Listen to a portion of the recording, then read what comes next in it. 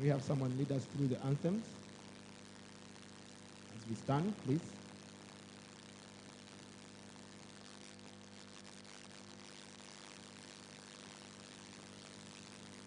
So we shall begin with the national anthem.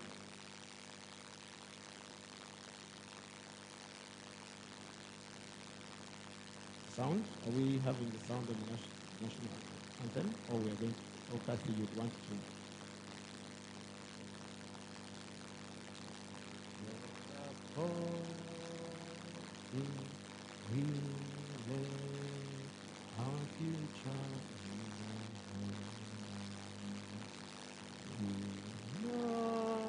United people, liberty together will always stand. And we shall just have the chorus for the East African anthem.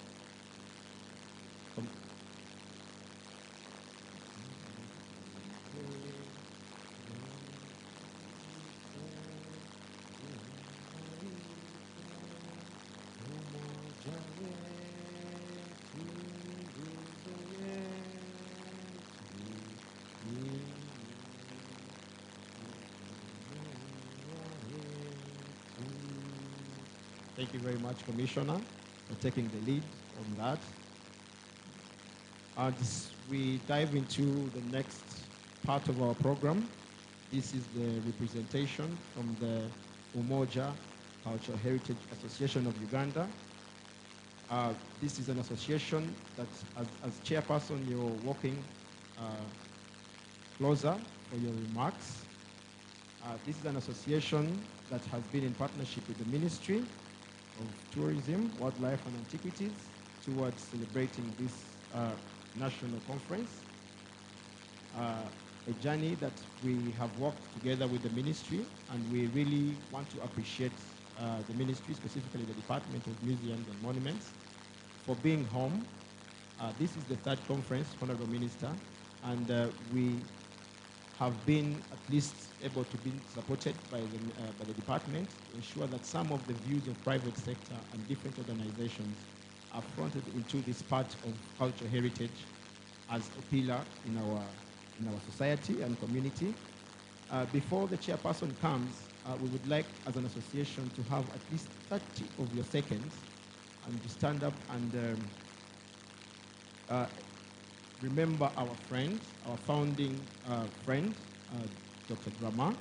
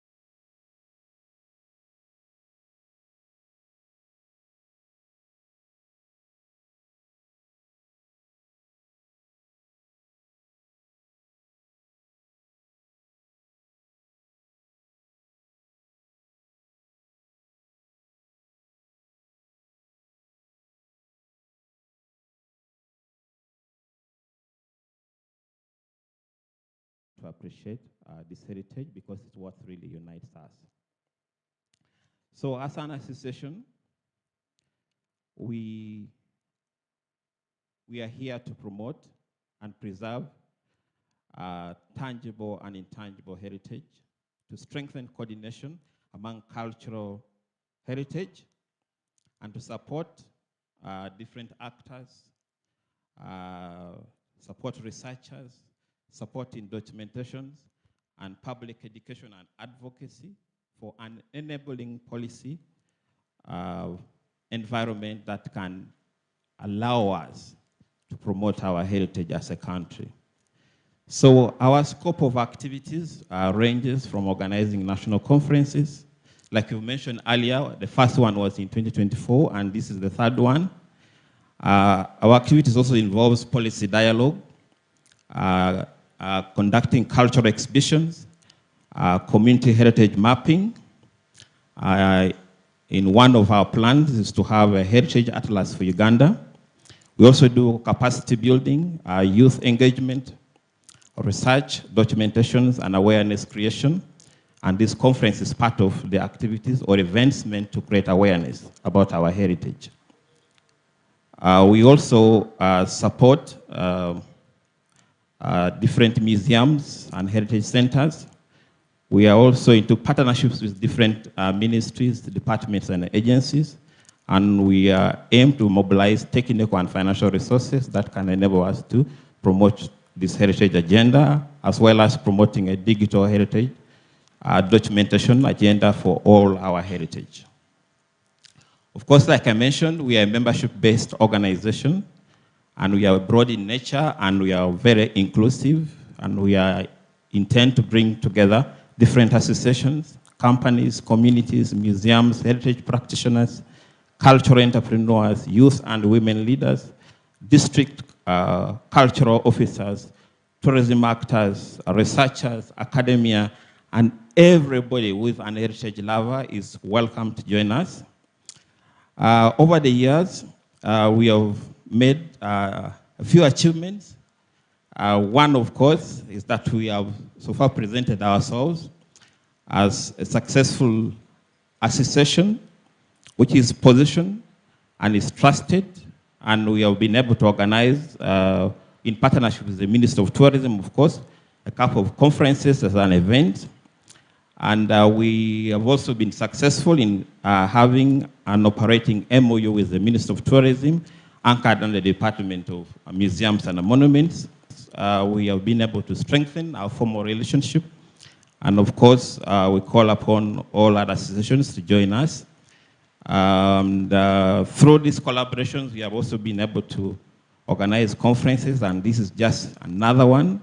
But importantly, we were able to tourism and industry in 2022. And part of our contribution was to come up with a blueprint to integrate both tangible and cultural heritage into the Museums and Monuments Bill of 2021. And as you know, we also learned that through this contribution, it has led of a new association for Museums and Monuments Association of Uganda, which we are really grateful for. And for that reason, we want to appreciate the Ministry of Tourism for the partnership, because we believe partnership is key to our success. And we continue also to thank all other partners who have been able to partnerships, and members have expressed interest to join hands to work with us. And we very well believe that our heritage is our responsibility. And because of that, I'm happy to mention that the Museums and Monuments Association of Uganda has expressed willingness to work with us. And I would like to welcome Madame Nahida to come join us, and she'll give some remarks. But as she comes, I would like to give you a snapshot of our planned activities. Of course, we continue to strengthen partnerships continue to promote this kind of events, conferences. We want to come up with an heritage atlas in the next 5 years. Please come. And we want to deepen our engagement in terms of policy and to promote heritage as a pillar for Uganda's tourism industry. And we pray to the ministry represented here by the commissioner that we will be very glad as NOC committee to participate in a post-conference evaluation where we can learn or some lessons which you can build on for the next conference. In conclusion, I must say that CHAO is committed to serve as a national platform to promote unity, heritage protection, sustainable development in Uganda, and we do not see heritage as a past memory, but we see it as a living asset that we can leverage on to promote sustainable development in Uganda. And I say all this for God and my country, so allow me to give Nahida an opportunity to say something. Thank you very much.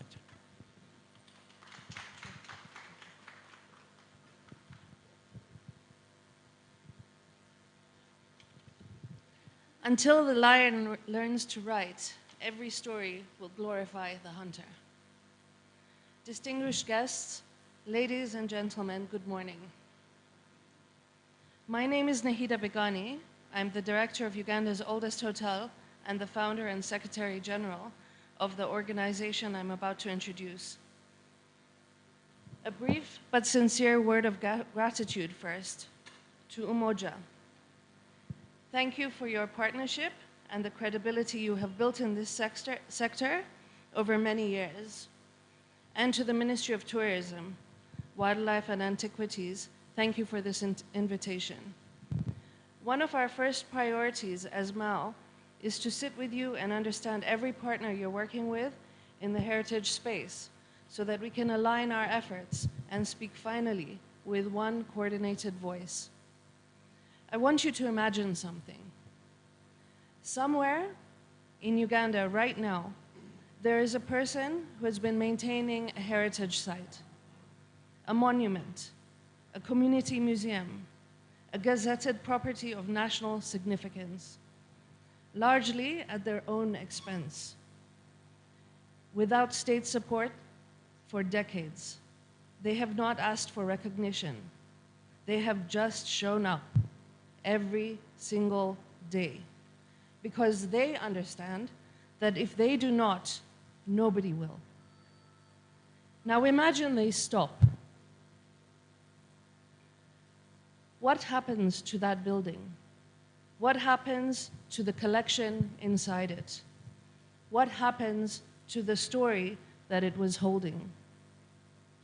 This is not a hypothetical.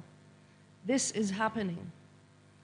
Quietly across this country, every time a custodian runs out of resources or energy or simply the will to keep going alone. And when it happens, we do not hear about it. There is no announcement. The gate just stays closed. One morning, and nobody notices until it is too late. I have been director of Masindi Hotel since 2000. It is Uganda's oldest hotel, established in 1923, and it sits on ground where Omukama Kabalega's forces confronted Samuel Baker's army at Kijura, the original NRM.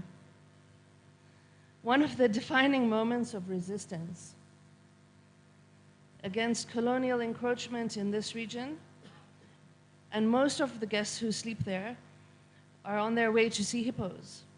They leave without knowing any of this. We are working on that. But here is what I want this room to understand about Masindi Hotel. We're not a business in the conventional sense. We're a custodian with a reception desk. Every shilling we earn goes back into our 50+ staff and our 100-year-old building. We pay our taxes. We meet every obligation. What we do not receive is meaningful support from the government agencies whose specific mandate includes supporting us. Not to curb the noise that drives tourists away, not to design the roads that should protect the community around us, not to coordinate with farmers whose burning season is a direct threat to a timber building that has survived a century of everything else. We navigate all of it alone. And so does every single custodian in this country who has not yet given up.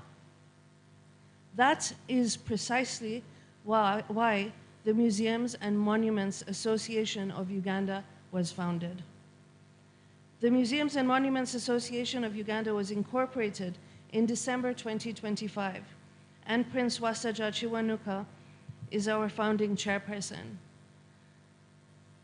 We're a private sector-driven, non-profit association representing museums, monuments, and heritage sites. We also represent community museums, cultural institutions across Uganda, and our vision is simple: a coordinated, empowered network of heritage custodians who are no longer doing this work alone. The rules and regulations supporting the Museums and Monuments Act are still being drafted. We see that as Uganda's most important current opportunity in this sector. And we're asking to be a part of shaping them, not to weaken them, to make them work, because regulation that is grounded in the reality of what custodians face will be met. Regulation that ignores that reality will not, and the heritage will be no safer for it. We want to build genuine public-private partnerships with the ministry, with local governments, with planning and environmental agencies, so that custodians across this entire country have the institutional backing that the importance of their work has always deserved.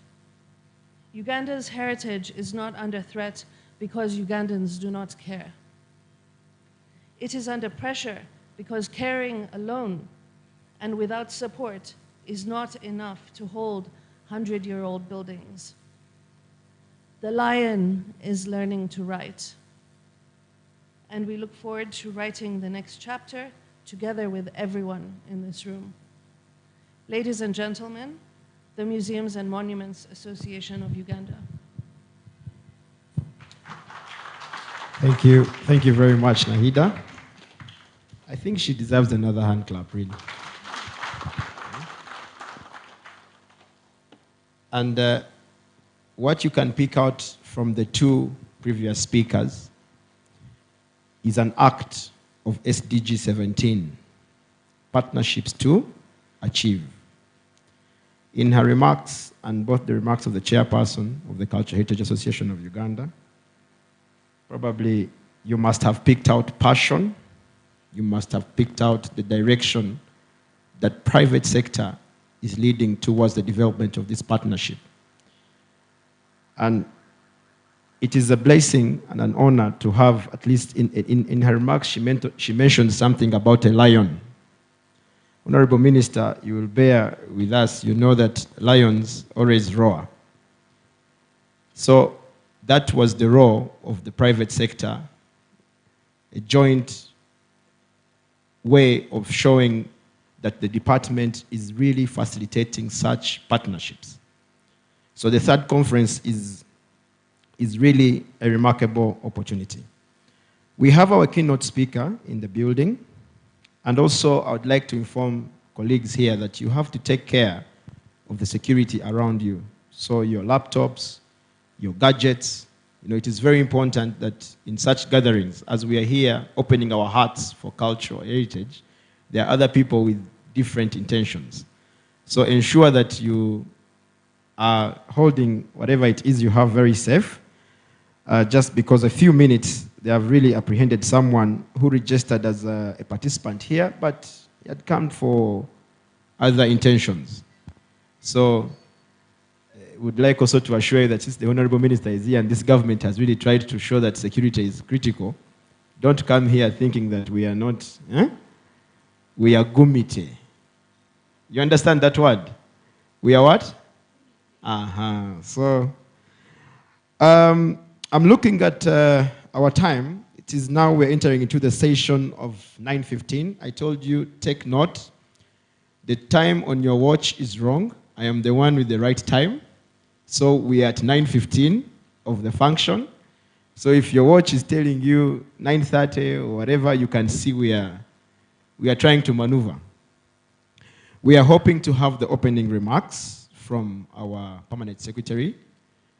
I believe the commissioner will guide on that matter, yes. And we shall have these remarks coming in. If the person is ready with the remarks, I would like to really invite them here. And then, of course, after, you will be able to invite our minister to give his remarks. So, colleagues, as we're waiting for the remarks from Permanent Secretary, would like to pay attention to these remarks. Thank you.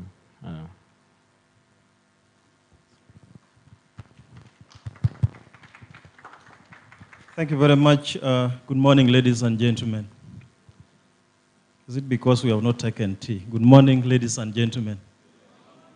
That is better. My name is Dr. Basil Ajer. I'm the director at the Ministry of Tourism, Wildlife and Antiquities. I stand here to represent the permanent secretary who has sent greetings, and she's unable to be here. Before I read the speech from the PS, I want to thank the commissioner. Madam Commissioner, I want to thank you so much for organizing this conference, and particularly for this slides, which is actually here on the screen. It is very informative, and we're enjoying it from down. I want also to thank the Museum and Monument Association of Uganda and Umoja for jointly organizing this conference. Honorable Minister of State for Tourism, Wildlife and Antiquities, representative of government ministries, departments and agencies, development partners who are present here, the cultural leaders, members of the academia and heritage professionals, civil society organizations, members of the media, distinguished ladies and gentlemen. It is my distinct honor and privilege to welcome you to the 3rd National Cultural Heritage Conference, convened under the theme Urbanization Without Eraser, Architectural Heritage in UGANDA'S Changing Urban Centers. As a ministry, we have made a deliberate commitment to host this conference annually, not just as an event, but as a national conversation, a convention that leads us into celebration of International Museum Day on the 18th of May annually. Allow me to begin with a simple but profound question. What kind of cities do we want to build? What kind of cities do we want to build? Cities of glass and steel alone, or cities with memory, character, and soul? Uganda today stands at a defining moment. Our cities are growing rapidly, visibly, and irreversibly. New roads, new buildings, new opportunities. This is progress, and it is welcome. But as we build upwards and outwards, we must also ask another question. What are we leaving behind? Because our heritage is not an inconvenience to development.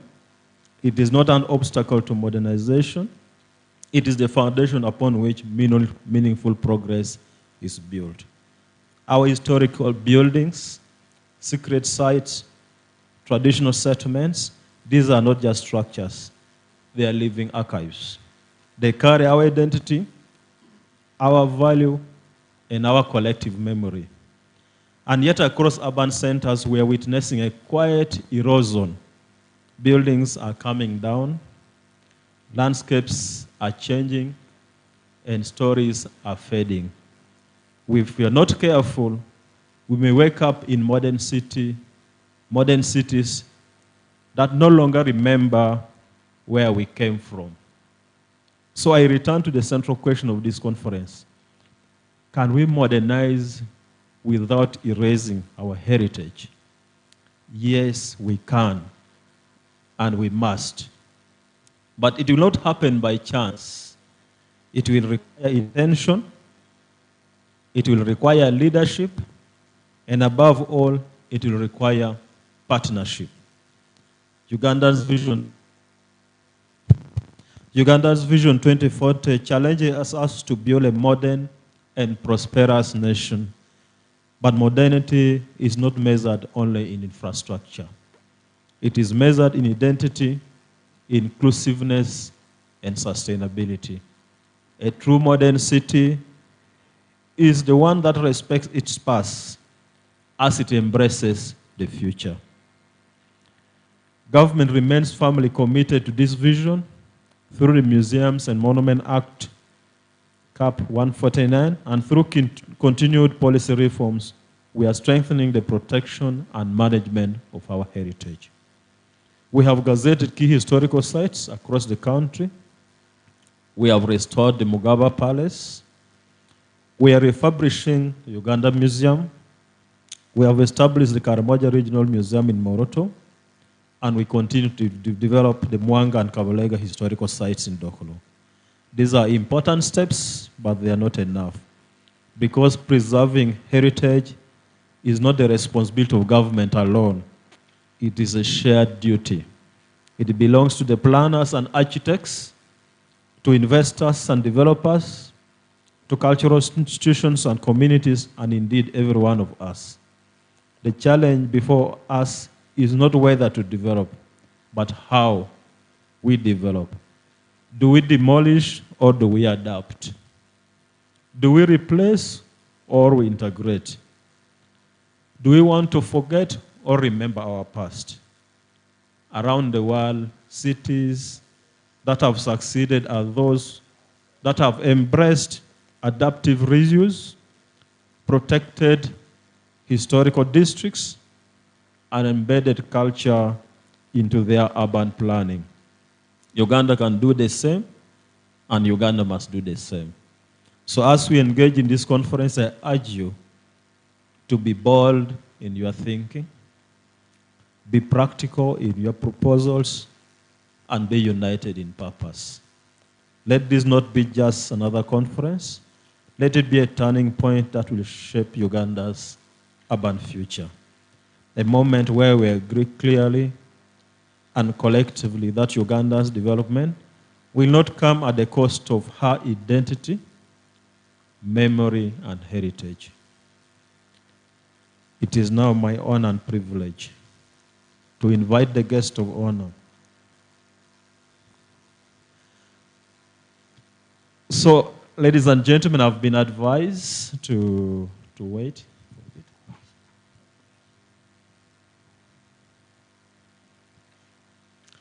So thank you very much for listening to me.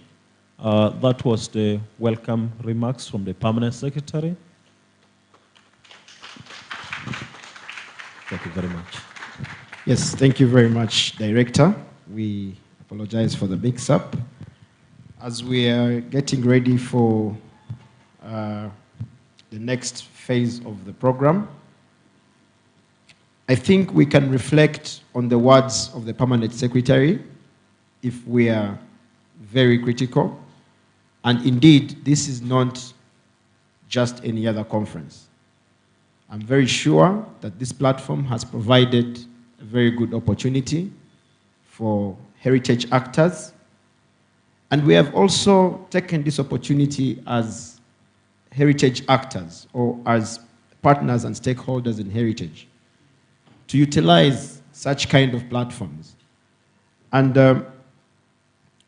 I think if those who remember from the time Uganda was celebrating, I think, 60 years of independence, the ministry gave us an opportunity for the Uhuru Festival, where we celebrated at the museums, at the monument, at the Independence Monument.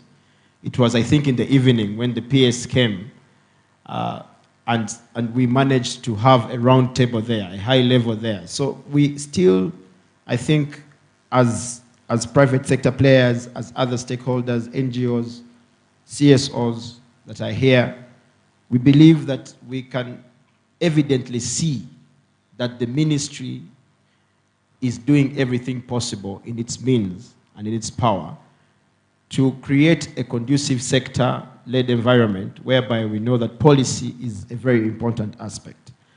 Now, we have some of the stakeholders, for example, are going to showcase a documentary today or some of the things that you'll see in the panel discussions. We have John, for example, who currently works as a partner with Culture Heritage Mentors, a research and capacity building organization providing expertise in culture and development field. Now, until 2022, he was working with the Cross Culture Foundation of Uganda, a local NGO he founded in 2005, to promote a cultural sensitive approach to development issues. He has a professional experience dating back more than 50 years, much of it acquired in Uganda, of course, as the Pearl of Africa, and first lecturing at Makerere University. I don't know if you're seeing the correlation of this powerful university. We have the chairman of the Culture Heritage Association of Uganda being a lecturer at Makerere University. We have one of the founding members who is going to come to speak to us and showcase what it is they're doing, also lecturing at Makerere University. Then working for a variety of international and local and non-government organizations. He has also lectured at Juba University in Southern Sudan. He is currently undertaking a freelance consultancy work and writing. He has published materials in a number of areas related to civil society, cultural development in the region. He has also been able to actively involve in the number of research initiatives on poverty reduction policy. He holds a PhD from Sussex University in the UK. So, ladies and gentlemen, I would like us to give a round of applause to John, who is going to show us one of the very interesting activity that he has. And it's also an honor for me to hand the microphone to you, sir. Yeah. Thank you very much, and thank you for this extensive introduction. But this is not the reason why I'm here, but I'm here as the owner of a historical building, which I'm trying to preserve for future generations. And so that gives a little bit of context as to the few remarks I want to share with you. Now, if we can have my first slide. Now, you remember this event, surely. And we've been lamenting in the cultural sector about the vanishing built heritage in our cities and in our rural areas as well. On the one hand, it is true that many of these historical buildings are unfortunately disappearing. But I thought that I should start very briefly by highlighting success stories. This was a disaster, and people were crying in the streets of Kampala when this happened, if you might remember. Yet, the success story, the next slide please, is this one. This is where we are now. Fantastic achievement.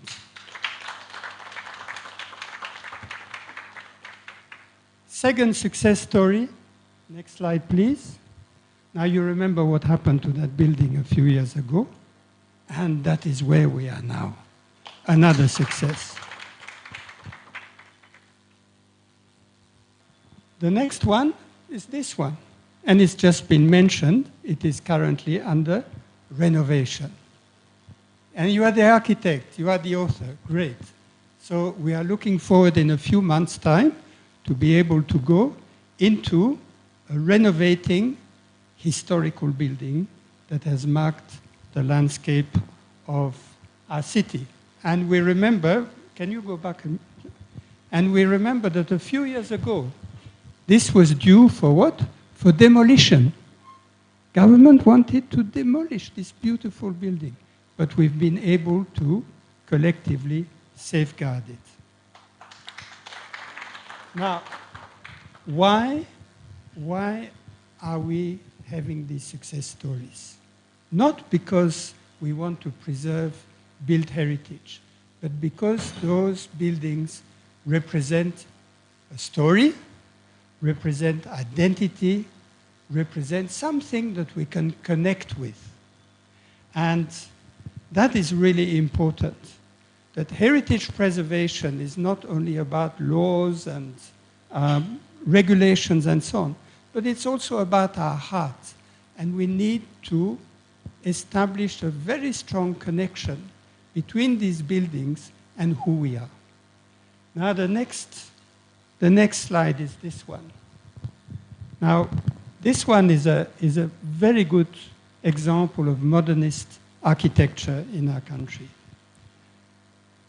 Now, many of us probably in this room would be appalled if somebody came up with the idea of demolishing this one and putting some kind of glass and steel structure that was mentioned.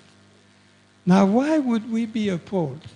This building is Mary Stuart Hall in Makerere. And I will not ask you to raise your hand if you've been benching there. But actually, I was one of them. And I met my wife through this building. And that is why, for me, this is a historical building of great importance. Why? Because I have got this personal connection. And I think what we need to do as in the cultural sector is create these personal connections. Because if we don't, people will just walk past these historical buildings and say, well, okay, that was built 100 years ago, but is it important? So we need to create these connections. Of course, connections are not in themselves enough. We need a very strong, as it was already mentioned, policy environment. Now, we've made progress there as well. We have now a renewed list of historical buildings, and I'm very happy that the place where I live, or used to live up to recently, has been listed, and hopefully that will help in protecting it. But protecting a building is not enough. Look at the next slide, and you see that this is very, very beautiful buildings that so far are being protected in Jinja, but look at what's happened behind. So we need to protect not only the buildings, but we need to protect the sites.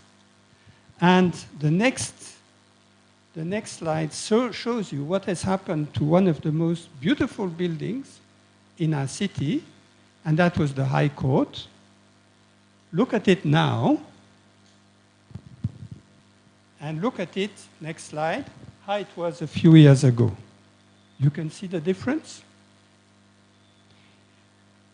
Our historical building has practically disappeared. And it has disappeared because we are not protecting the site. Yes, the building is still there, but it is completely surrounded by these high-rise buildings that have come up.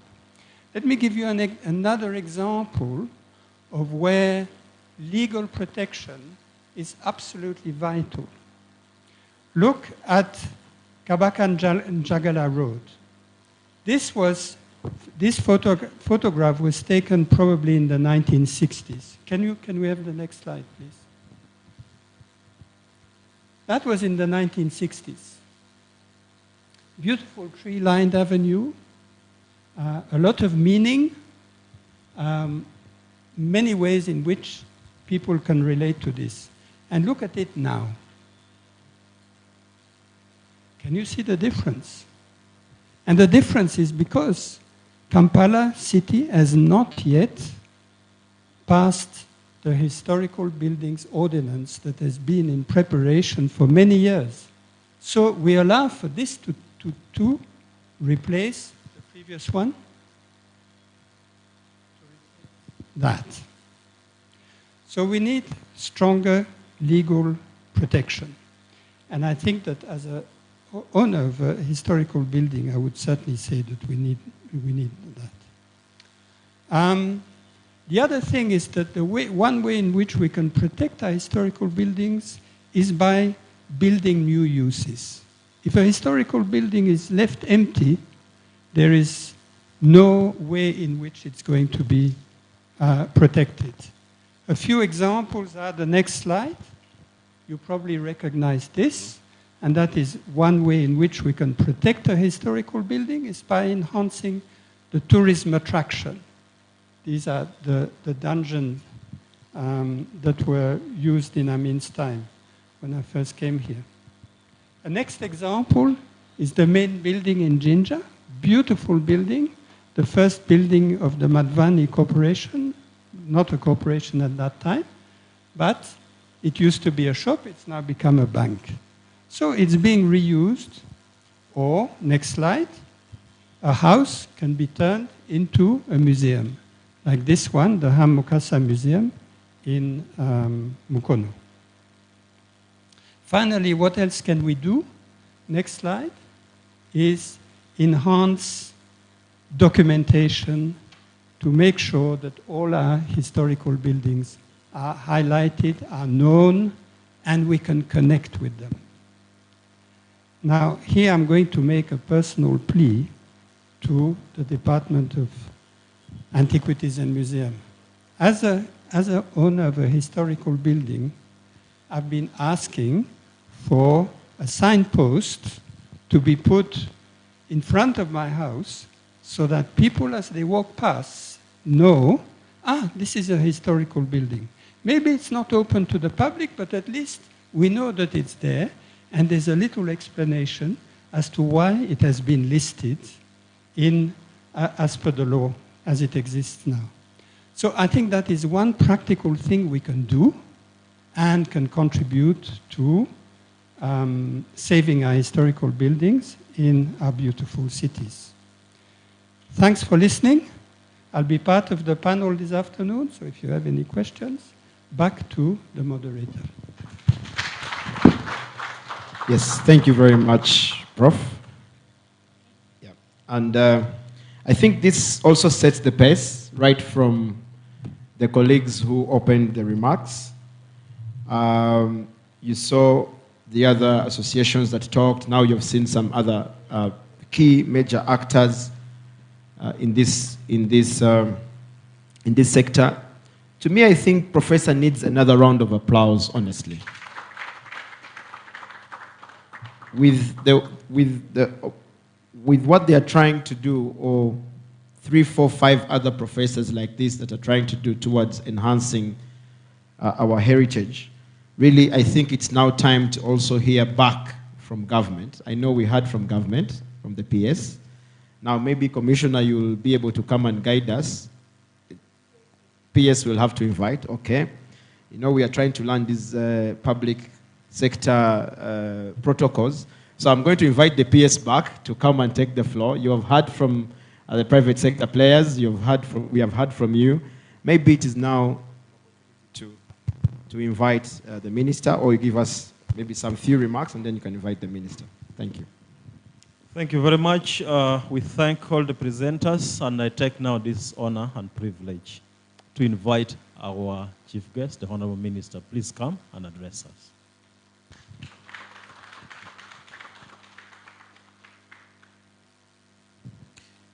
Thank you, Director and Acting PS.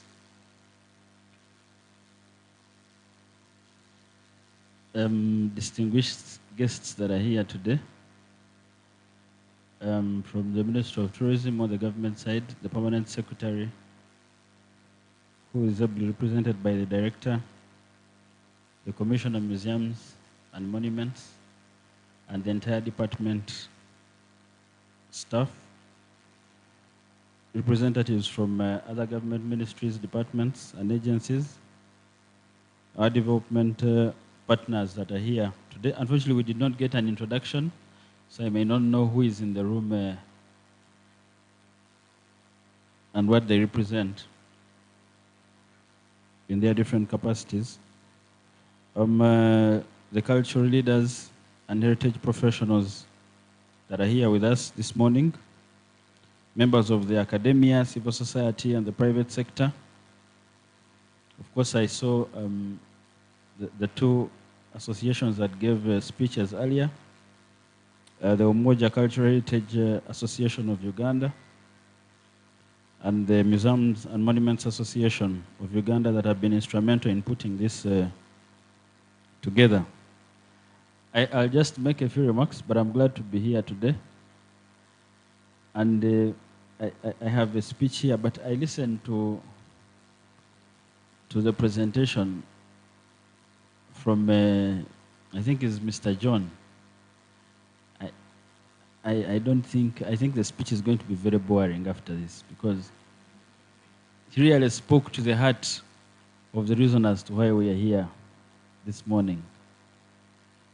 And I'll just go through my remarks and maybe conclude with a few. So I'm honored to be here today to officially open the third National Cultural Heritage Conference under the theme that is compelling and forwarding, which is urbanization without eraser, architectural heritage in Uganda's changing urban centers. This gathering is both timely and necessary. It comes at a moment when Uganda's urban centers are experiencing unprecedented transformation, driven by infrastructure expansion, demographic shifts, economic ambition, and global environmental pressures. Yet as we pursue modernization, we must ask ourselves a critical question. Can development occur without erasing the very heritage that defines us? Urban heritage is not merely a collection of old buildings or historical sites. It is a living system that comprises of physical structures, spatial arrangements, cultural practices, and collective memory. Our streets, marketplaces, religious spaces, and neighborhoods are repositories of identity, continuity, and social meaning. As articulated in the concept of this conference, every urban center is in essence a living museum shaped by generations of human experience. From Kampala to Gulu, from Jinja to Fort Portal, our urban landscapes embody layered histories of colonial, pre-colonial, and contemporary interwoven with indigenous knowledge systems and evolving cultural expressions. This conference builds upon the strong foundation laid by the previous two National Cultural Heritage Conferences. The inaugural conference established the centrality of cultural heritage in sustainable development, while the second emphasized culture as a tool of empowering communities and future generations. However, despite these advances, architectural heritage in urban areas has remained insufficiently integrated into national discourse and planning frameworks. Across many of our towns and cities, we are witnessing the steady loss of historic buildings, traditional urban layouts, and cultural landscapes, often without adequate documentation, consultation, or impact assessment. This trend is not merely a cultural concern, it is a developmental challenge. When heritage is erased, we lose not only our past, but also valuable opportunities for tourism, education, identity formation, and sustainable urban planning. Uganda aligns itself with international best practices, including the UNESCO Historical Urban Landscape Approach, which calls for the integration of heritage conservation into broader urban development strategies. This approach recognizes cities as dynamic cultural landscapes shaped by social, economic, and environmental forces. Furthermore, this conference directly contributes to the realization of the United Nations Sustainable Development Goal, specifically 11, that is speaks to sustainable cities and communities, and 11.4, which urges nations to strengthen efforts to protect and safeguard cultural heritage. However, the theme, urbanization without eraser, challenges us to rethink development programs. Urban growth must not be synonymous with demolition. Instead, it should embrace heritage-sensitive planning, where conservation is embedded in urban policy and infrastructure development, adaptive reuse, where historical buildings are revitalized for contemporary functions, community-centered governance, ensuring that local voices shape the future of their environments, and recognition of vernacular architecture, which offers climate-responsive and cultural-grounded design solutions. We must explore whether Uganda can adopt a heritage-first principle in urban redevelopment, one that prioritizes preservation alongside progress. And we must also consider innovative incentives, including linking heritage conservation to property valuation and investment frameworks. Therefore, the responsibility before us is collective. Government alone cannot safeguard urban heritage. This requires coordinated action among urban planners and architects, cultural institutions and museums, local governments and city authorities, academic and research institutions, communities and cultural custodians, private sector, investors, and developers. This conference provides a critical platform for interdisciplinary dialogue and collaboration, ensuring that heritage is not an afterthought but a central pillar of urban governance. I'm confident, therefore, that this conference will deliver tangible outcomes, including a national statement on the significance of urban architectural heritage, policy recommendations to guide integration of heritage into planning frameworks, strengthened institutional networks and partnerships, contributions towards a long-term national agenda on built heritage conservation. And as ministry, we reaffirm our commitment to strengthening legal and institutional frameworks, enhancing documentation and research, and promoting public awareness of heritage values. And as I conclude, ladies and gentlemen, the future of Uganda's cities depends not only on what we build, but on what we choose to preserve. Development that disregards heritage risks producing cities without identity, memory, or cultural depth. Let us therefore envision urban centers that are not only modern and efficient, but also culturally grounded, historically conscious, and socially inclusive. And I learned something today. I think in the Museums and Monuments Act, we look at preserving buildings before 1962. But when John was speaking, I don't know if, we used to call it box, I think. I don't know if it was built before was it? It was after 1962. But conservation is just beyond the years, indeed.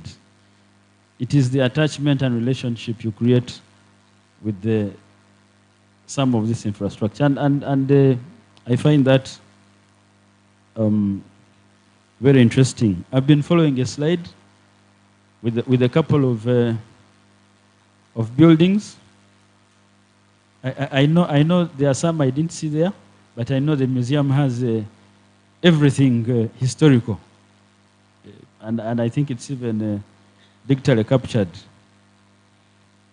But I think really what I've picked the most, and I know what we are going to discuss the most, is really just beyond these historical structures. It is the story that they represent. Even beyond just the story, the people that lived in these buildings. When you look at, for instance, Bwanga House. How many of you know Bwanga House?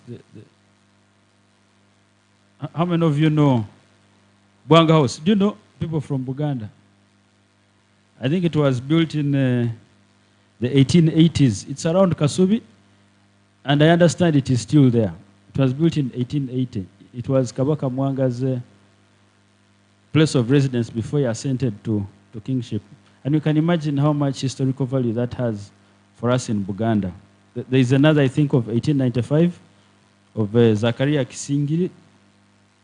And that house is also still there. A couple of them and the stories. So I think, Commissioner, ours really is to make sure that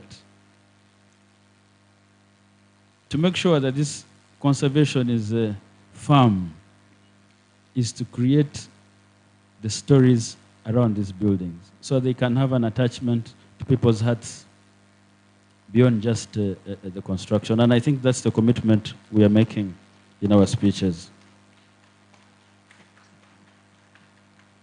And in conclusion, I want to thank you all for coming today. I know I'll not be here until the end because of some other engagement elsewhere, but I'm here with you in spirit. And together, let's build cities that tell our stories but not erase them.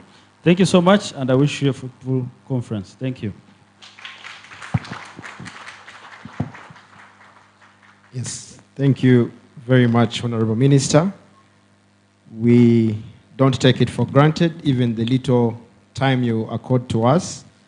We don't really take it for granted. Maybe just to request you maybe to hear in for the keynote, and then maybe you can proceed. So colleagues, we have our keynote speaker in the building, Dr. Anthony C.K. Kakoza, who is the Deputy Chairperson of the Leadership Code Tribunal. He is a world-renowned intellectual property expert, serving through the law firm of Biencha, Kika, and co-advocates in charge of the firm's intellectual property practice. He also previously served as the head of commercial law department at the School of Law at Makerere University, Kampala, where he taught intellectual property law and cyber law.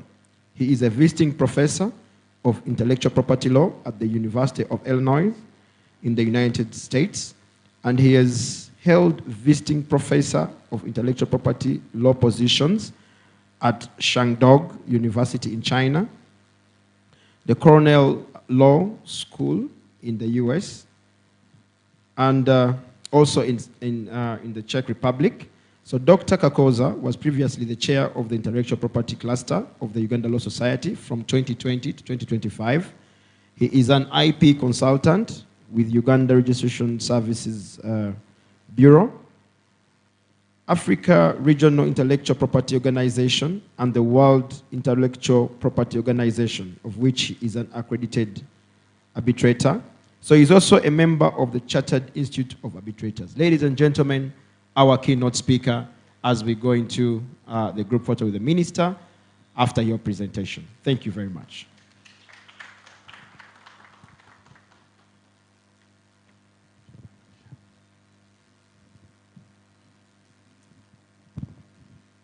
Good morning.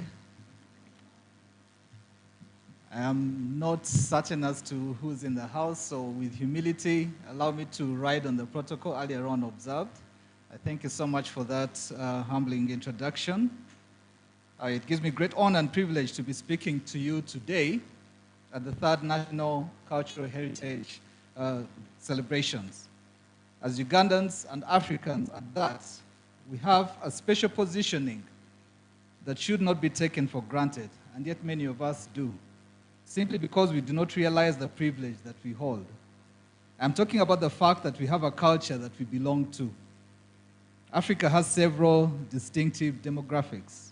It is well known that the African continent is a host to several thousand different ethnic groups or societies, many of them divided by country boundaries that were created by our former colonial masters, abundant natural resources that take up the greatest bulk of the continent's economic wealth, and not least of all, a rich cultural heritage.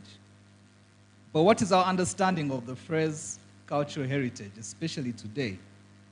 It's important for us to understand what we're speaking about, because only when we truly appreciate it from a comprehensive perspective is when we can truly hone out a way of utilizing it to the best of our advantage, especially now that we're talking about the built heritage. According to the United Nations Educational, Scientific and Cultural Organization, UNESCO website, Cultural heritage refers to the legacy of physical artifacts, traditions, and practices that are passed down through generations within a community. This encompasses both the tangible elements, such as the built heritage we're seeing, monuments, artworks, and of course also intangible aspects like folklore and rituals. Placing this definition in the context of Uganda, we know that we are a country that is a host to over 56 ethnic communities. This translates into roughly equal numbers of distinctive traditions, languages, and cultural practices, which are inclusive of unique traditional knowledge and folklore amongst these communities. So try and imagine the bountiful of genetic resources, traditional medicinal knowledge, and cultural expressions that are an embodiment of our cultural identity as an African people. It is on this premise that I say that we seem to take this for granted, and yet many of the countries that are referred to as developed countries do not possess the same richness of cultural heritage.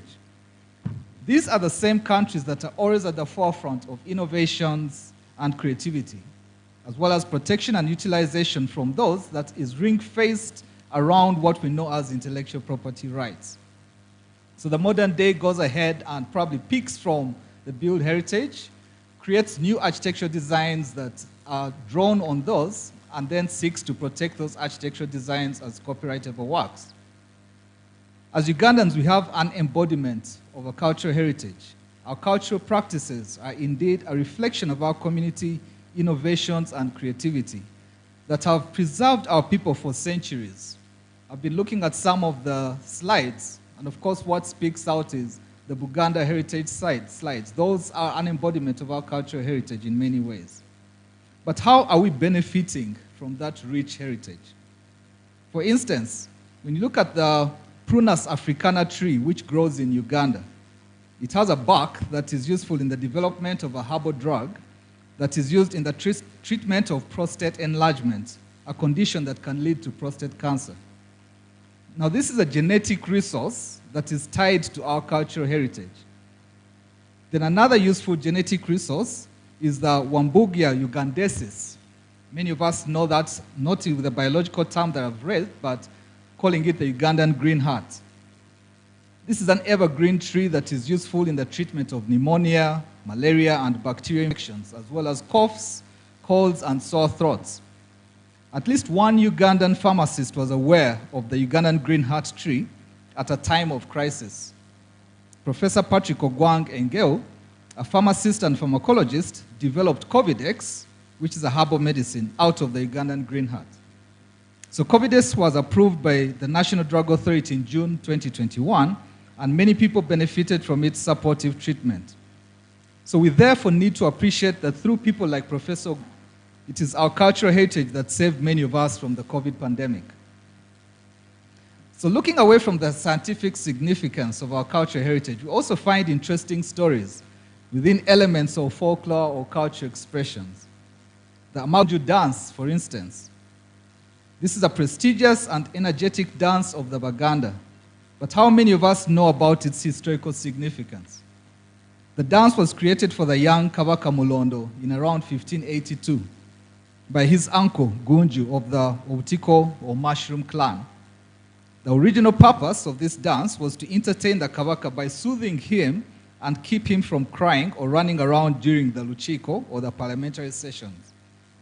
So under the Buganda, meant to be a royal dance performed only by members of the Mushroom clan at important royal ceremonies, such as coronations or weddings. But we all know that this is not the case. The key reason as to why we currently have an erosion over the respect for such cultural norms is because of the absence of not only regulatory frameworks in safeguarding and preserving our cultural heritage, but also the full appreciation of what really is our cultural heritage, including, of course, the built heritage. So this legal gap on years and years of cultural theft during the colonial era, especially during the 1890s to the 1900s. During that time, British administrators and missionaries misappropriated various tangibles from indigenous communities that make up modern-day Uganda. Such tangibles included the 1,000-year-old Luzira head, which is currently housed in the British Museum, as well as the sacred Balongo or twins, though of course many of us know the twins were returned.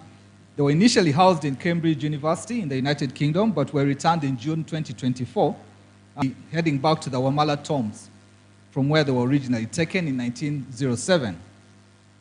Other misappropriated cultural items include various Bunyoro drums and Lango headdresses. So we applaud the fact that many tangibles that reflect our cultural heritage are being returned to Uganda. The same goes, of course, for our fellow African countries where this is happening, or even indigenous communities anywhere in the world, for that matter. If we fail to appreciate the significance of what it means to celebrate our cultural heritage, then we can never fully reap the benefits that it holds. Garrett Hardin famously stated in his writings, called The Tragedy of the Commons, not well defined, it will be subjected to ill use. And if no one owns or has an interest in the resource, it will be overused.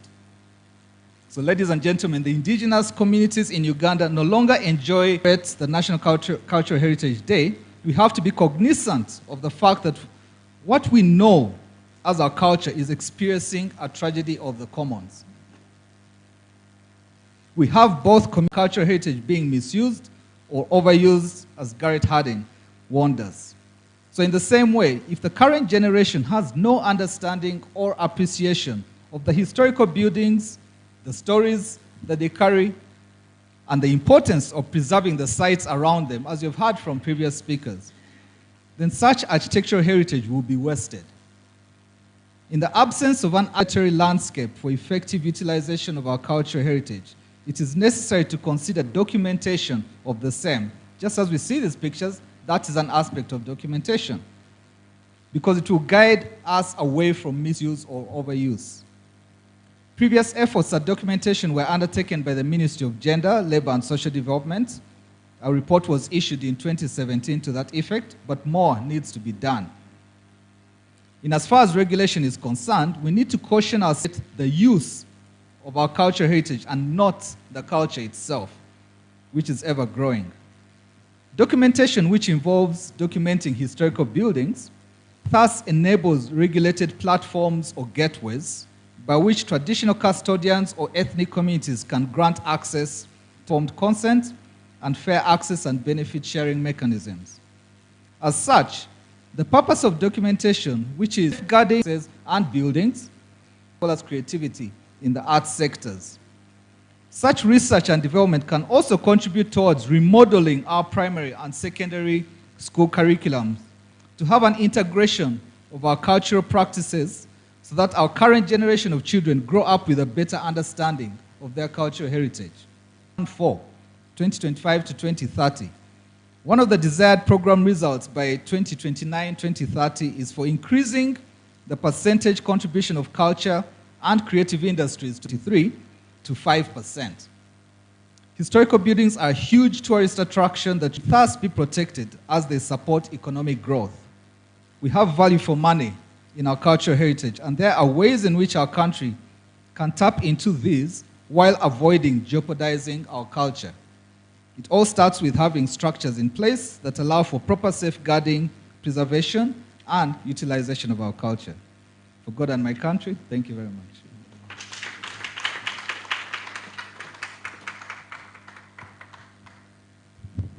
Yes, sit. So as we're approaching our break tea, I would like to take this now to get into a photo moment, Honorable Minister, because we know how tight your schedule is. So we shall call upon the panelists, the commissioner, the PS, to join the minister for a group photo, so that we can also allow him to go serve other duties that will go into our panel. All of us are here to listen to each other, but also at the same time we're here to learn. And we also want to really appreciate the Cross-Cultural Foundation of Uganda for the presentation. I think you see it has touched people's hearts, and the minister has come out to even be clear on how best we would like to really proceed from our various other partners that have been with us today.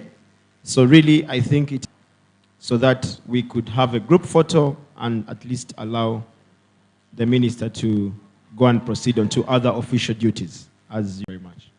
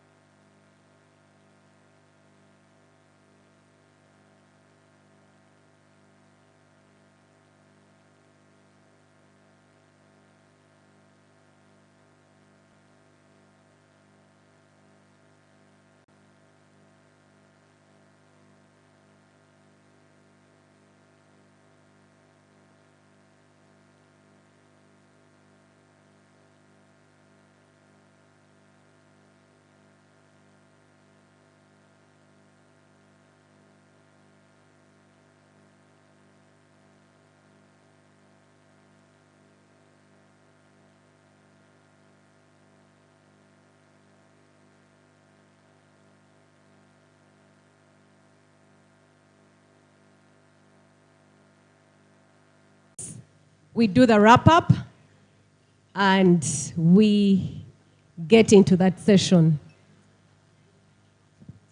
Okay, I have been advised by my seniors that we can as well have it as working tea.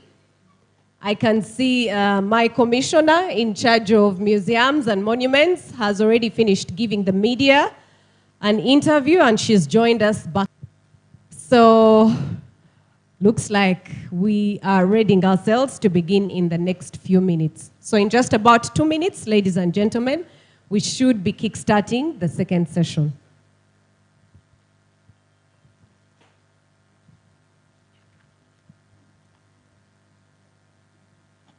Museum Day. Are we okay? Are we okay? Okay, that's more energizing. My name is Olivia Nakalembe. I am currently serving at the Ministry of Tourism, Wildlife and Antiquities as the communications officer. I'm so pleased to be here.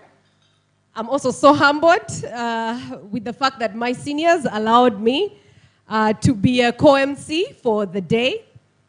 Do remember that, as I said earlier, we are in the run-up to celebrate one of the most important days that defines us as a country, as a people.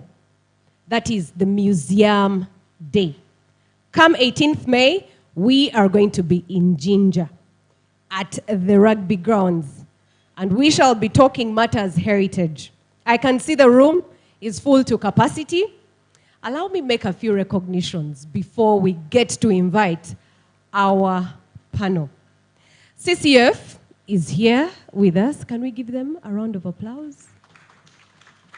Okay. I do understand that the ministry has come in very big numbers. I can see my commissioner, museums and monuments, Dr. Jackie. I can see my commissioner in charge of planning. I can see the whole museum department is here.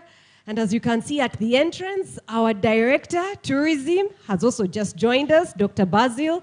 Thank you so much for coming through. I can see tourism development is also right here with us. I can see right there at the entrance, if you could just, shift your eyes a little bit, we are getting a bit of a warm welcome from still our ministry team. So let's give them a very big, huge round of applause for making sure that we are safe and sound today in this particular room. Allow me, ladies and gentlemen, recognize the Buganda Kingdom as well. I can see they're well represented by Wechitiwa Najib. Please wave to us. Thank you so much for coming. It's very difficult for us to speak matters to do with heritage minus recognition of the cultural institutions present. I did recognize the ministry team. The program working group has also been led by our very own Mr. Kakula. Thank you so much for joining us today. UNATCOM, our dear partners with whom we speak the same language, heritage, they are also here and very present. I did see Mr. Chitaul, Prince Chitaulwa, sorry to say, Ukoma, well represented. We cannot have this discussion minus interacting with community museums in the country. They have a lot to say, a lot to offer when it comes to this particular day. I do see academia present, yes. Makerere University, is anyone from Makerere? Okay, right there. Thank you so much for coming. Still in academia, Chambogo University, can you please wave to us? Thank you so much, very good representation. All the research that the ministry brings forth definitely has to come from those key stakeholders right there. I also do see other sector players. Normal Gallery, yes, right there. Local government has been very central in this particular conversation. Can I see any representatives from local government? Okay, thank you so much for joining us.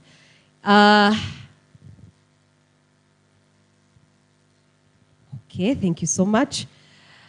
Ladies and gentlemen, we come with full force when we are talking about Uganda's tourism sector. The Uganda Police.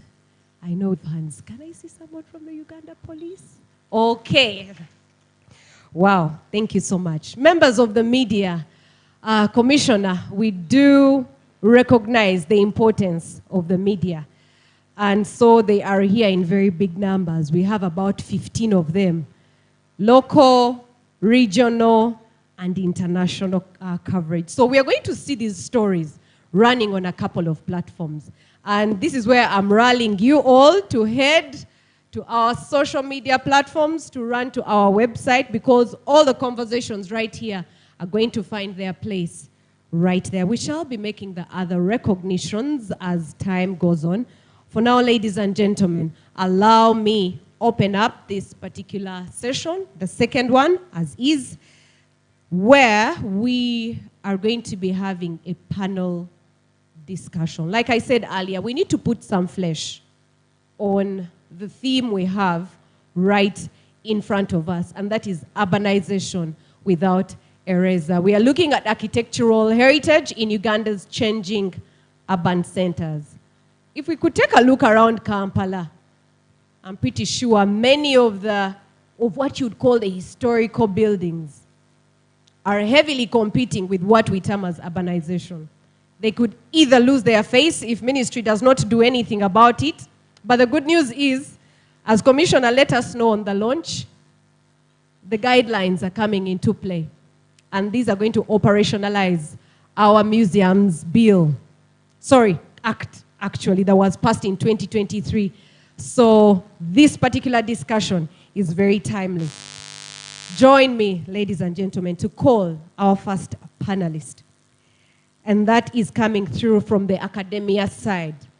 Dr. Namuganyi from Chambogo University. Please make your way right here. Let's give her a very big round of applause. And of course, like I said earlier on, it's very, very difficult for us to have this conversation if we do not get the input of cultural institutions at this material time. Ladies and gentlemen, join me as we welcome the CEO of the Buganda Heritage and Tourism Board, OHT Wanajib Nsubuga, right at the front. Thank you so much. And last but not least, when we do have say tourists, researchers, educationists who are very interested in this particular subject, where do they get to have a good time? Where do they get to have a good time? We need to hear that particular interaction, and that is going to come from none other than Nahida Bengani from Masindi Hotel. Please make your way to the front. And ladies and gentlemen, last but not least, we need to have someone who's going to shape this particular discussion, and that is going to be our very own, the Executive Director of the Cross-Cultural Foundation of Uganda, Barbara Babwetera. That round of applause is not energizing at all. We are going to be getting this information free of charge. So at this material moment, let's hand over this panel to you, the audience, as they get to break down the subject before us.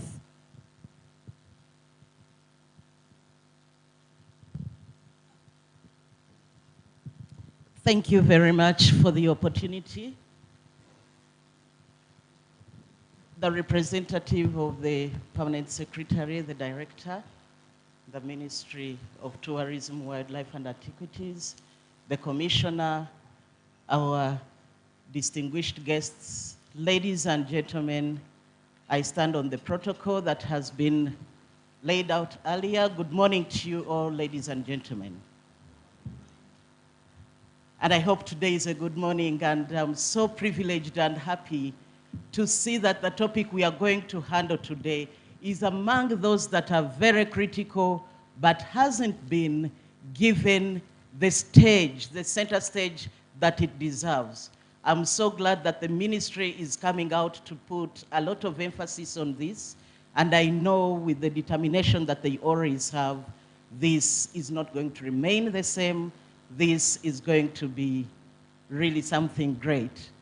We look forward to protecting our heritage, our built heritage, along other intangible cultural heritage. Our theme today, before I individually introduce the panelists. We are going to look at Uganda's architecture in transition, traditional urban growth and conservation.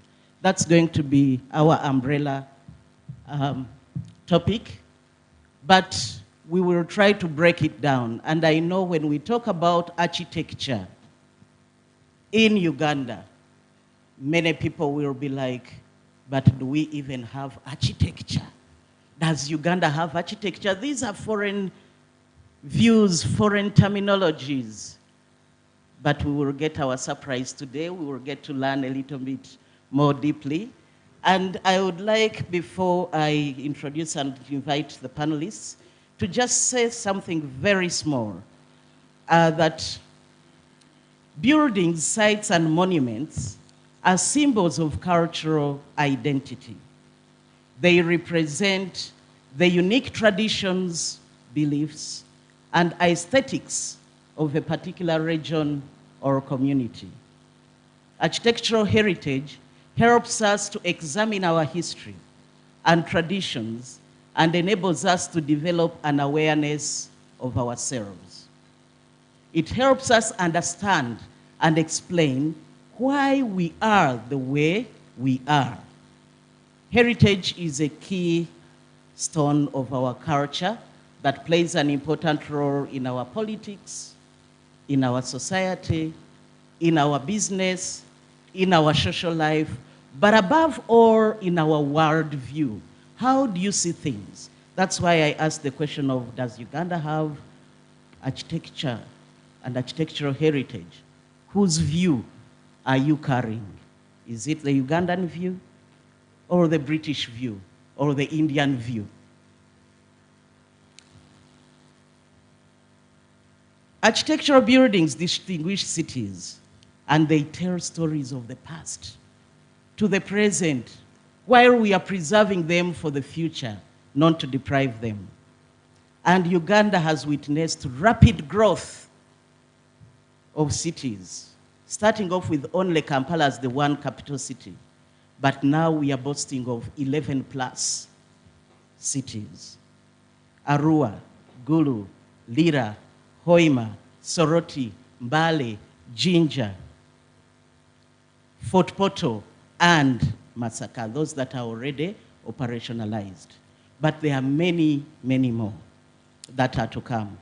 So the key characteristic of these cities is the rapid growth of skyscrapers in a bid to give our cities the city look, modern look. We always hear that when we go to the field. We want it to look clean. We want it to look like a city. We have a city status. At whose expense? And this has come at the expense of loss of our historical buildings and our historical heritage. Does Uganda have architectural heritage? What does it look like? How has it evolved over time? What is vernacular indigenous architecture?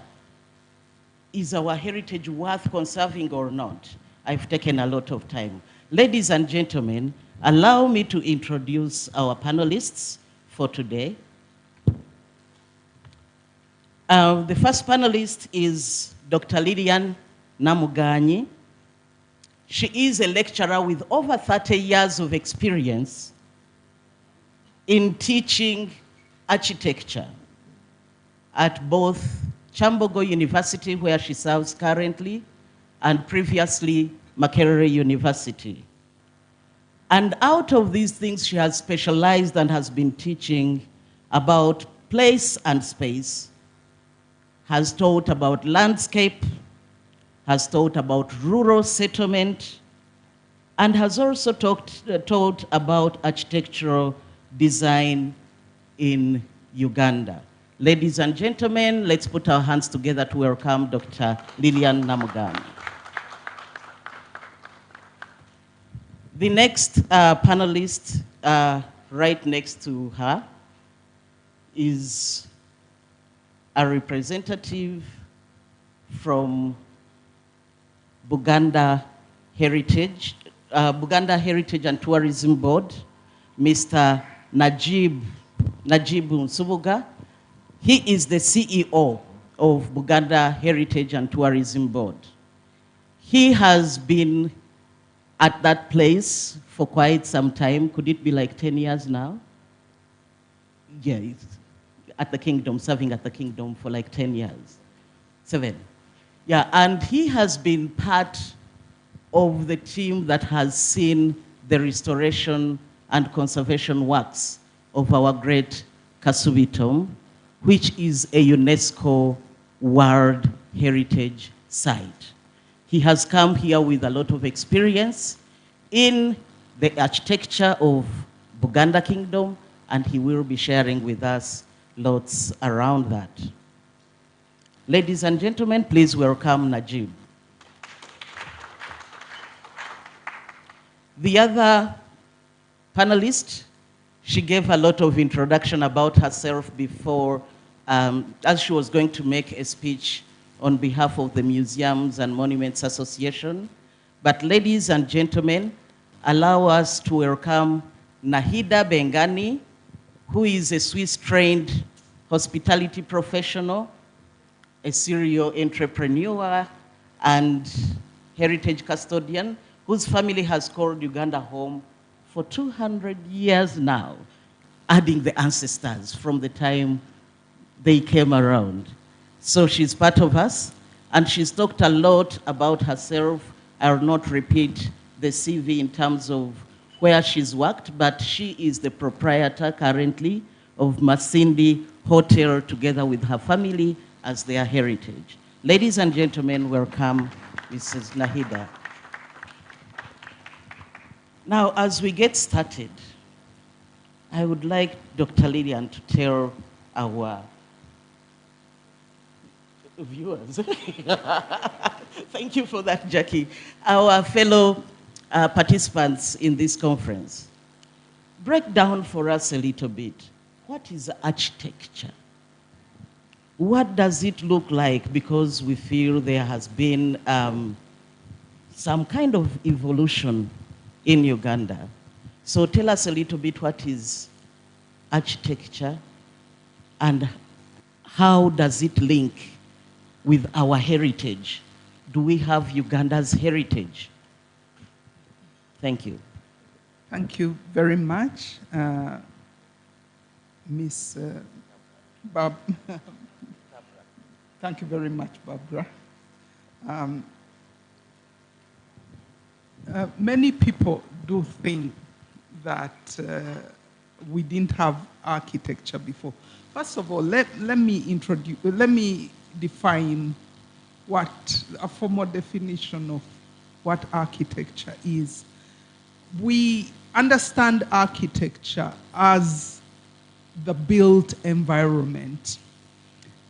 Of course, when I say the built environment, that is huge. And sometimes it does cause a problem because the built environment is where the buildings sit. The built environment is in the buildings, the things we put in buildings. So when architects are designing, they design all the way from the teaspoon, product design, all the way to regions. In landscape studies, we don't, when we talk about landscape, we include regions. Some of you have traveled through countries and you look at landscapes and you see vistas and you see nice views. And in the modern world, those places are designed, they're not by accident. You may take a road trip through Cape Town and you see rolling hills and you see planned strategic windows into another place. Those places, those views, those panoramas are designed. So when we think about landscape, and in fact, the Landscape Convention, International Landscape Convention, recognizes regions as part of the designed environment. So we design all the way from that scale down to the object, that all that is in the scope of architecture. Many times it has caused problems. You can't be experts at everything, but that's a fact. So you alluded to whether Uganda has architecture. Do we also do the designing? Do we have that? We do have. There are many specializations in the field of architecture. There's traditional architecture, what sometimes people know as vernacular. Vernacular means that it is architecture designed by the people with their knowledge, using indigenous materials. So yes, we do have knowledge, indigenous knowledge surrounding the built environment. And in fact, it's very important, and also very important to conserve that knowledge. Yeah, thank you. Thank you very much. So just kindly, if you could take us through a little bit, what was Uganda's architectural heritage looking like? Just in summary, pre-colonial, what was it? During the colonial era, what did it change to? Or what is it that we kept seeing coming through? And to the modern times, are we still there? As I've already said, our indigenous knowledge was, architecture was mainly vested in the people.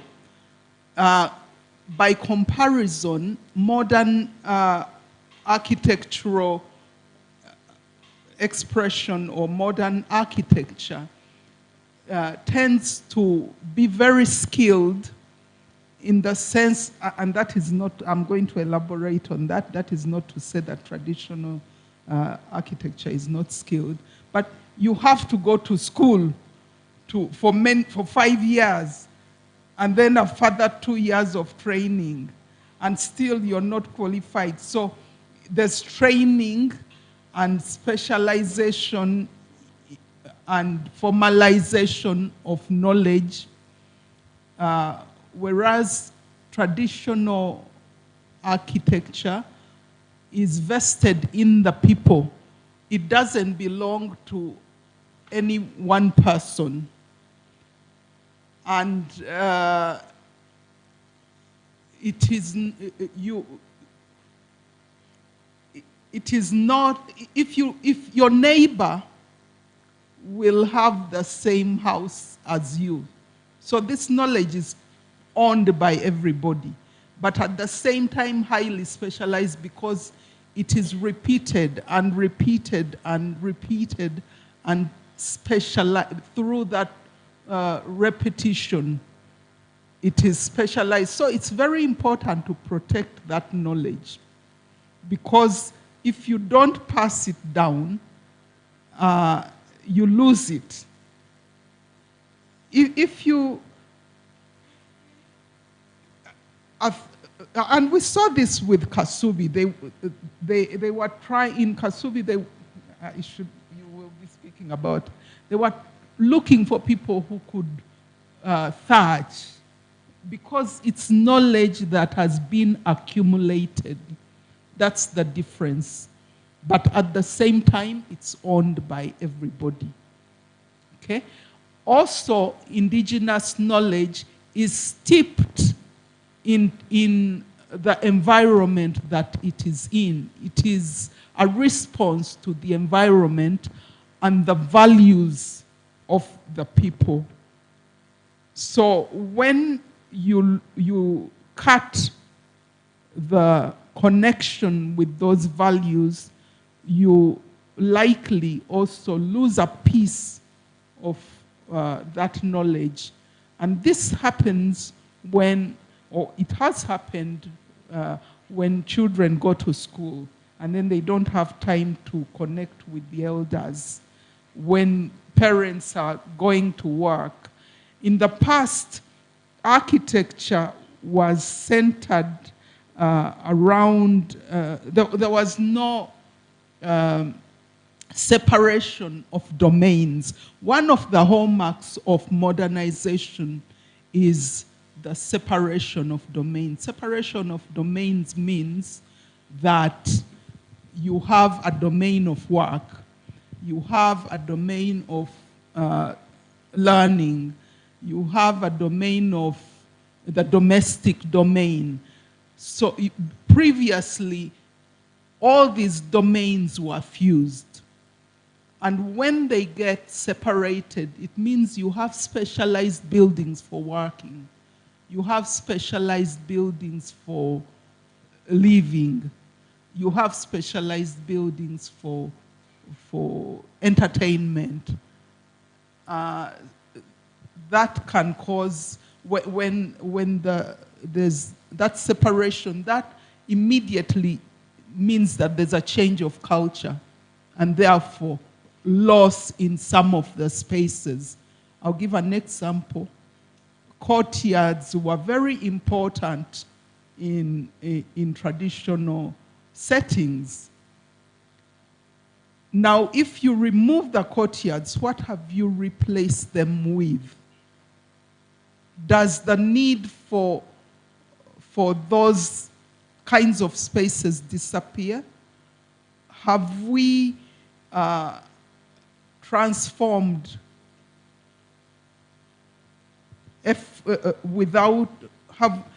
is there a rupture or is there a gradual transformation?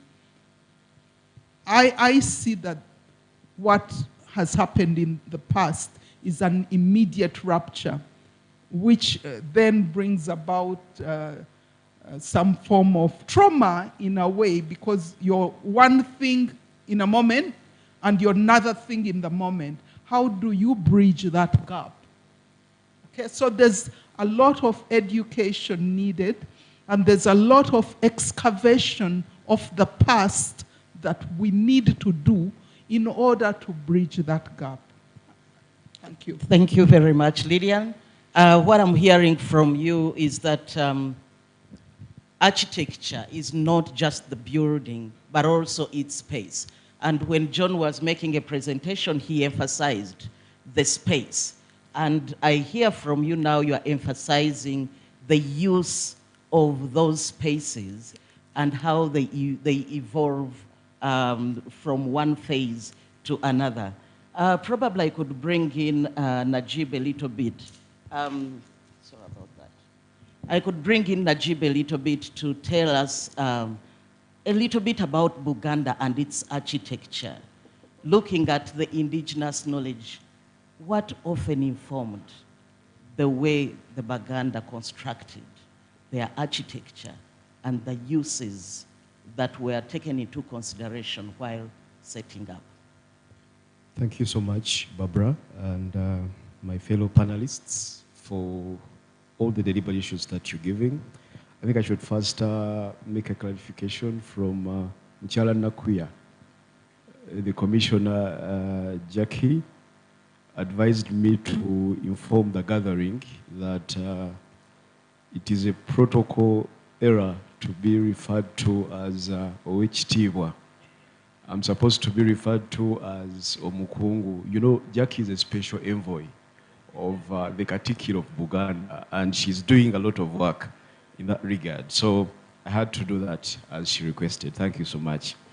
I think from the beginning, we need to understand that our people had knowledge that they preserved through oral literature, oral tradition, and also through practice.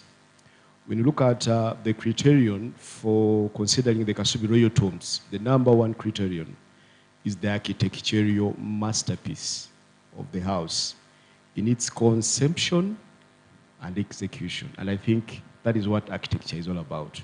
The conception of the ideas, the visualization of what we want to happen, and then how we make that look as a result is what the architects do for us these days. So the fact that when inscribing the site, it is realized that the Baganda, were as brilliant as they were during that time to have an idea of that nature and be in position to create it, and it comes out, speaks to the fact that in our tradition, we had architecture. And then secondly, from our folklore, from our proverbs, we find a lot of narration that relates to architecture. You'll find that akezimbira tekawakato, you understand. So all those indicate the fact that these people initially had knowledge about this industry and were doing as much as possible, to practice. And then also in terms of the Baganda had, they also had makeshift temporary houses and also permanent ones in their making. The house of the nyumba ya jagato and then the nyumba yechsuwa, that indicates when you just arrive in a place and then you want to create a shelter for you just to be in there, and then eventually you construct a final house. So that's what they used to do. First, the jagato house as a makeshift for them to be in position to construct another one, and then yechsuwa, that mainly talks about water and dab, that basically talks about the permanent houses, to which we also have the modern ones in these days to come. And then also in our styles, we used to differentiate the houses of the kings. We are different from how the houses of the chiefs and the commoners used to look like. When you look at the spatial arrangement of the king's palace, the different houses attached to the king's palace, they are different to the houses that are attached to the houses of the chiefs. For those of us who are conversant with the most recent, with the Kasubiro tombs. And then if you relate it with, let's say, Basima house and the attachments, the different houses attached to Basima, you realize that there's a big difference between, the Chisakate of the Katikiro and the palace. The Katikiros was called the Chisakate. You understand? The chiefs, theirs is called the Chisakate, and then for the kings, theirs is called Orubiri, the palace. So that also gives us a view that we had different ways of constructing these houses for particular purposes. You cannot build a palace for the chief. A palace is for a king, a palace is for the Namasole, and a palace is for other key members of the royal family. So that also shows that we had knowledge, as in our heritage, that speaks about how the different houses are, like the modern ones. We have the state house, different from how the ministers' houses would look like. So that informs us that even previously, before the coming of the modern ways of architecture, we had ways and we could differentiate. We could have purposes for any particular house and purposes for any particular establishment. The spaces, as John and my colleague here highlighted, the spaces highlight the purpose of those houses. The space in the palace has purposes that are different from the spaces in the Chisakate that belongs to the chief. And also, the spaces of the commoner, we could see the status of a person in the society based on their courtyard, as Dr. highlighted. If you find a very huge courtyard, you could understand that this is a chief that hosts a lot of people regularly. And then for a common person who doesn't do that, there would be no need for such a house. And even in terms of size, if you look at the different houses we have, the semi-modern ones, I call them semi-modern, Basima, Kewerimide, Namasolis, they are semi-modern because they have the biggest component of their establishment is traditional in nature. You'll find them were built using mud and reeds, and then we'll have iron sheet on top. So even the semi-modern ones, you realize that the chief's houses were so huge in size. And then the commoners' houses were a little small because depending on the number of people they were hosting in these houses could determine how big the house could be. Thank you so much. Thank you very much, Najib, for that narration. I love the fact that what is coming through is the fusion between the tangible and intangible heritage to show that traditionally our own ancestors had architectural knowledge. And Najib has rightly also explained and expounded that by virtue of presentation, you already have half the story. When you look at a building, you know that this belongs to a chief. This belongs to the king. This belongs to a commoner. And already you could tell. When you go to the northern part of Uganda, one time I was traveling and I had not yet learnt a lot about that. And someone told me, we are now in the territory of Alur Kingdom. We've left Acholi. And I asked the person, how did you know? He said, no, look at the construction of the huts. The way they are constructed also is skills and difference and indigenous knowledge. So that really, for me, strikes it deep to say, where are we at in terms of protecting our heritage? The other key issue that you've brought out was to say visualization of houses. When we hear about houses, in our history, when we were growing up, they would always tell us, no, that's not a house, it's a hut. It's a hut, it's not a house. And I would ask myself a question, so what's the difference between a house and a hut and maybe a home? Do we all get to see that there is something deeply seated in there? And probably I would invite you, probably Dr. Lilian Najib or Nahida, if you could talk about a little bit about architecture and symbolism, architecture and value or meaning. What is it in our tradition, in our heritage? Did it carry any symbols? Did it have any meaning? He's shared a little bit about that, but if you could expound more, and probably hearing from Nahida, you could also share with us what your perspective is regarding symbolism. It could be also in the Indian architecture, because the Indians have been part of Uganda for quite some years. Any symbolism or value that is attached to particular spaces and meaning. Well, I obviously can't speak in a very detailed way towards Ugandan cultural architecture, although from the surface of things, certain distinctions are very clear. And, you know, living in a place like Masindi, you can see, traveling from Masindi north, going towards Pakwach, just the way that the thatched roofs are done, the distinction between the two is somewhat obvious, but I wouldn't know what the symbolism of that is. However, speaking to Masindi Hotel as an example,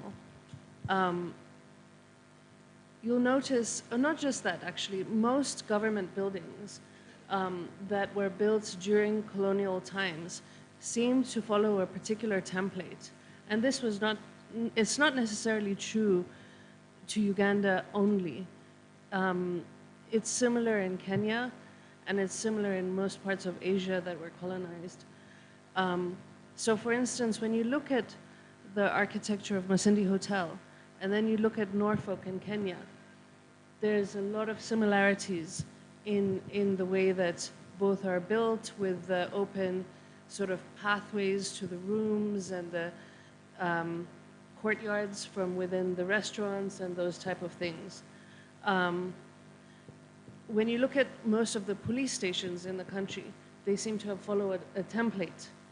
And actually, this seems to be part of the universal language of architecture that the British used. So even when you're in the UK and you go to the Tate's Modern, that was previously, I think, built for some sort of electricity generation purposes. And in fact, across the entire country, when you look at how they built for that particular purpose, it's exactly the same.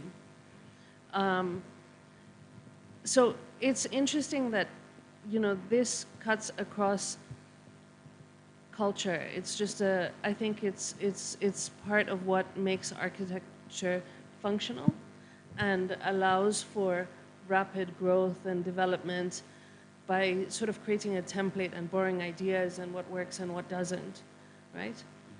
I hope that answers the question. Thank you very much. Because when you try to observe in Uganda, for example, wherever you go and you find the sub-county, do we already see something similar through?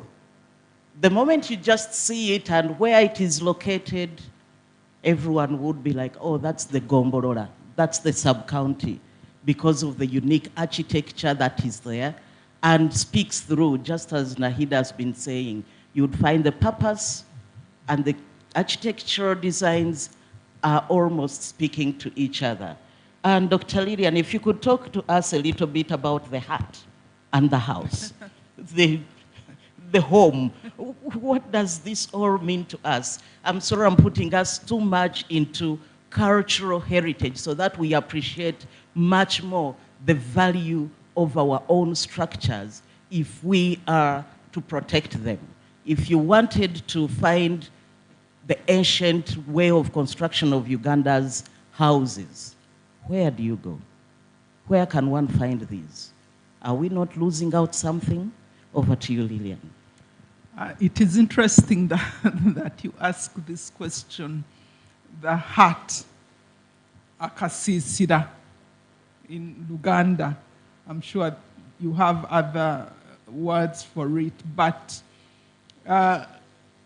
when I'm sure that when you hear heart, akasisira, there's something derogatory about it. And it is something that I've encountered a lot in my teaching life. And when a student says, those hearts, I always stop them. I never let it pass. Maybe not, we could debate about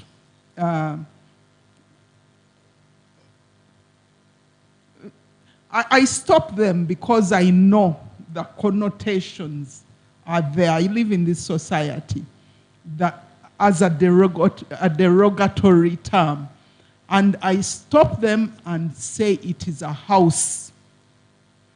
Because these were places where we lived. And they had value.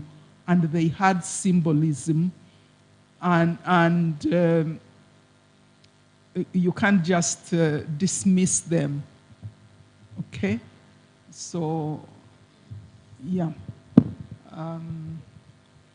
What's examples of symbol? If you look at, for example, there are cultures in Uganda where even the very system of social organization, for example, in Buganda, we talk about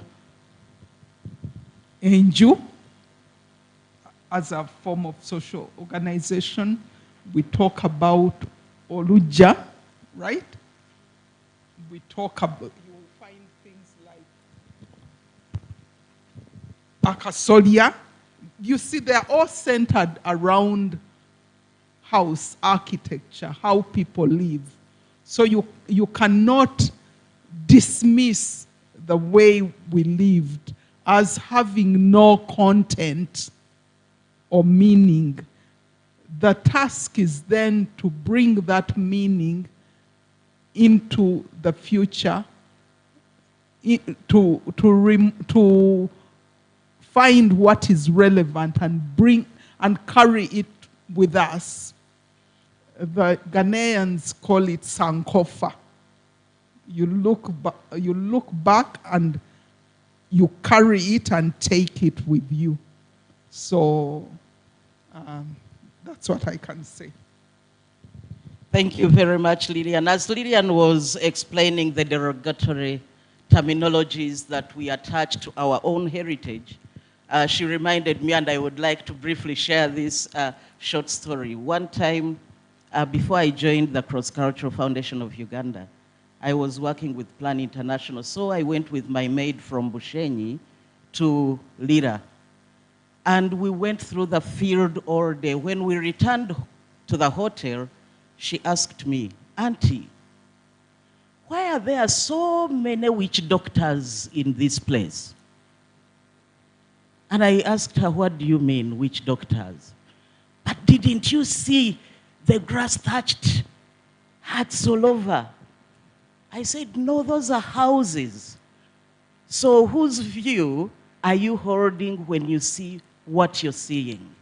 What symbols do you attach?" She was more of a 1990s child.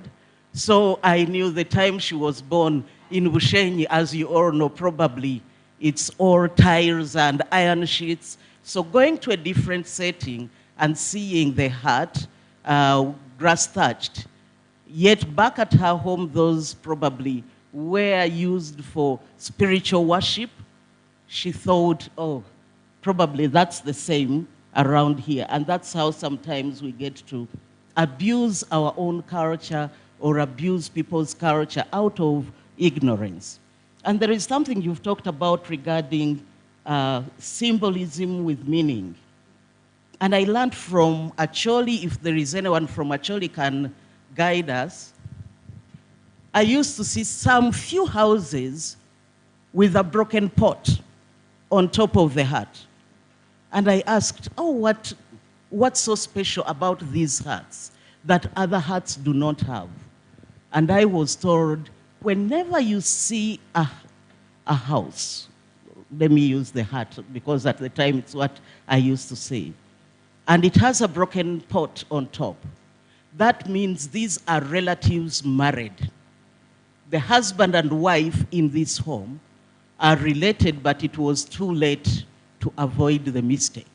So among the cultures, people would actually put a symbol to say this house did what is against our culture, but we couldn't avoid it. So some of those are architectural symbols that speak about our culture, that speak about our heritage.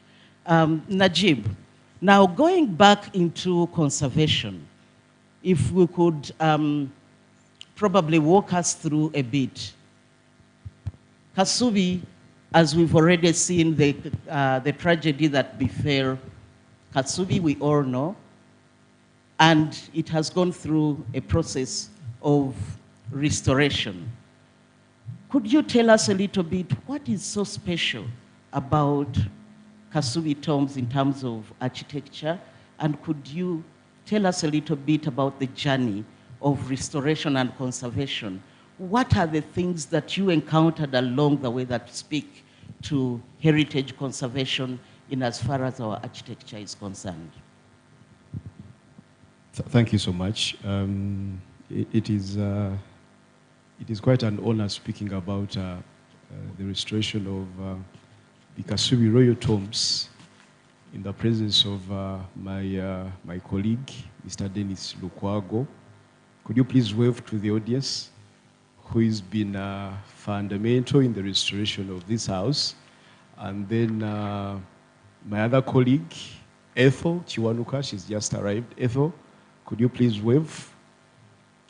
Ethel has 13 years of experience working at the restoration of the Kasubi royal tombs. And from my own perspective, I think, and Mr. Chigongo, Mr. Remigius Chigongo, I saw him around. Mr. Remigius Chigongo, yes, Mr. Remigius Chigongo, over 30 years, I think, of experience at the Kasubi royal tombs before it caught fire and then after the fire. So it is important. Then also our boss, the commissioner, who is supervising the restoration of this work. From my own perspective, I think what makes the Kasubi royal tomb so special is the attachment that the people of Buganda, Uganda, and the international community have to this house. When the house caught fire in 2010, like we saw in the images here, the people expressed their deepest attachment to this house. That even leaders that we never expected, getting so emotional, like the King of Buganda, were seen breaking in public and shedding tears because of what we had lost as a community. So to me, that is what makes this house so special. Even before talking about what we think makes it special, but the attachment that we have to this house as the people of Uganda is the most critical component that makes the house, most especially Muzibu Azalampanga, so special. And then from the perspective of the Kingdom of Buganda, the Kasubi Royal Tombs, and in particular the main house, Muzibu Azalampanga, is the resting place for the last 4 kings of Buganda. That includes the father of this nation, Kabaka Mutesa the first, and his son, Kabaka Mwanga the second, the center of resistance and opposition in Uganda, and then also Kabaka Daudi Chwa the second, and Kabaka Mutesa the second. So to the people of Buganda, that makes the house so special to them. And then also, it is the only remaining house, I think, in the country that has, reflects the old traditional ways of architecture of the people of Buganda and Uganda in particular. And then also because as part of its universal value, its architectural design and how it, the construction, the materials that we use and the skills and the particular components of both tangible and intangible heritage also make the house so special. The difference between the Kasubi Royal Tombs with other houses is that it has both tangible and intangible components. And what has made the restoration quite hard, beyond what we knew, beyond what we had documented by researchers and then by UNESCO, the intangible component of the house that speaks to the things that we cannot see. First of all, the houses need some kind of rituals that must be done. The house just caught fire.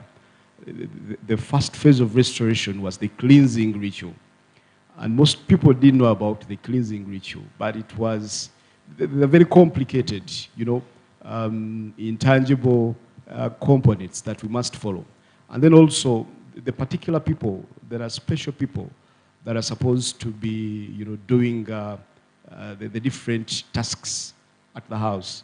At some moments, we could find ourselves in a situation where a fake person comes in and claims to be the one in charge of doing a particular ritual. And then eventually things turn out the other way around. Whenever you do something wrong, the kings will reject it. And then you have to redo it again. One of the most, the highlight of intangible, heritage is the main pole in the house, Mpaji Serugatika. We had to do it twice. The first group of people, did a lot of things that cannot be accepted by the kings, and then it had to be redone. And this is a very hectic process. So the intangible component of the house is actually what makes it so special. It is not like any other house that you can build and then overnight. I remember when they were starting to build the house, the Katikiro in 2013 thought that it would take us 9 months to reconstruct the house and then get done. And I think until 2025, when he eventually declared that the house is complete now. So it is so complicated in terms of the intangible heritage, and then to, like the previous speakers talked about, the skills that needed to be done to do the work. The last bit of renovation at the house was done in 1938. So by 2013, we had almost no one who is existing in 1938. Most of them had died. And therefore, it required a process of training of young people that could do this work perfectly. There were few old people, that had worked on the house previously between 1938 and 2010. But the biggest lot of people that have worked on this house were young people that had to be trained for them to get the skill and then also to bear the very hard, intangible practices. For example, when you're constructing the house, you're not supposed to see your wife. You can't see your wife. And if you're given holiday, And I think people are understanding when he says you can't see your wife. Eh? You close your eyes. You can't see your wife. And when the king gives you leave to go and see your wife eventually, you must be cleansed before returning to the job. So it became so hard, having people who are dedicated to spend a full month, doing the weaving and all that kind of work. And then also in terms of how this work is done, 90% of the work is by the use of hands. The artisans must, weave this, basket turned down as you see it. So it is so hectic, but I think we thank the collaboration that we had, the tripartite, the Kingdom of Buganda, mainly responsible for ensuring that all the intangible, components of the house are taken care of. Did you guys know that the Kasubiri Tombs has a naturally traditional, kind of practice that is in charge of averting, lightening, sometimes naturally done. There is a particular person that must do that. And then also ensuring that the clans in charge of doing this work, for example, the Colobus monkey clan that is in charge of the thatching, and then the leopard clan that is in charge of beautification, and then other intangible components that we can hardly narrate in the public. That is what the kingdom mainly had to do. And then also the government of Uganda, through the Department of Museums and Monuments, as our link between the kingdom and then UNESCO as state party. So we've worked with government, we've worked with UNESCO in terms of the technical and then financial support. But it's, in terms of conservation, however much we would love to conserve this precious piece of heritage, we must accept as a community of conservationists that this heritage is under threat in terms of the materials that we are supposed to use. I think Ethel can highlight the number of trailers of grass that they have used on that house, coming as far as Gulu, as far as Karamoja, and as time passes in the next 10 years, where we are getting this touch, probably we could find their houses or something of that sort. So the human development that we are experiencing today is posing a very big challenge to the conservation of this special piece of heritage. And this is something that all of us, as members of the heritage community and conservationists, must always reflect on and see how best we can protect this house. Because each year, we must have trailers of grass as a way of ensuring that the house is well maintained. But then, it becomes so hard for us to find this grass. So we call upon government, like I think John indicated, our biggest challenge is in the legal and regulatory frameworks that Jackie and colleagues were discussing about the buffer zone and how we can protect the buffer zone. And if you go there today, you'll find a lot of skyscrapers starting to move up because we don't have policies that can help us, prevent all that from happening.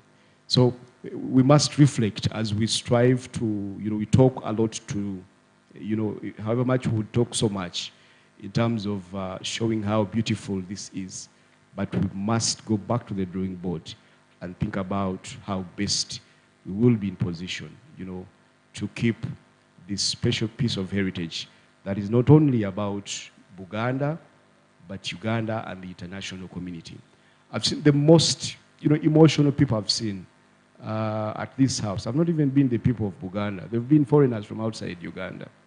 but their attachment, the feel they get when they enter this house, makes you understand how pretty this special house is. So that's what we must reflect on. Thank you so much. Thank you very much. I think that was really detailed. It's given you a lot of insight on the significance of this house.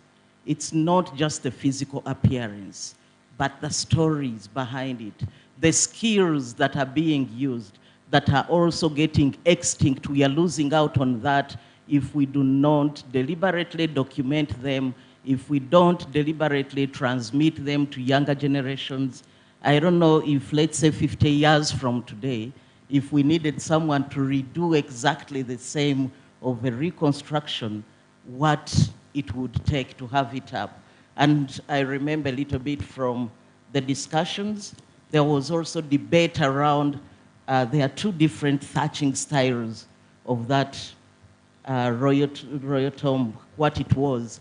But to come up with the present one, as opposed to what was there before it got burnt, what went into all that, it is really very interesting. As we are talking about the need to conserve and preserve, Nahida, as a historical buildings owner yourself and other historical building owners, some of them in the room, but especially focusing on hotels, schools, and such institutions, what are the greatest challenges you have encountered in preservation or conservation of these historical buildings? And if you could suggest any possible solutions to the challenges faced.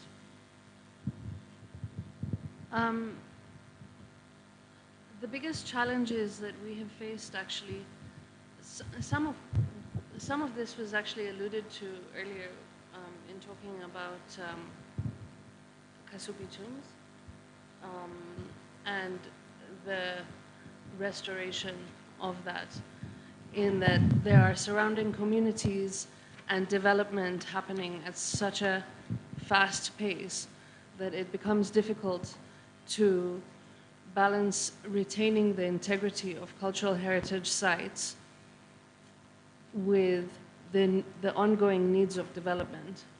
But prior to getting into the detail of that, I think as a custodian, one of the most important things to do is to question everything. And as you rightly asked, why do we use the term hut rather than house? It's very important that we question absolutely everything and start to decolonize our mindset.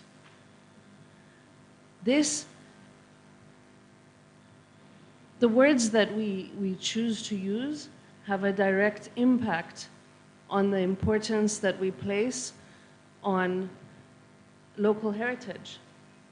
And if we use words that have any form of derogatory connotation, it sort of deprioritizes it mentally.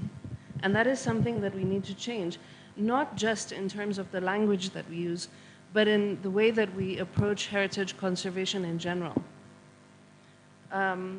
Going back to your question, though, it is very, very important that we work hand in hand with government authorities, and we form, in fact, what we're doing at the moment is the reason for having created the Museum and Monuments Association of Uganda is because we find ourselves in a situation we don't have access to a lot of the resources that we require in order to conserve our heritage sites. And we know that we're not alone in this challenge. Pretty much any custodian of a heritage site finds themselves in the same position as us. And it's not only heritage sites. In fact, pretty much anywhere you go in Kampala today, you will run into issues of noise pollution, as well as other challenges that come with urbanization. So it's necessary for us to work together, to form a coalition, to work hand in hand, and to understand that this is for the greater benefit. Whatever we preserve today is what is going to be handed down to future generations. And I mean, that's really my strongest message here, is that if we don't come away from this understanding that we all need each other, we will not have achieved anything. Thank you very much. Lillian, do you have any addition to make on the challenges encountered as we do heritage, architectural heritage safeguarding? I want to emphasize, or by going through what you have said, to emphasize, because when 2 people, 3 people say it, it becomes more emphasized. The desecration of the environment, things like noise, things like careless building, what do you build where, desecrates the environment. How our people think about the places they live in, that requires environmental education. Perhaps one thing I'd like to bring up that hasn't been touched yet is planning and siting of buildings as part of, as part of heritage. So we are not just looking at the building, the object building, but the whole environment. For example, in Uganda, some people may not have noticed, if you're looking at traditional heritage, that things like axes are important. How important buildings are sited on hills, but not any hill. How those hills are selected.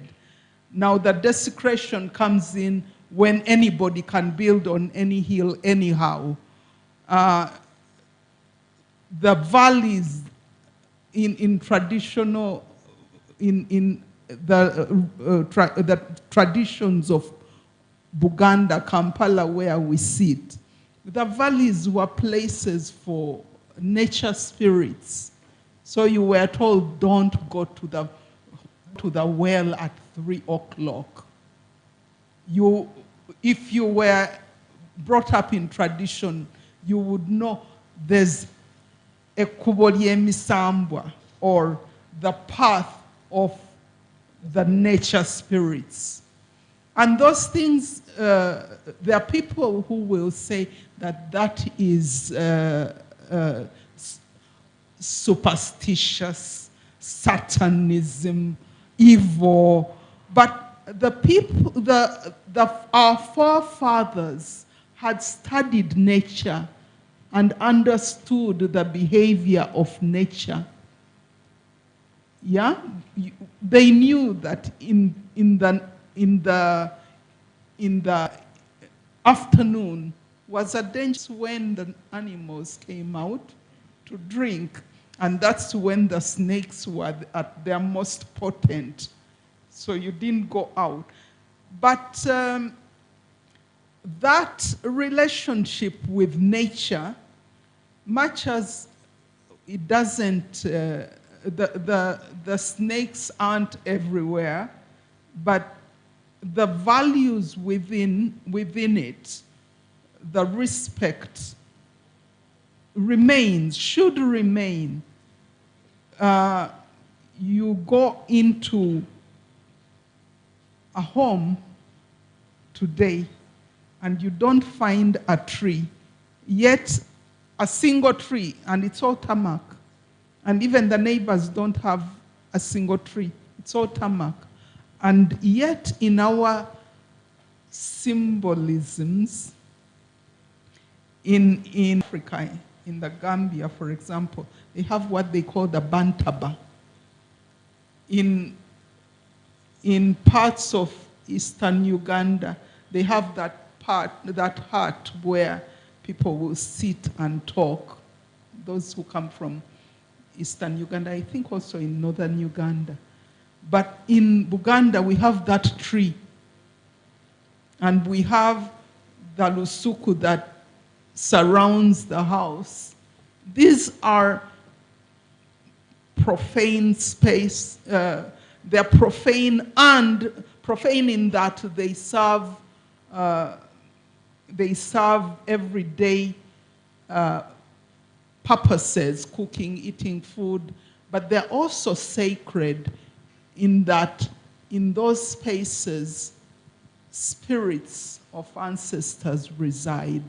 Decisions that are made, that are important for the family, for the well-being of community are made. So you couldn't just cut that tree. But they also organize space from the private to the public. So a visitor coming may not see that I do not cross this line, but the community understands those boundaries, even if those boundaries are not visible as in a wall, but they are there. Yeah, so if you're keen, you begin to read the spaces. You have things like I've talked about accesses, and we say Olunyiriri. Olunyiriri is not just bloodline, but it also is in the landscape, connecting one home to another. And what happens at things like junctions, very sacred, then they say, Sitani, devil, what, but they're important. You do not leave a person at the crossroads, literally and metaphorically. So when we begin to understand those things, we have more value for our lives, for our spaces, and we can build more meaningful spaces. This happens all over the world. Even the people we hold up high as having superior culture.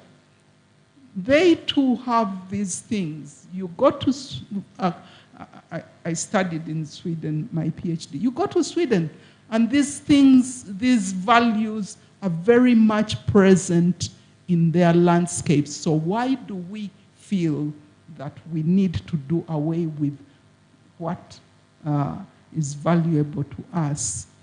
I think we need to think carefully about that. Thank you. Thank you very much. And I think that calls for us to even, I think, do away with the Witchcraft Act 1959.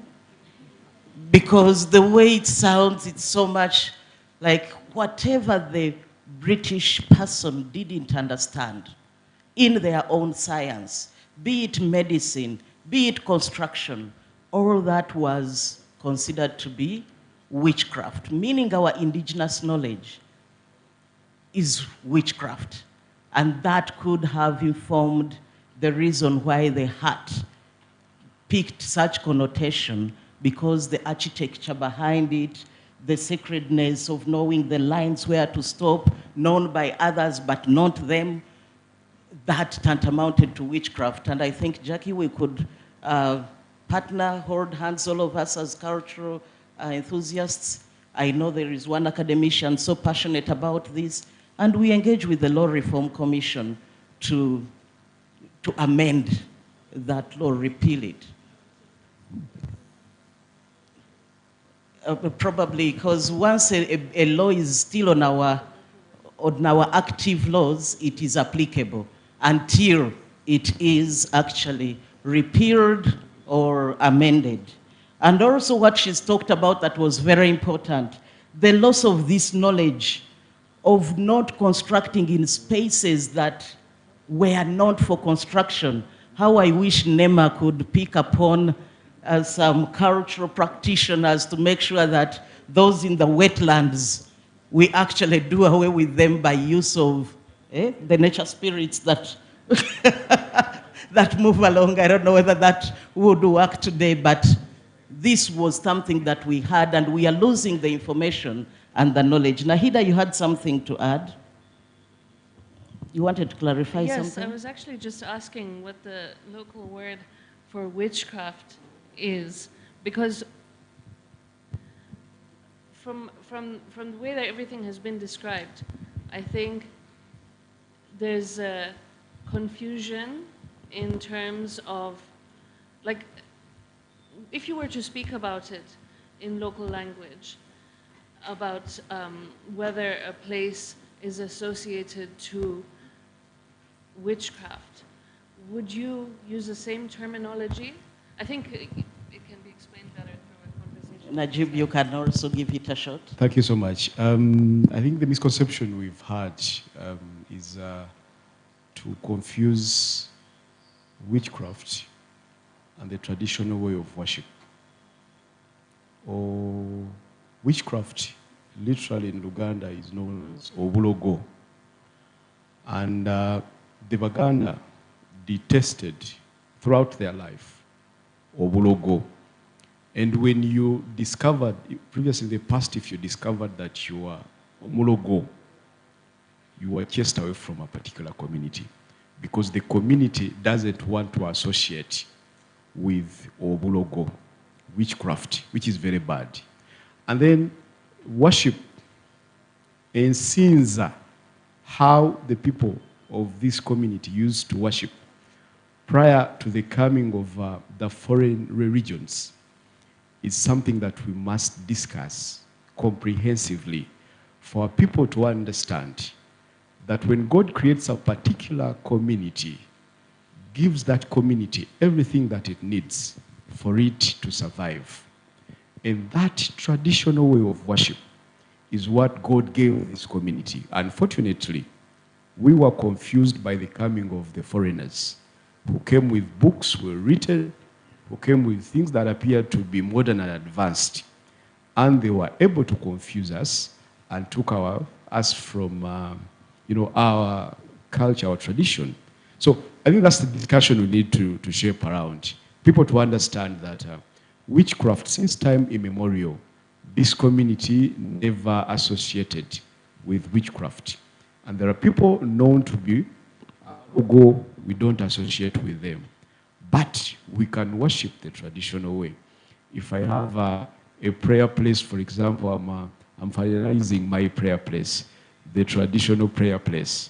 If you come in that prayer place, it is not different from any of the rest of the prayer places. I've always, challenged the modern religious people to tell us whether our ancestors that lived before the coming of Christianity and Islam, whether all these ancestors are going to hell. And that question, none of them has ever answered it effectively. Whether they will go to hell, none can answer that. Because they were worshiping God. Because we had God. Katonda. We have terminology that refers to God. And we have terminology that refers to worship. So this community knew, since time immemorial, that is, there is a supreme being to whom they must submit throughout their life. And we used worship in most cases for conservation, because as we all know, all religious, orientations are based on creating fear amongst the people. When you do this happens. So we also used to use religion as a way of conserving wetlands, as a way of conserving the forests, the rocks that we have now, destroyed all. So we must appreciate the African religion and its value in conservation and heritage management, because in one way or the other, we are confusing two things, and that's where we are losing it as the people of this community. Let us take it from here that witchcraft is a bad thing, and this community doesn't associate with it since time immemorial. But African ways of worship, okusinza, okusamira, is a very good thing, and we must embrace it as members of this community as a way of ensuring that we conserve our heritage. Thank you so much. Thank you very much. Just also from my own perspective to add among the challenges, given that we have also been practitioners in heritage safeguarding, the issue of limited knowledge of the significance of our built heritage and also our intangible heritage has really contributed immensely to the destruction and loss of our heritage. The other one, because of the need to modernize our spaces as cities, it has also contributed to loss of our bureau heritage. I'll share an example. When CCFU was going to the field to document historical buildings in Imbarara, just to say we have some of those books outside there during lunchtime. Those who would like to take a look, please, I invite you to the other table outside. We were documenting historical buildings in Mbarara, but we went to first pre-test the tools and to identify whether there are sufficient buildings we could document. And as we arrived, we found two very beautiful historical buildings on the main street being broken down. Those we already knew, oh, they are there. And as we went in, we found them being pulled down with the bulldozers. And we asked, why is this happening? They said, no, we need space. These are old things, they are no longer useful. And that's how we lost some of those without them being documented. So what solutions do you think we could, if you could all speak around that, what are the solutions do you think would be important for us to do in order to safeguard our heritage? Each one could share like 2 or 3 that you could have.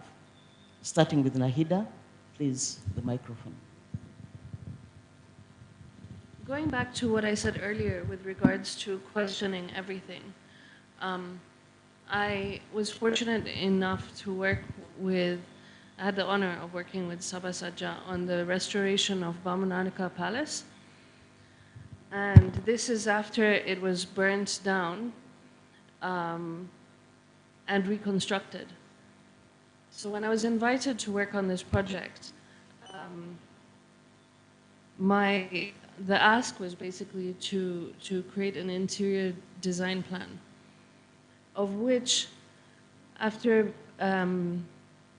being given a tour by Sabah Sajja and understanding the use of every space within the palace, my response was, this effort needs to be started again. You know, we need to invite architects, structural engineers, and everybody to the table again and basically deconstruct what we have found here, come up with a proper plan, and redevelop it. But with that in mind, that's a building that was built in the 1930s. And when you work with these buildings and you strip away at the layers, each layer tells you a different story about how these were formed and how they came together. And it's very important that we work with the right teams of people to understand, and when we restore, to do so in a manner that is authentic and maintains the integrity of what we found there. Back in those days, they were not using cement. It was basically clay and papyrus that formed the core. I'm not the architect, so maybe the architect can give us more detail on how they did this, but it's fascinating. You know, and we discover this during the most basic sort of scenarios that we have, where when we're trying to fix, for example, a leaked pipe, it takes maybe 20 drill bits to get through the wall, as opposed to one of these concrete walls, which you can just drill in 5 minutes.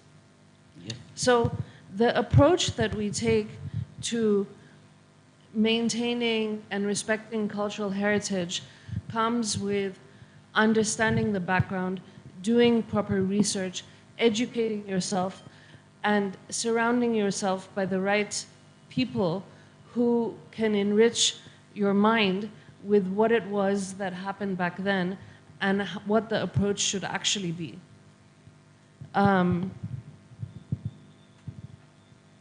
In addition to that, we need to think about the functionality of the spaces that we're working with. And we need to figure out how to adapt that to our modern use in a meaningful way. But when we do that, we need to be aware that we have to be very careful about how we develop anything new so as to not create situations that contradict each other. For example, you cannot have, as you've mentioned, you know, leading up to any of these previous cultural heritage sites that have existed, you cannot have multi-story buildings surrounding them. It doesn't make sense. It is important to have buffer zones. It is very important to also have some continuity in the building styles that surround the areas. So for example, when you go to areas in the UK, like for example the Cotswolds, which is a little village in England that has houses that still exist that are thousands of years old, that were built by the Romans. When you go to that village, there is nothing that is built that looks different from that. Even the new developments are built with that sort of continuity in mind, so that you have some sort of uniform approach to how you do things. And in the end, the experience that you create to visitors is a beautiful experience. It makes sense, it's seamless, it tells a story, you know, and it speaks to the soul of the heritage of that place. Thank you very much. I think we are running short of time. I would like to engage the audience now for you to tell us, from your own opinion, what do you think as a country we should do to safeguard and protect our heritage? Kindly give us solutions. Those with questions, keep them short so that we utilize that time, and later I'll come back to the panel to conclude. Thank you very much. It's okay, feel free. Kiwara madir benekiyom chwin actual mod bodano mapat kain. That's actually. My name is Akeara Gabriela from northern Uganda, and as we talk about cultural heritage, how do we have heritage for what we do not know or have an idea about? We are advocating for architectural preservation, but if I'm to ask, do you know why the heart is built round? At least if anyone can answer that question, do we know why our heart is built round? Or if you have been to the Kasubi tombs, you have seen the infrastructure with the rings above, right? This is all knowledge that should be with us at our fingertips in order to promote and preserve culture. That's to begin with. She has mentioned something very powerful, which is understanding functionality, authenticity, as to why these certain infrastructures are the way they are. A simple technicality as to why the heart is round is because Africans, we believe in unity, togetherness, in bound. If you have gone to Karamodra, you have seen their manyatas. They are all built in a circular format, showing togetherness. And further on, someone from the panel did actually mention the importance as to why, understanding different cultures. You did mention that you've been to Gulu, and interesting fact, because I'm very proud of where I come from. Did you know that when you're an in-law and you come to our land, you are not allowed to look at the ceiling of your mother-in-law's house? If you do so, you're actually fined. You are required to build a whole new hut for her if you do so. Because this is believed to be a sign of respect. So many people, so many young generations do not actually know this kind of information. And before we are telling ourselves, let's plan, let's do this, how do we deliver this kind of information to the young generation to embrace it? So many people in my age bracket will be told about their culture. Some people cannot even greet. Actually, if they are to greet, they'll end at greeting. That's it. They cannot construct a sentence without even adding English. Kamu biri you here. But, you know, like, let us, beyond the whole frame of pushing for cultural heritage, let's preserve something we know, something we are conversant with, something that makes us who we are as Africans. If you can just even wear your nice necklace to show you're African, you don't need to entirely publicly come and be like, oh, John, you don't need to do that. Carry your African heritage, preserve it as we celebrate cultural heritage. Thank you very much. Let's be gumite. Well, that's why we have Miss Tourism in the building such an amazing job in regard to heritage. First commissioner, then there, and we get to the other table. Thank you very much. Protocol observed. She didn't tell you that the time they will go for her, that man will need to crawl. Will need to crawl to go to get her. But I just wanted to thank you and the organizers, of course. And as I was looking at this behind you, at the reeds, I just wanted to remind us that, of course, culture, heritage, architecture, you know, the foundation, we have the Bachwezi in the, what we call the intercastrian region, whereby we know that organization, you know, administration, architecture in this intercastrian region begin with reed working. And we see, of course, we also know that before we came to the reed working and the huts, we lived in the caves. And so for the viewers, it depends on how we interpret things as well. And she really mentioned it that we look at the environment, the architecture, they look at the environment. And for me, when I look at the caves and how these huts were designed at that time, you would still be as if you're entering the cave. But I also wanted to emphasize the reed work, whereby Uganda alone, we see Buganda, we see Bunyoro, we see Toro.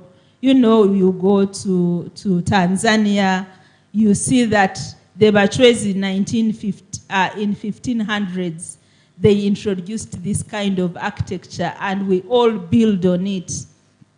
And so we really want to thank, because for us in museums and heritage, we are saying that as part of the curriculum, when they are looking at the history of architecture in Uganda, some of these things can be considered.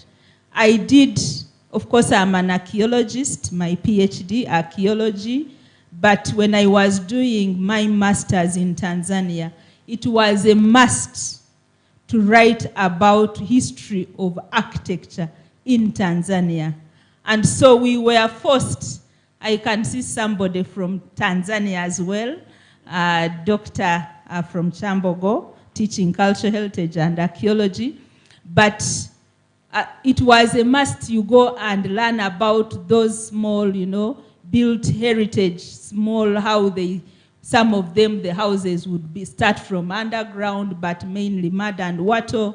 And so even as we preserve, as we look at the solutions, can our universities also go back and see what is it that we wear in Uganda? Because I have at home a full paper I wrote about history of architecture in Tanzania, you know, but I am not a Tanzanian. And this I did at master's as part of my courseworks. So it is what we should advocate for our children, for our learners, to be able to know where they came from, and it will help us indeed to shape our future heritage. Allow me introduce to you my good architect, Architect Lukwago. Architect Lukwago has done well in mending environment with modern architecture. The day you will visit Moroto Museum, the current that we are working on, you'll see he brought out those not sticks, those trees that the Karamojong uses. And from what I know is that, of course, some of these, what we call huts, like the Bahima and the Karamojong, those trees, they would be selective to make sure that they can't be eaten by termites. And so those are the same when you look at the wall, the outside wall for Karamoja Museum. Those are the things they made sure they designed around. And so when I was listening to you, how to blend the environment with the modern architect, I try to look at what my staff is doing right now. And I really want to thank you for that training and to thank him. Thank you. Thank you very much. I want 30 seconds. 30 seconds each person, please, so that, and I'm picking just 6 more hands. Oh. Let me, 1, 2, oh my God. As you can see, Commissioner, this is your department. The conversation just keeps getting juicier. Give an opportunity to one person on this table, let them agree. One person on that table, one person on that table, and the other one, and the last. One person, but you can share on papers so that we can later read them out and they will be answered in other sessions. Thank you very much. My name is Father John Mary Vianich-Tolo from the Sound Catholic Memorial Museum in Lubaga. Now, we talked about how to conserve our heritage, especially through architecture. Now, one of the things that we need to focus on most is mindset. Because we have this kind of, modern mindset that thinks that everything old has to be, scrapped away, and then we have to bring up something new and modern. Now that reflects a lot in especially renovation of sites and buildings. I teach in the seminary in Gaba, and we've been, modifying our buildings, but we've had a bitter exchange, especially on which building to put down, which building to leave, and which building to, to preserve. Now, we think that we have to put away everything in order to bring up something more beautiful and modern and new. Yet, there is a possibility of, modifying something, but at the same time, maintaining what is original about the building. So that brings about the issue of continuity and preservation. Thank you very much, Father. And there is also another father. They are so passionate about historical buildings. He's somewhere right in from Rukonjiri. One person on that table. Let them agree amongst them, one person. Then we got... Thank you, Madam Moderator. I'm Prince Wasaja Chwanuka, the chairperson, Museum and Monuments Association of Uganda. I'm grateful to be here. And talking about bringing this conversation is, it's very personal to me. Growing up in Kasubi tombs and all the discussion that aligned to this historical site. And of course, as a custodian of so many other sites that are in danger right now. I just wanted to answer or add a small word from what the Miss talked about earlier on the meaning of Akasisira. Initially, and of course aligning with what the father said, Akasisira represents life. Life does not end, it rises like the walls. It transforms and it returns. Now these are crucial issues that we are told when we are growing up in Kasubi tombs. We knew that when we look at the ground, that is where the ancestors lay, and the middle part is the living, the present of we are. And then we have the roof out there, which was explained critically well, that it represents all the 52 clans, plus the royal family, where I come from. And that is the spiritual realm that joins all pieces together.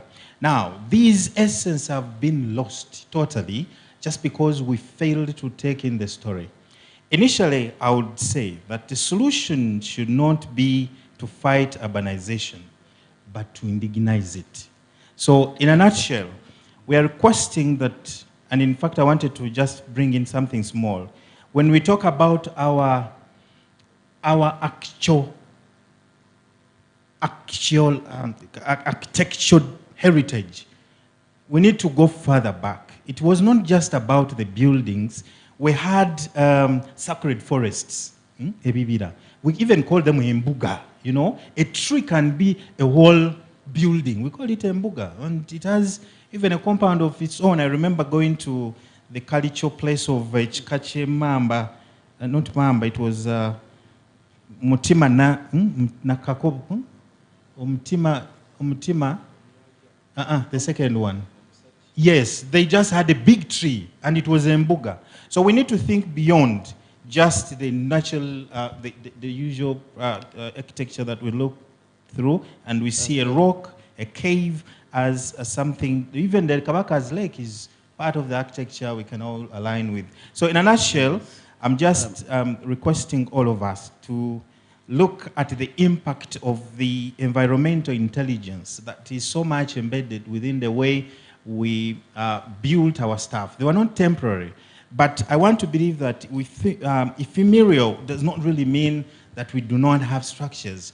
We are saying that our issues or our materials were temporary, but that is the continuity we're talking about. That is how the swamps existed, yes, and we kept them. And I really want to appreciate the time that is given to me, and I look forward to Thank you very much, Prince. We have only less than 8 minutes. One person around that table, then you proceed to the other side, and we... Thank you, Madam Moderator. I'm Abraham Chitaulwa, a Prince from Busoga, and Chairperson of the Uganda Community Museums Association, Ukoma. First of all, in my community, Ensisira is the temporary structure normally constructed during the mourning period. When you have mourning, so you construct Ensisira. After the mourning, it is destroyed. But a hut is a house. Let us not take it by granted, but it is only the mabatu that are regarded as the houses. Even the grass hut is a house. When I see this topic coming in of losing the skills of constructing our huts, I'm now looking at the ICH element in the old sites we have. There is no site that can be of any repetition if it doesn't have a story. So now this brings us to inscription. Madam Moderator, I witnessed an inscription of a similar construction using poles, mud, and grass searched by UNESCO. So it is high time the Ministry of Tourism gets in touch with the Ministry of Gender, Culture Department to help us inscribe some of these skills.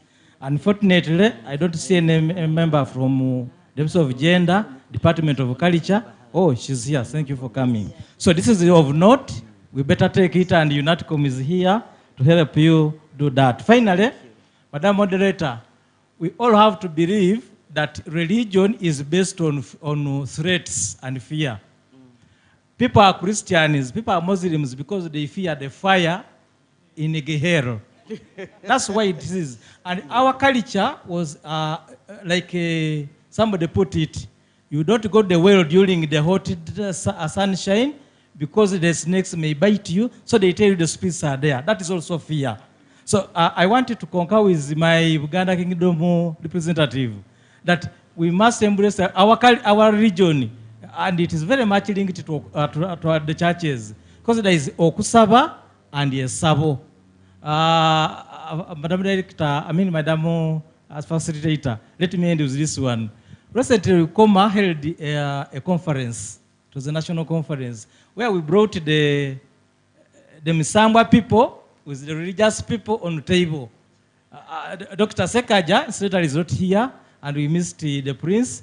He was able to explain the difference between Musambwa, Omuzimu, and Amayembe. If you want, you visit the Ukoma social media handles. you will see the difference. Thank you. Thank you very much. Let's go to the other table. Moderator, on this table, there is no one that has put up their hand, so I'm kindly asking that we give the chance We to will this come back gentleman. to it later. Please. We will come back to it later. It's okay. I will allow them. Okay. Just let's try to balance the boat. Who do we give a chance? There's 3 hands right here. First, give one of them. The lady, okay. We will come back later. Thank you so much, facilitator. Monica Baliao, student of art history, Chambogo University. I'm glad I have all the members, people concerned about cultural heritage in the same room. So I'll first ask this question. We sit in boardrooms and discuss cultural heritage. We neglect the communities where the heritages are. Yeah. It is a very, very big problem. You go to the communities, there is a tree, you people know it's a heritage, and they don't know it. I've witnessed it where I come from Busoga, where people cut down a tree that has been there and they've been worshipping. And then they cut down a tree and made a cross out of it, and they still worship the cross. So it beat my understanding. So can we get means to sensitize our communities, talk to them about these heritages? We can't preserve them in the boardrooms, trust me. We can't preserve them from here. It is the communities that are going to help us preserve them. Thank you. Thank you very much. There was Is there a a hand hand there? No. There was a hand on that table. Okay, I'm giving you an opportunity. Thank you very much, moderator. My name is Chigongo Remedias. They have talked about me having a long experience at cultural heritage site. But for me, I'm coming with solutions because I'm coming from integrated heritage management solutions. So what I think I would share with people, first of all, is to create awareness about the challenges around the cultural heritage sites. As they've seen today is about urbanization, to realize urbanization in the country, in Uganda, in Kampala. Awareness to go to the city council authorities. Those bodies should get awareness. If they are not aware, sometimes you're wasting your time. So after identifying the associated values around the site, associated values, he has mentioned them, somebody from Kasubi, those will, and also to implement the regular maintenance, and also to make a proper management plan acceptable. Always our challenge is not having a proper management plan. You can't work alone, especially around cultural heritage sites. And last but not least, continued research. Thank you. Documentation. Thank you for those proposals. They are right, spot on. Thank you very much. Let's have a hand on this other table. We are coming. All protocol observed. My name is Mwine Ambrose. I'm coming from Uganda National Commission for UNESCO. I would like to also recognize the presence of my boss, Mr. Daniel Kawesi. On my points, one of the solutions, as we're discussing with my neighbor, there is a solution he came up here, told me about. It was instilling these coming up with like solutions for the local materials that were used back in the days and instilling it in the educational sector, whereby this will encourage students or people who have picked up interest for making research in such a sector and incorporating it within the urbanization. Then 2 is the question, which is there a standard architecture design, for example, since for built-up spaces that ARB has been able to come up with, because that will help us know whether Uganda as a country has come up with like a design instead of borrowing. Because when you look at the modern, some of the architecture that is present today, we are borrowing ideas from other countries. You're finding we're building buildings or other things using designs from India and other countries, unlike taking up our own. Then another point that was mentioned by Madame Nahida was whereby we should be able to build, for example, spaces which have like, let's say, like for example, Bulangi. How about if infrastructure is to come up, we can build infrastructure which resembles such that it doesn't look out of place and it doesn't become outdated. Thank you very much. much. And with that, I would ask your boss, as you've introduced him, Daniel Kawesi, you could talk to the issue he has raised of standardization of cultural heritage, especially built heritage, and maybe your other question, because you had your hand up. Moderator. We will come back that side. Kindly let him. UNATCOM is a very big partner in all this, and we should all take equal responsibility. Yeah, good afternoon to you all. Yeah, thank you so much for this opportunity. My name is Daniel Kawesi. Let me begin with my points. Okay. The question is, what do we do in order to be in position to contribute to the preservation of our heritage for posterity? My thinking is that we need to come up with policies. And all starts from the ratification of the UNESCO conventions. Because ratification comes with domestication. And in all of these conventions, 6 of them in the culture sector, plus recommendations,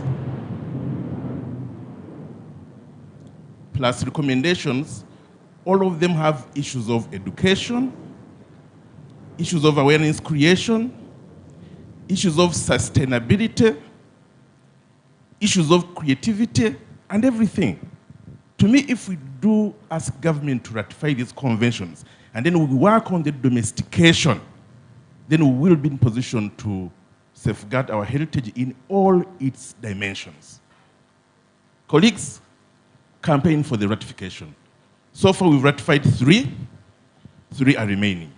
But the other important thing is the issue of risk mitigation. We know that heritage can be destroyed.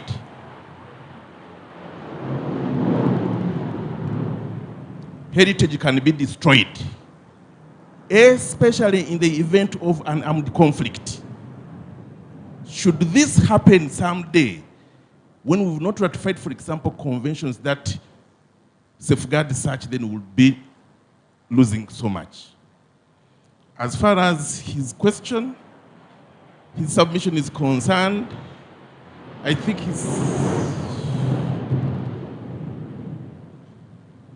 I just want to confirm that we are safe. My God. His submission, I think, is not so good for heritage because the aspect of uniqueness must come out. Exactly. The way we are 54 plus ethnic groups in Uganda, we do have architectural skills that can be in position to bring out that uniqueness. So we can do unique things and then we celebrate diversity. Thank you very much. That's what I wanted to come out.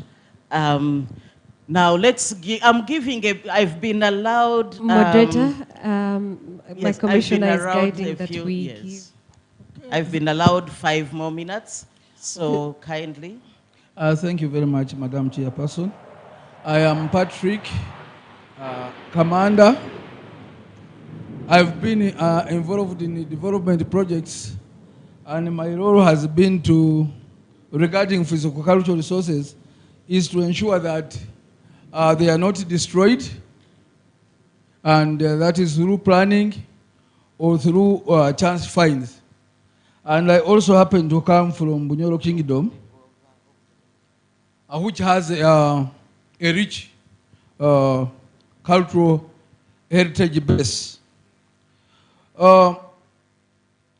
One time, I was doing a bit of research on what should be done by the kingdoms. And I found that the laws which restored the kingdoms actually empower the cultural institutions to preserve cultures which are of importance and which complement government initiatives. The presenter here in the morning talked about medicines and genetic, physical, cultural resources. But now the question is whether the cultural institutions are concentrating on this mandate. I would recommend and advise that the cultural institutions take the initiative to use the mandate which was given to them by government. Then I would like also to share my experience on architectural heritage. I first got this experience when I visited Washington in 1995. I stayed in a very old hotel which was preserved in that city. And I found there a very good chair. Since 1995 up to now, I want to have that chair in my house. Of course, I've been looking for people who can help me make that chair, but I've not managed to get them. But it is still in my head, and I will continue to see that I get that chair in my house. Now, I have to pose a question to the panelist from Masindi Hotel. That is an old hotel. I don't know for how long it has survived. Now, the question would be, are you willing to preserve the old buildings in that hotel? And then do you think you will attract customers based on that opportunity? Thank you very much. Thank you very much. You will be able to respond, but I think they are almost, it's 100 years. Local government representation, moderator. Thank you very much. My name is Obonyo Magwar. I represent Amolatar local government. But I also work as deputy RDC in Amolatar. The women in Amolatar associated themselves with in the name Amolatar Women's Mills. They were given or donated with a facility for storing their traditional cereals and grains. And what I saw there is that it is picking on from the traditional architecture. It's such a wide building, but with space for them to sit, converse, sort in the same way they used to sort cotton, and share ideas of security, child building, family relationship, and all that. So that facility was donated by the president many years ago. But I'm impressed with that idea of the traditional architectural space provided for. I also come from a district which hosts the center of Uganda in Amolatar. Some people might know, some may not know. You go through Luwero, go through Nakasongola, across the ferry to Amolatar as the center of Uganda. It has a rich history. We still have the storage sites that would keep the cotton, and in those storage sites, the buildings are still intact because like for the Mabati, they were using gauge 26, they are strong, but as we speak, it is dilapidated. It's surrounded by bush, but what am I trying to say? Parliament makes laws. The district council can make laws. The sub-county councils can make laws. When we go back down to our sub-counties and at the district councils, we can engage them to make laws to preserve these cultural sites. I am also informed that before you reach Dokolo, somebody talked about some site related to Kabalega. But in Amolatar, there is another site. I think he passed there, and there is a site that is highly revered by the community people. But being a far-to-reach district, many partners don't reach there. I want to invite you to the center of Uganda in Amolatar. Right now, there is a drive to invest in that place, to lift it up as an international tourist and business center, having the geographical center of Uganda in that place. I think with this, we shall go a long way in ensuring that The sites are supported to develop, and the communities are sensitized. I heard somebody talking about sensitization. Personally, what I do with the women in that district is to encourage them to grow herbs and medicines around the same facility that was donated by the president, to complement on the efforts they are undertaking in parish development model. One thing I've realized, and many have also agreed with me, is that they can earn more money in production, value addition of the traditional medicines.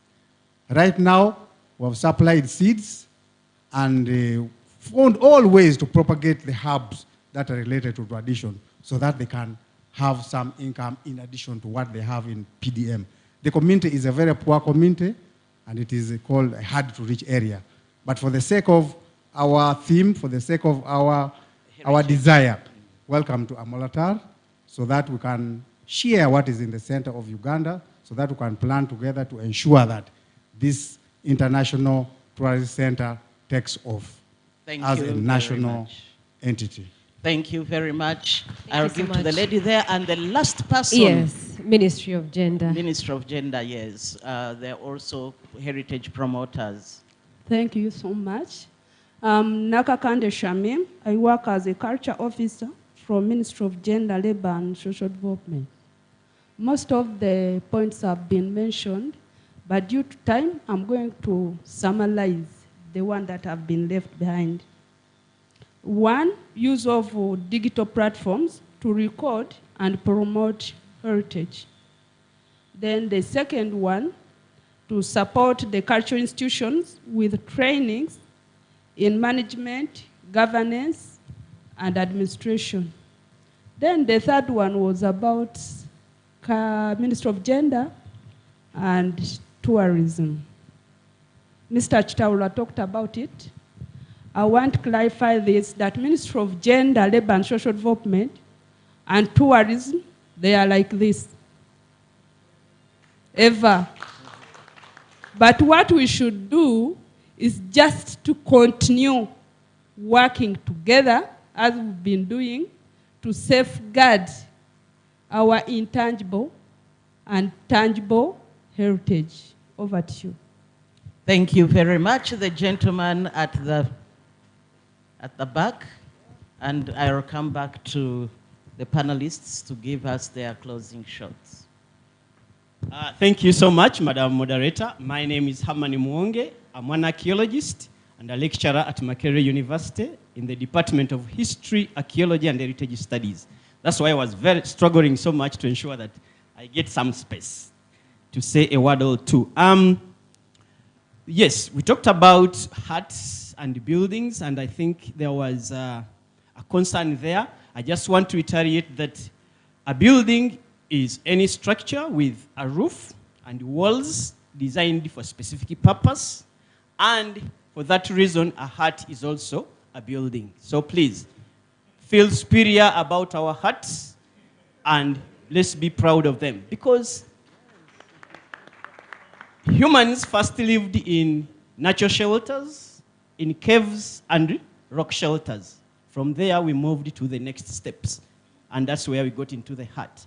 In Europe, they used what we call megastone structures. They used the stones, just that. In Cambridge, one of the monumental houses is called the Round Church of St. Mary's. It is also round. It is more than 100, and it's more than 200 years old. And the roofing are just slabs of rocks, rock pieces. So let's appreciate what we have. It is indeed something that matters and what makes us humans and gives us our identity. So one of the questions the moderator put to the panelists was, what was so unique about our architecture before European contact? One of it was that it was specifically designed considering space. Some of you who have been to the Kasubi tombs, Wamara tombs, from the entrance as you are entering, there is a straight alignment to the main house, Muzibwaza Lampanga. And the king would see you directly, because by that time there were no cameras. So you imagine that kind of engineering that somebody put and planned for the space. That is something unique. That is something we need to embrace. I saw a picture of Kabaka. the Royal Mile. From the palace straight, that's why I think even when the king is passing, there is no doing the roundabout. He just goes straight. So you can imagine that kind of alignment. If we lose it, all the focus is lost. I would love to say a lot, but let me just go direct to the solutions. And our commissioner, Dr. Jackie, talked about architectural studies as a course that he did. I'd like to put more emphasis and be straight that in Makerere, we are teaching architecture studies. I have taught architecture studies in archaeology for the last 5 years. And we put emphasis on our unique traditional architecture. We use Kasubi tombs as one of the key aspects. We have the Mparo tombs, but even living along the houses of prominent people, even the communities down there, where people have traditional knowledge about this. So second is through legislation and policy. Okay? We can start with the UNESCO Convention. We have the Museum and the Monuments Act, which puts a lot of emphasis on historical buildings and their protection. We have the ESS, Environment and Social Safeguards. Performance Standards 8 is considerably all about cultural heritage, which involves heritage and built architecture, which we can protect. We can also use exhibitions. And I think when you go to the Uganda Museum, behind the main structure, we have exhibitions of all the traditional houses for some of our ethnic identities. I take students there. And when they are moving, you just see them running. Even before studying one house and finishing it, you see the Bahima running to their house. And sometimes they don't even want to leave it. They start taking pictures and here and there. Before you finish talking about it, the Baganda are running to their house. They are there. And you can see the passion and the love at which they see this. It's because they have not had the experience, but we can do it.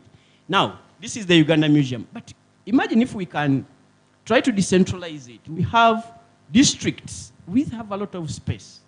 What if we have just 2 or 3 structures representing the traditional architecture at the district? And as people go there to pay for their business licenses, blah, blah, they can even pay a visit and see this. We can even put some small exhibitions. It can be about the plants. It can be about the insects and the birds within that, even if they are just pictorial exhibitions. To me, I think that can work. We can even use schools. Each district, all sub-counties, we just put one and we engage the administration. We tell them this is this. And as long as we are able, because we have so many funding organizations that can, do this. And the teachers, nowadays we do child-centered curriculum. So they see how traditional materials can be used. In the Butareja district and the Namiswinda, where people live near, the time. Thank you so much. Thank you very much. Thank you so much, our dear lecturer. Moderator, just that one person in orange, and that's the last one, please. Thank you, because we have eaten into lunchtime, but it's really been so great and engaging. Thanks for all the comments. All protocols observed. As a person who does urban tourism, and we have a lot of these historical structures in the urban areas, we have a problem of perimeter walls. Most of the buildings we're seeing here are now walled up. So now they've introduced this bus of hop on and hop off. Urban tourism is good when people can see from where they are, where you can point at that place, you can go, this school is about this, but then perimeter walls are everywhere. Now you can see. For example, Nakasero Primary School is a historical school, but it has been walled off.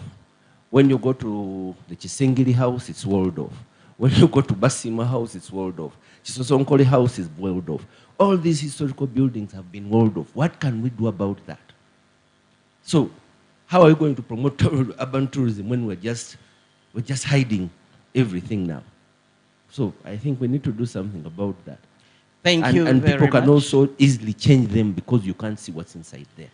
Thank you very much. The wars are speaking to loss of values. What is it that we've lost during our architectural designs and the likes? Pointing fingers, yes, they would be pointing fingers at TV sets and others. But thank you very much. As I come back to my panelists, some of the solutions proposed, we have education, inculcating or including heritage education in our education. UNATCOM, given that now you are in the Ministry of Education, this is something that we can push forward. Research and documentation has been identified as key, and we can all play our parts in this. And as I said, CCFU has also done documentation. You will see them out. And the beautiful pictures you've been seeing by partnership with the ministry, we've been able to share that with all of you. And that is what would help people to see the visuals. They would be interested in doing more around protection. Awareness raising, ratification of our conventions, putting up laws and ordinances, guidelines for protection of our environment, the space where the heritage is. Signages have also been emphasized. Put signages, this is a historical building, please, it's protected under such and such a law. That would also help those who plan to demolish. Adaptation for reuse is another solution that has been talked about. As we are doing restoration, let's do it to preserve the integrity of those spaces. Someone had talked about, for example, if Masindi Hotel, how would you want to do it? Would it remain like that? Yes, if there are stories it tells, people want sometimes to engage because of the stories, but also to always maintain integrity. If you are in doubt, approach the ministry to request them to guide you on how to do restoration works, or you can also approach other architectural, cultural heritage architectural experts to help in that. We've also had solutions regarding taking awareness and heritage education to the communities. Let's bring together local government officials so that they are also aware, so as to help in safeguarding public houses that are within their jurisdiction. And then there was also a call to cultural institutions to also steer safeguarding and preserving our heritage. So now, any last shots from our panelists, any message you have to our fellow participants, but the country at large. I will start from Nahida coming this side. Any message you want to pass over to the nation? Thank you.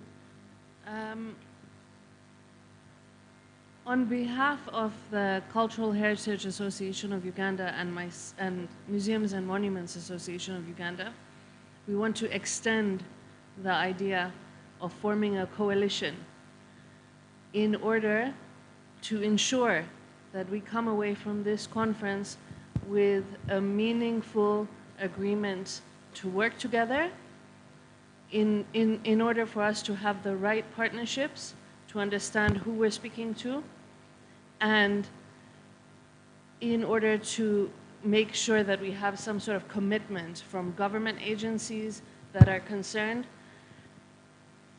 and so that custodians can have the necessary support, but not just custodians, but the association chairs and members can have some sort of point at which they can refer their concerns to, or from which the education can be disseminated. Through this coalition, we could also have a help desk so that where there are conservation issues, we have a central place that we can go to and ensure that our issues are being managed the way that they should be, and that conservation of heritage is at the forefront. Thank you very much. Let's give a round of applause to Najib. Thank you so much. Last year, I was part of the Kampala tourism walk, organized by the Uncovered Travel Initiative Africa. And Mr. Luja was our guide.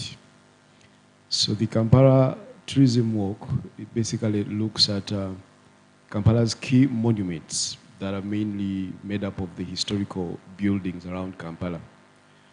But unfortunately, during this walk, most places that would reach, most buildings that would reach, those old Indian buildings that speak to the history of this city had been replaced with new modern buildings.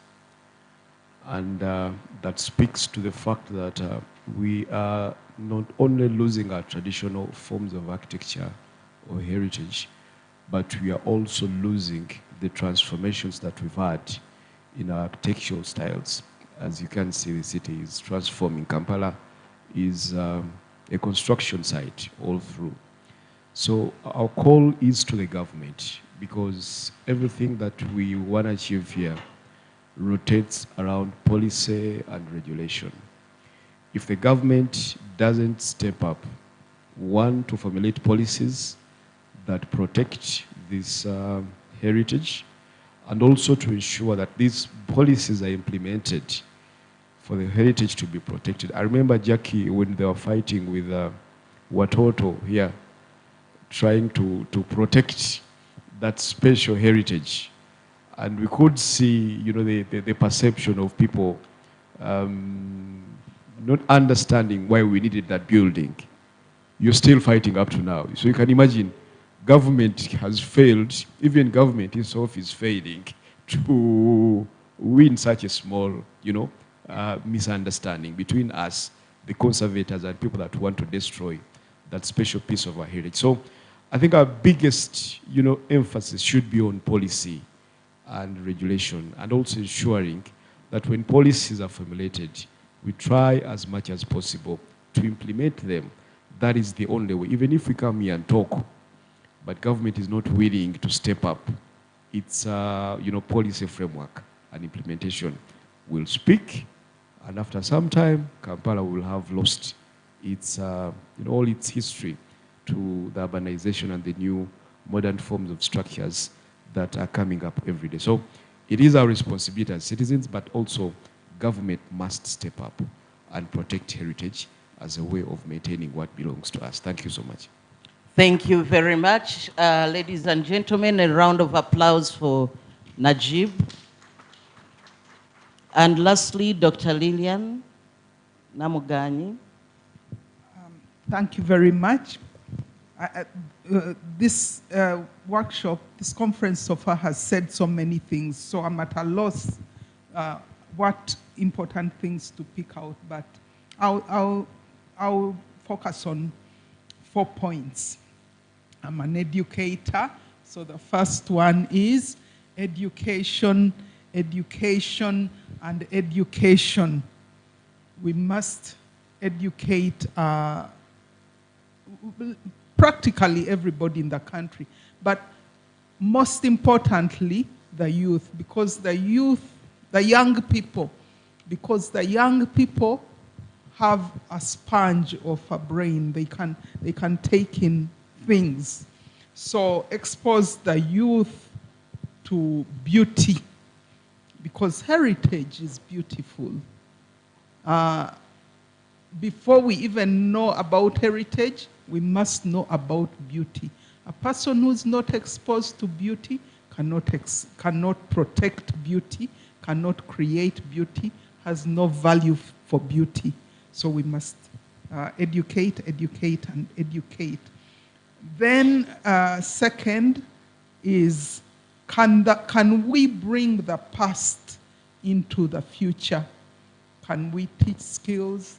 Can we understand materials and how they apply to the present and the future? So, because we cannot, because heritage is a continuous thing. Even now we are building heritage for the future. Even amongst the modern buildings, there is heritage.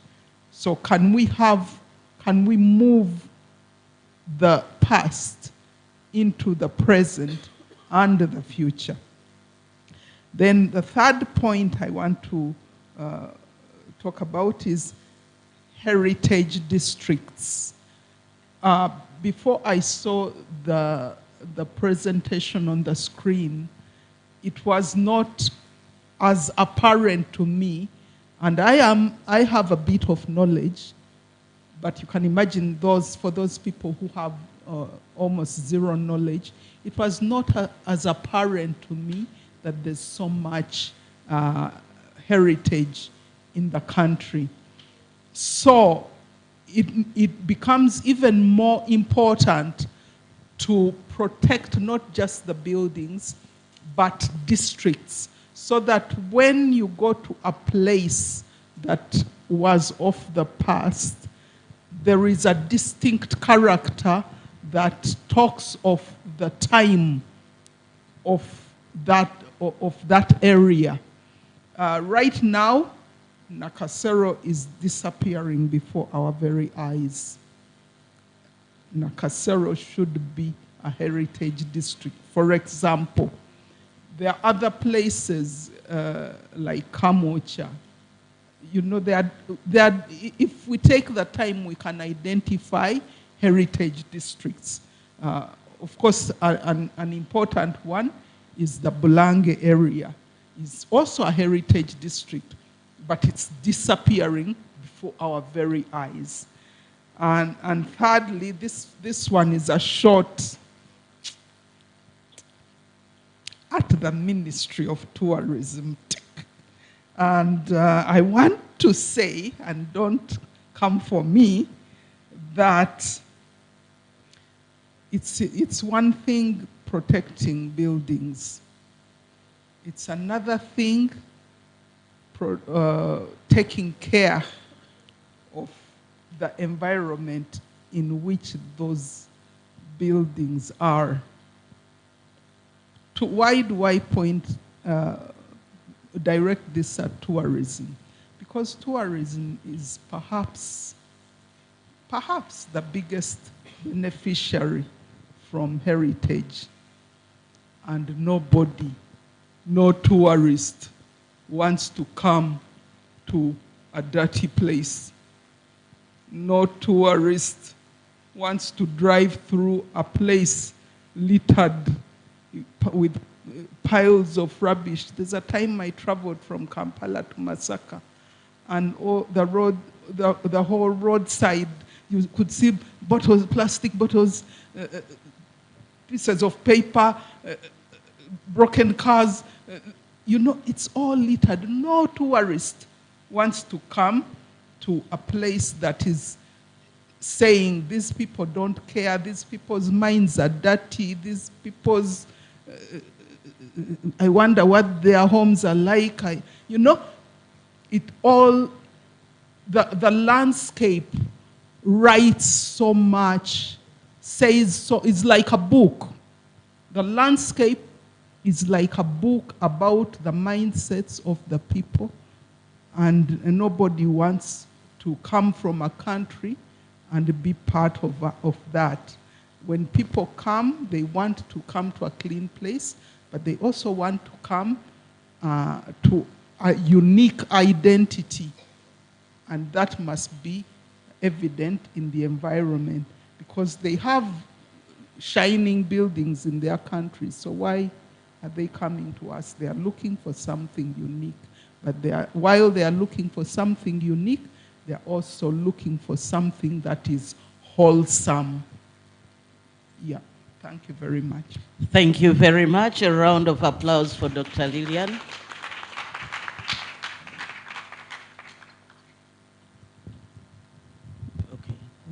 Okay, thank you and so a round much. of applause finally to all the panelists once again.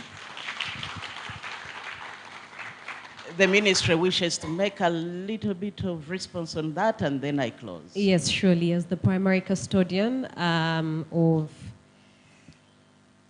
our tangible heritage. The Ministry of Tourism is here to respond, especially in terms of policy and a few key issues that have been raised. Director, the floor is yours. Thank you very much. Join me to thank the moderator and the panelists. In my view, that was excellent. We went past lunchtime, but it was worth. I want to use less than 2 minutes. Quite a number of issues came out, but we want to give you confidence. First of all, to thank the Department of Museum and Monument, the Commission and your staff. We thank you so much.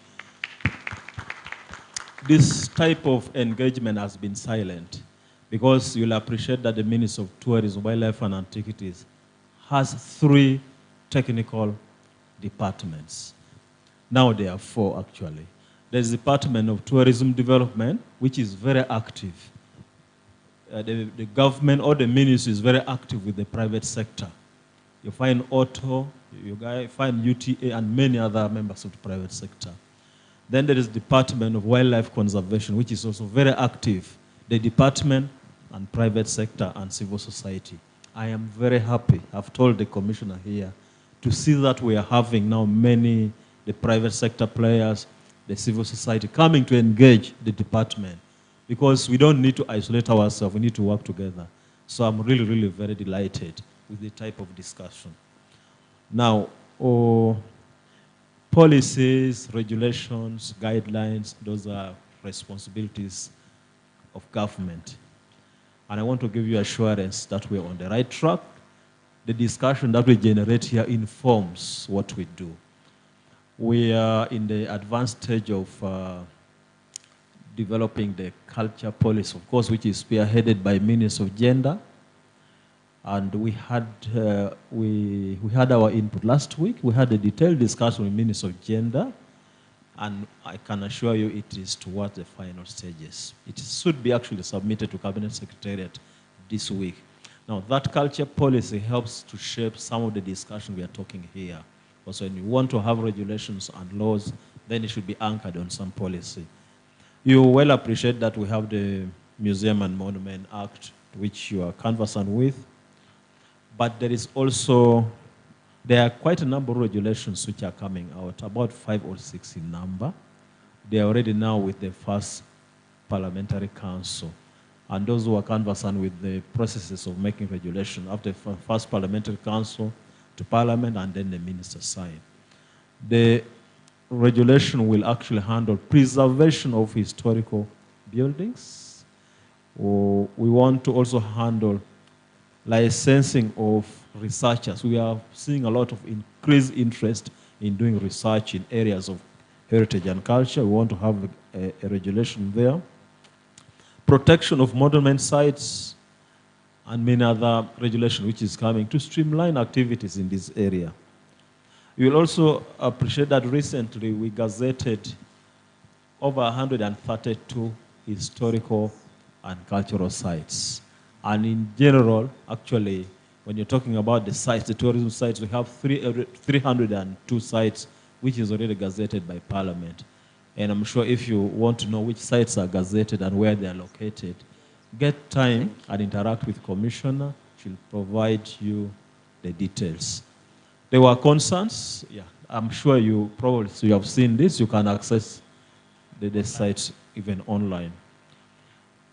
You alluded to what total issue not yet handled. I know that is a hot issue we don't want to discuss here, but engagement is ongoing. It has not ended. We want to bring to your attention that Makerere University, when the main building was planned, and they had started construction, the ministry came in. And the reason why you see the old building the way it is because it was our intervention. The Ministry of Tourism, together with KCCA, came in. And nowadays, your plan cannot be approved. As long as you appear in this book and you want to modernize that place, without our no objection letter, you cannot proceed. The ministry working jointly with KCCA. Parliament of Uganda, when they wanted to modernize Parliament, we had to first give a no objection. So, Ministry of Energy and many other buildings, just know that we are on the right track. Let's continue with the engagement. I thank you so much. And I request that we come back after lunch for the second panel discussion, which will equally be very interesting. Thank you very much. Thank you very much. I think he's ended it quite well, but I wanted to leave you with this statement. It's by me, I'm not quoting any person, but it's me that has put this together. Whenever you lose a heritage, be it a building, site, or intangible cultural heritage, there is a part of your identity that dies. By the time you leave this world, what is the percentage of your identity that shall be remaining? May God be with you. May God be with your life so that you don't go in percentages. Thank you. Ladies and gentlemen, a very huge round of applause to our dear moderator, Madam Barbara. And another huge round of applause to the panel that has flanked her while this particular session was taking place. A huge round of applause to our ministry leadership that has also guided this particular discussion. And another huge round of applause to us all who have been present right here for the second session. I know for sure we are not leaving this room the way we came. A lot has been discussed and a lot still continues and shall be discussed in our third session. Please, ladies and gentlemen, after lunch, let's come back here and we continue with the second session where we are still going to be putting more flesh onto the theme right in front of us. But also, our Commissioner, Museums and Monuments, Dr. Jackie, will be summing up this particular discussion. I also understand that we are seated, we all do not come from the same organization, same association. Let's use this opportunity to network. It shall be very important for us in the nearby future to know who we are seeking to work with. It could be business, it could be, strategic partnerships. So let's get those business cards from, each other. We do have the media present in case they reach out to you for an interview to build their stories, their heritage stories. Please be open to give them a chance to interview you. I have also been informed, in case you belong to any association and you are not a member of Umoja Cultural Heritage Association, they have a desk right outside there. Their email address, the QR code is right there on their drop. Please go scan it. At the end of the day, government usually listens to people who are organized and have and are speaking one voice. So associations, let's try as much as possible to make sure that we heed to that call. We have all gotten coupons, right? We need someone to pray for the food.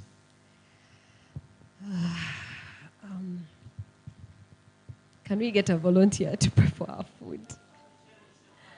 Oh, I'm so sorry. Father, I'm so sorry. Please bless our food. Thank you. Let's all rise. We thank you, Lord, for this moment that we have had, for all the discussions and ideas that we have had. We ask you now to bless the food that we're going to partake of, that we may be energized once again to come back here and generate more ideas for the growth and preservation of our heritage. Bon appetit. Thank you so much, Father. Ladies and gentlemen, let's head to Coco. Please, as you get out, do not leave your bag behind. Do not leave your phone behind. There are people who might not have come with the right intentions. Let's head over to our eating point, Coco Restaurant. On my right-hand side, take the stairs. Still stick to the to the left-hand side. Take the stairs. Stick to the right-hand side as well. And then slope down. Take the stairs. On my left-hand side, that is where Coco Restaurant is. The digital team is pushing out our channel, our YouTube channel. Please spread it far and wide.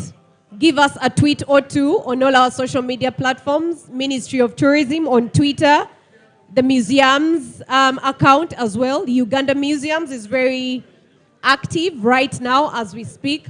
Please, ladies and gentlemen, tweet, like, comment, share, and let this conversation trend well, at least for today. Let's take care of our property, ladies and gentlemen. Do not leave your laptops, your phones, and all your other expensive gadgets, your cameras for the journalists. Please do not leave them behind. Yes, for now, let's have a beautiful and sumptuous lunch. DJ, please keep the music coming in.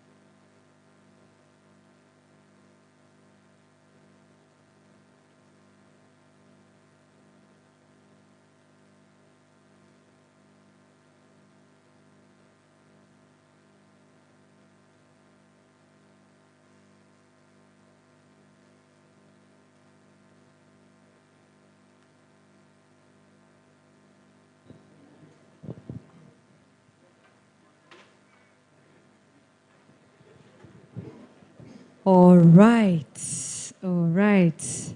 I understand there's some of us who are still down there having their lunch.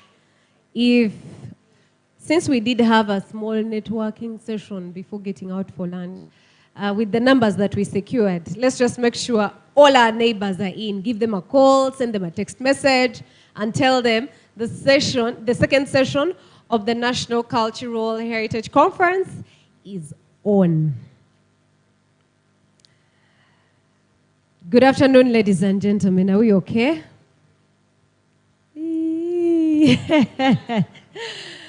Good afternoon, ladies and gentlemen. Are we okay? Okay. Welcome back from that lunch break.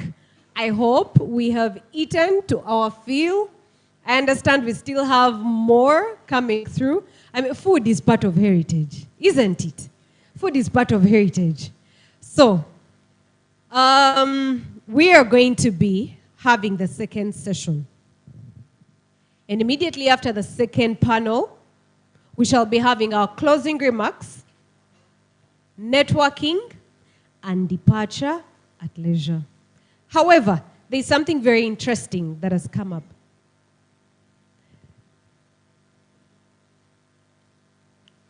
We did see a commendable number of us who are part of a couple of associations. And there's a very beautiful suggestion that there is need to push this conversation forward. So, we are going to try as much as possible to make sure that the panel that is coming up here uses about 1.5 hours. And then we shall have breakout session. Remember our panelist who came from the hospitality sector? Do you remember our panelist that came from the hospitality sector? Well, something beautiful is being cooked up to spur this conversation forward. So, we are going to ask that the panel takes about 1.5 hours, and then we shall entertain that breakout session to give room for members of different associations to cook and properly prepare that conversation so that we can see future engagements that have come through from this particular conference. Without wasting time, ladies and gentlemen, allow me introduce to you our second panel.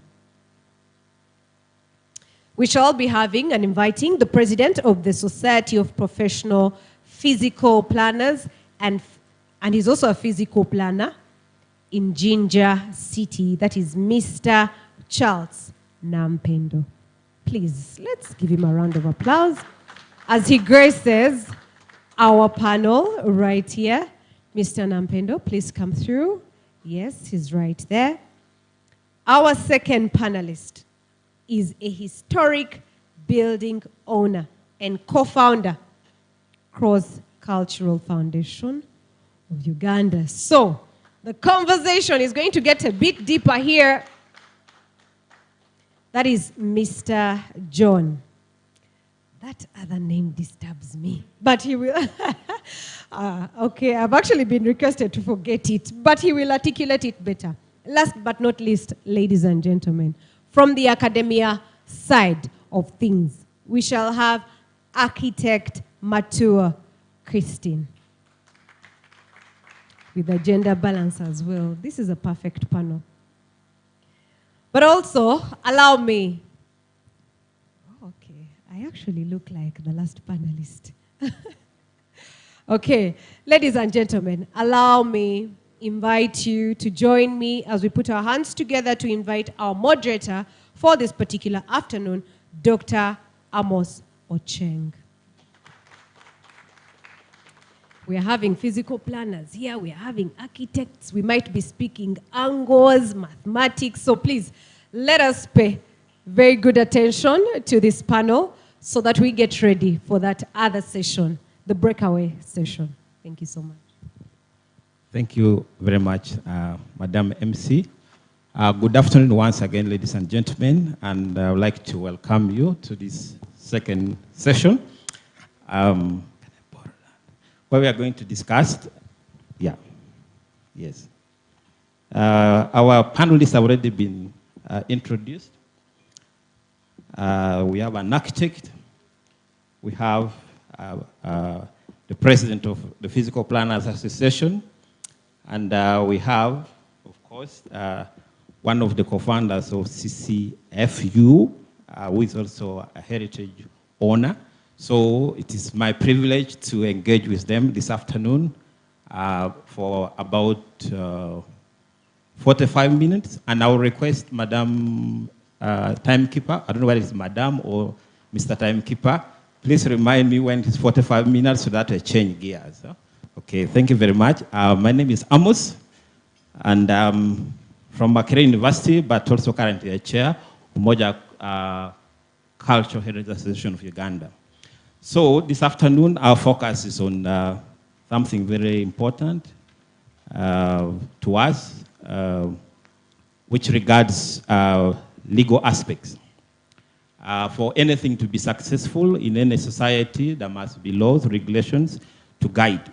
And in the mid-morning hours, of course, there were a number of issues being discussed, but one of the aspects that came up was issues of regulations. And this afternoon, our session is anchored on built heritage at crossroads, governance issues, risks, and issues of resilience in Uganda. So, of course, the experts are here. I don't want to go so much into the details. I will want to give them the opportunity to speak. And I will also get to learn from them. I will also probe, ask more questions so that I can learn more. We all learn more, and then also the audience will interact with them so that we can come up with something tangible to guide our next steps in regards to heritage conservation in Uganda. So, you're welcome, all of you. When I was sitting there, I thought the lady would sit in the middle. It looks like we are being gender insensitive, pushing the ladies to the... Yeah, I don't know whether it's okay that we swap a little bit. Yes, so that we are inclusive. We are talking about inclusivity. Thank you very much for... And thank you, sir, for being a gentleman. Okay. All right. I think Madam Christine wanted to show something. I don't know, is it what is showing right now? Okay. As we start, I'm going to give, how many minutes do you need? 10? No, you have only a maximum of 15 minutes. Okay. To respond to the question that I'm going to ask. So I'm going to give you 5 minutes. Ooh. Yes, so make sure you are concise, on point, concise as possible, so that you're back here and we'll ask you more questions. I lecture, Thank you. so summarizing, I'm used to having an audience, so I can yap and yap. So feel free to stop me when it's time. So today's discussion is on urbanization without eraser. Architectural heritage in Uganda's changing urban centers. I think we can't talk about architecture without talking about the architect, because that plays a central role in what happens to our buildings. In the earlier session in the morning, Dr. Lillian talked about vernacular architecture, which is the architecture that comes forth out of need, right? So culturally, how were we living? etc. What materials did we have around? In the past, it was very utilitarian, but then things changed, as we can acknowledge with history. So I'm here to be kind of a devil's advocate, if you will, and talk about a different kind of architectural heritage that we haven't spoken much about today, and that is the modern architecture, right? So in architecture, when we talk about modern architecture, we talk about the architecture of the 50s to the 70s, which typically has like a bad rep as being a product of it's remnant of the colonial times, yes? But my argument is, this is now part of us. Remember when the fire gutted was it the Ivory Tower? at Makerere University, there was a huge outcry, which means we care about the built environment, not just what we think is a cultural artifact, but also this stuff that makes up our institutions, our public spaces, buildings that are more recent, including those that we think are modern, European, etc., etc. Therefore, when we make a case about what to conserve, right, I suggest we conserve everything that we identify with. Because, we all have our traditional heritage, but we've gone to school and we are attached to these different things. So what if we pay attention to some of these things?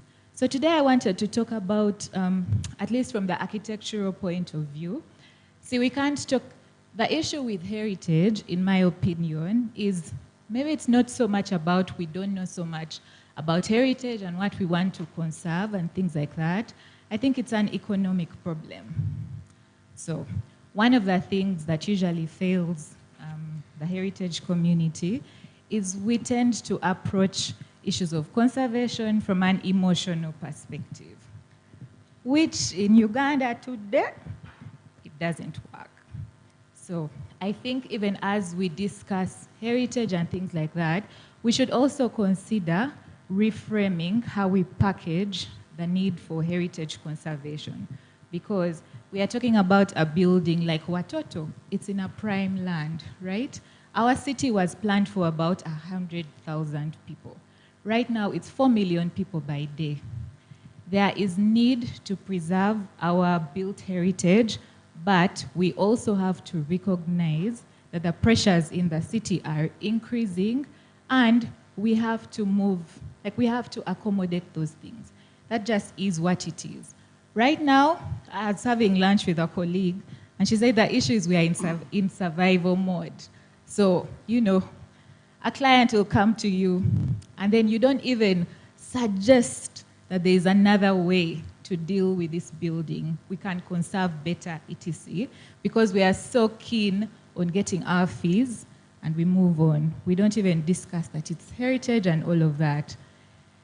Anyway, I hope after we leave this place, at least we can see that even the newer buildings, the modern buildings, it's not all bad. They have their lessons, right? So I wanted to present some of the lessons so that as we make a case for heritage conservation, we might also consider that some of these buildings, they have their place. So some of these buildings are from Chambogo University, Kampala. So that list that they were talking about, the gazetted buildings, I don't think any of these buildings are on that list. And yet these are buildings that were done in the 50s, 60s, and 70s. When we talk of modern buildings, we talk specifically about those boxy kind of buildings with linear elements and things like that. Can scroll?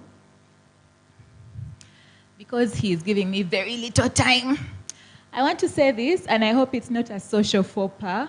When we talk about research issues, and I don't know who the right person is to discuss that, this is a project that we did 2 or 3 years back. We were documenting modern heritage in East and West Africa. You know that thing of Africa is a village? They're not joking. Every country we went to, it's the same exact buildings. You see those buildings? You can find them here in Kampala. I think that is Nigeria. This is Lumumba, etc. So our issues are not unique here. They are actually continental. But the reason I share this is who is pushing the funding. Right now, there's a lot of money for researchers to document modern buildings. There's money there. Yeah? These buildings that we think did a disservice to our urban space, there's money to keep that stuff going, to preserve it and things like that. Who is paying for researchers to care for vernacular architecture, for example? Maybe we need to push some muscle in that direction so that people can care in that place. Because the fact is, even researchers, they have to pay rent, right? So they're going to go where they need the money. And for us architects, the way we react to design and to buildings is we will use information that's already provided. So with modern buildings, there's a lot of information because there is backing, funding that we use to document, to talk about, all these different types of technology. But for vernacular, and we know that a lot of that technology is getting lost because there's no money in doing that stuff. So, yeah. Next, please. You can keep scrolling.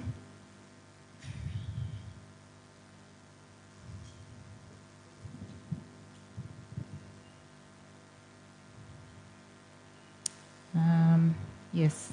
So, at least from the architectural point of view, what are we attuned to when we study buildings? Remember, one of the reasons that we say we should preserve these old buildings and things like that is because, those are lessons for the next generation of people that are building the cities, things like that.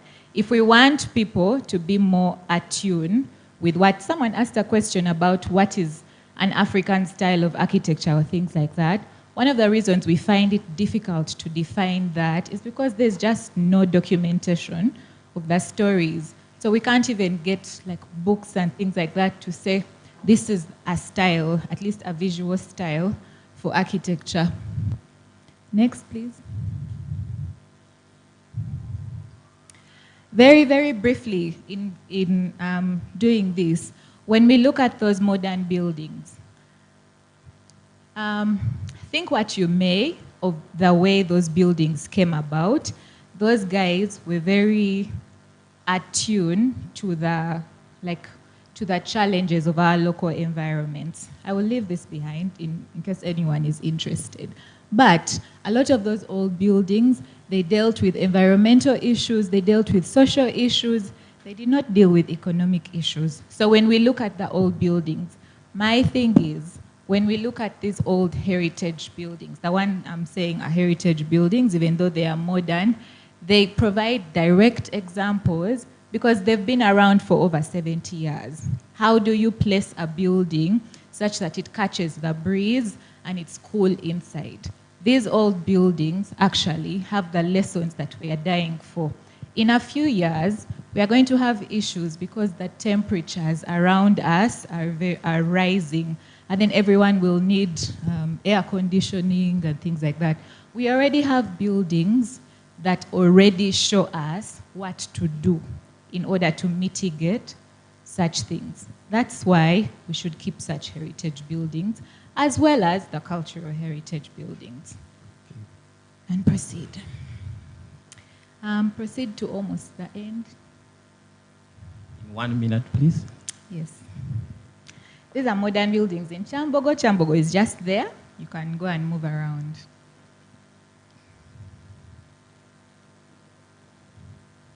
Keep going. Keep going. Keep going. Keep going. Keep going. Keep going.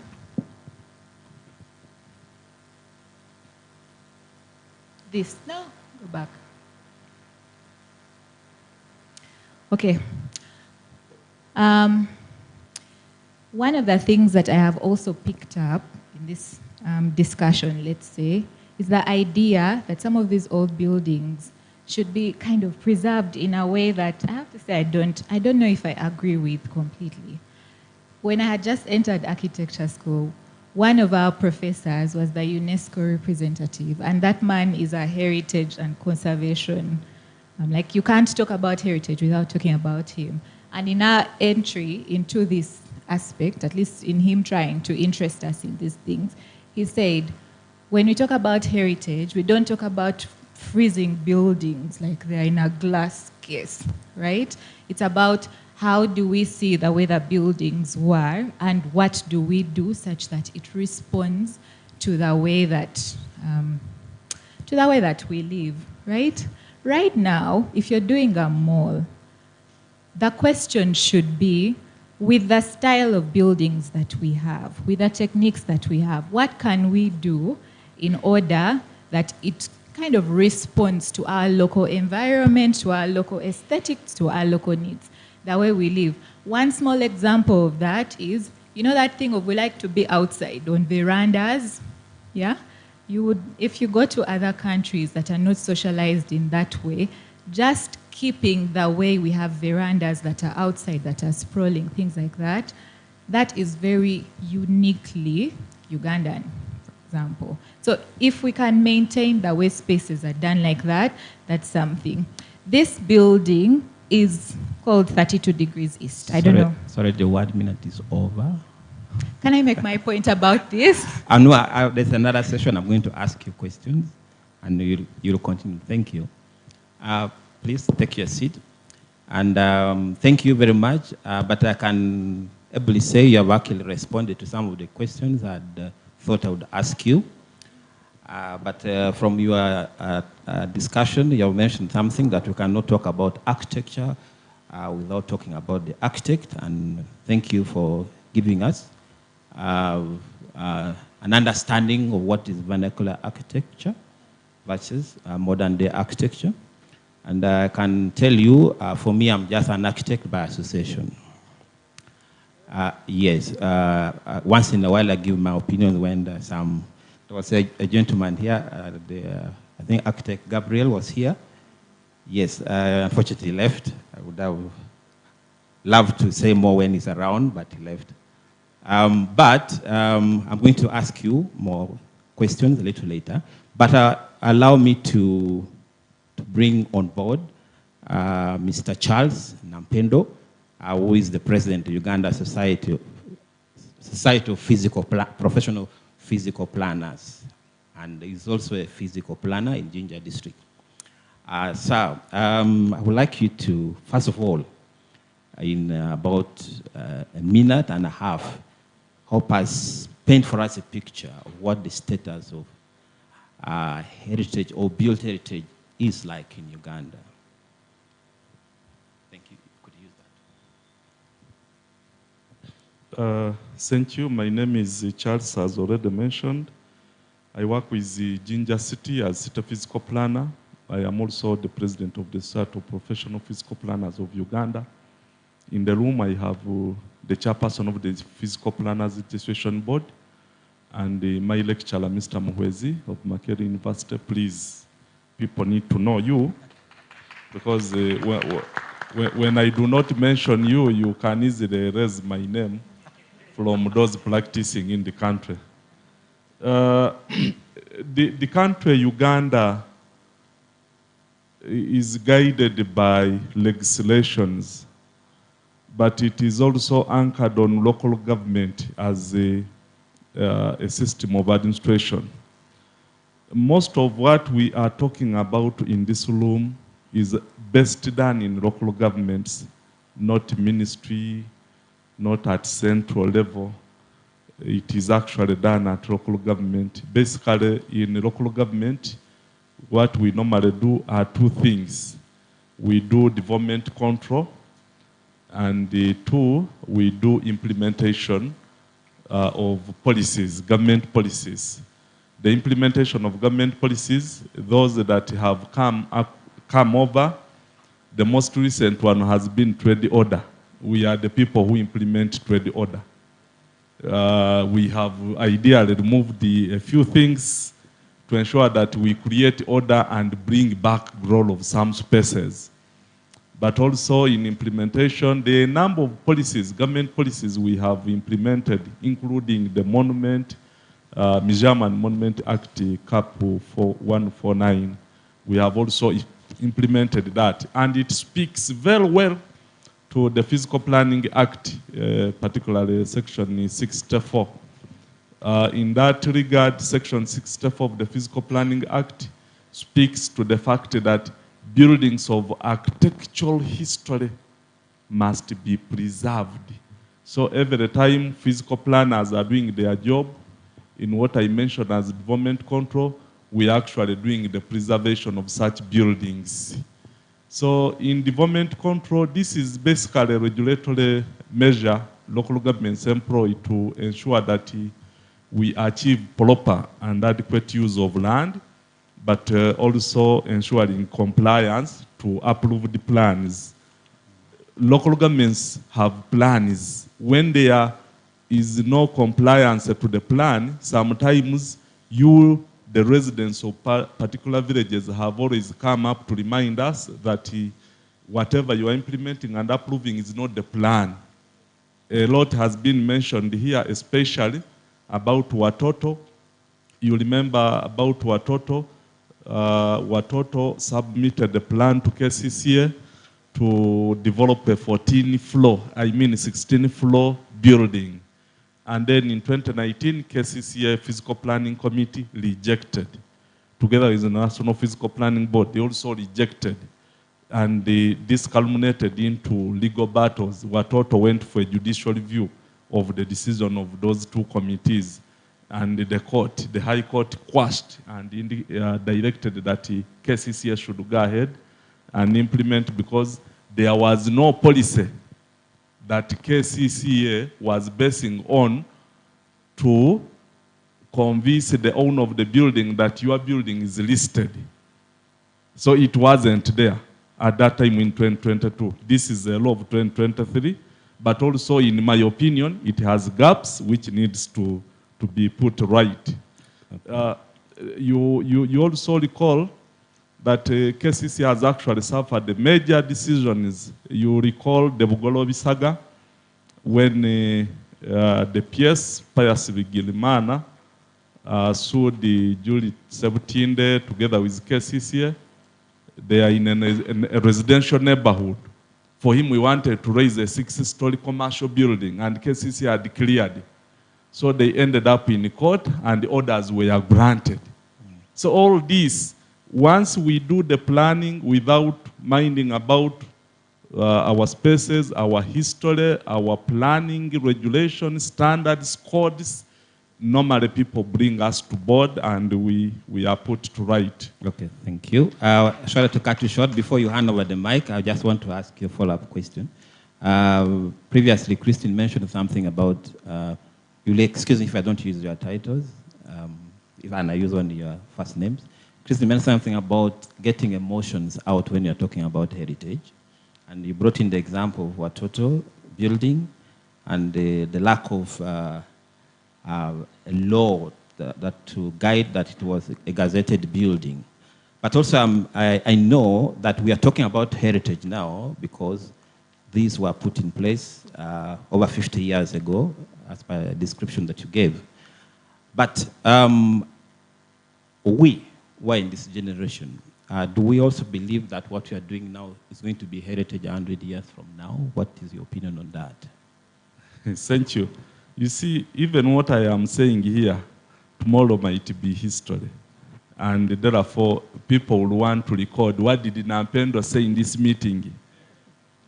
Even if I constructed my house today and I invite Prince Charles, King Charles, for that matter, that building has already entered history. Okay. And therefore, it must be recorded as a historical building to have. You see, I am coming from Jinja. We have had the Ripon Hotel, where the Queen Elizabeth spent a night in 1956 when she came to commission the bridge, which is now the old bridge. So the hotel, and we have suffered from custodian body properties in Jinja. Jinja was the only town with the biggest number of Indians, and when they left, these buildings have become war battles and so many claimants on those buildings. So the same building is claimed by more than 4 people, whom I cannot mention here, and therefore it has been left defunct, and there is no one to share us. It is just enclosed. It is just there. Now, the issue of gazettement, when you look at the current law of 2023, who is supposed to gazette a particular object as historical, as heritage, and things of the sort? The law talks of the department, the law talks of the minister by statutory instrument. The role of local government in identifying did not clearly come out in the law. What is our role as local government in ensuring that we identify these properties, we bring to the attention of our council, then later we bring to the attention of the minister by statutory instrument to gazette. So that it did not come out, and that is the gap I was thinking should mention it here. Thank you very much, Charles, for enlightening us on issues regarding laws and how they sometimes conflict, giving conflicting responsibilities. And with us here, we have a gentleman who owns a historical building, and John, you own one of the historical buildings. I would like you to briefly talk about this building in about 2 minutes, but also in your conversation, kindly help us understand how you're integrating conservation of heritage value in your daily practice. All right. First of all, I want to reassure Najib. This is a Ugandan citizen talking. And for those who find my second name difficult, just call me Muchibi. So I happen to be the owner of this building. Oh, it's disappeared. That building there, it was built in 1927, and it was built as a standard for young colonial officials who came to work here. It is iconic, I think, of colonial architecture, what it was like at that time. It has many features that are unique. One of them being, as Christine was mentioning, very good air conditioning mechanisms, natural air conditioning mechanisms. The roof, which is a Mabati roof, is still the original one, almost 100 years after it was put up. So in terms of architecture, it has much value. It's one of the only ones that is left in Nakasero, which used to be the colonial hill. There are only about 2 or 3 left. If you look at it carefully, you might find that there are similar buildings in other towns in Uganda, including Masindi. We've been talking about Masindi, but also other towns. Why? Because it was like a standard design for young colonial officials. But also, and let me put emotion back into the equation. Sorry, Christine. That has also been my home, and that is where my children have been brought up. So for me, that is a very strong connection. However, and I don't like talking so much about myself, but since I'm supposed to be emotional, but also an owner of a building and telling you a little bit about my story. However, what has happened? If you move to the second slide. Now, this is what is happening in Nakasero, and this is right across the road from this old building. What are the consequences of this? Well, maybe economically it makes sense. I'm not so sure, but maybe it does.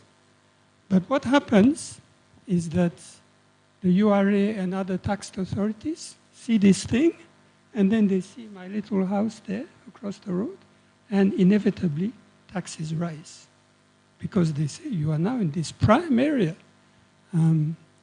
So I've had to repurpose. And actually taxation has expelled me from my house. I no longer live there. I've had to rent it in order to meet my tax obligations.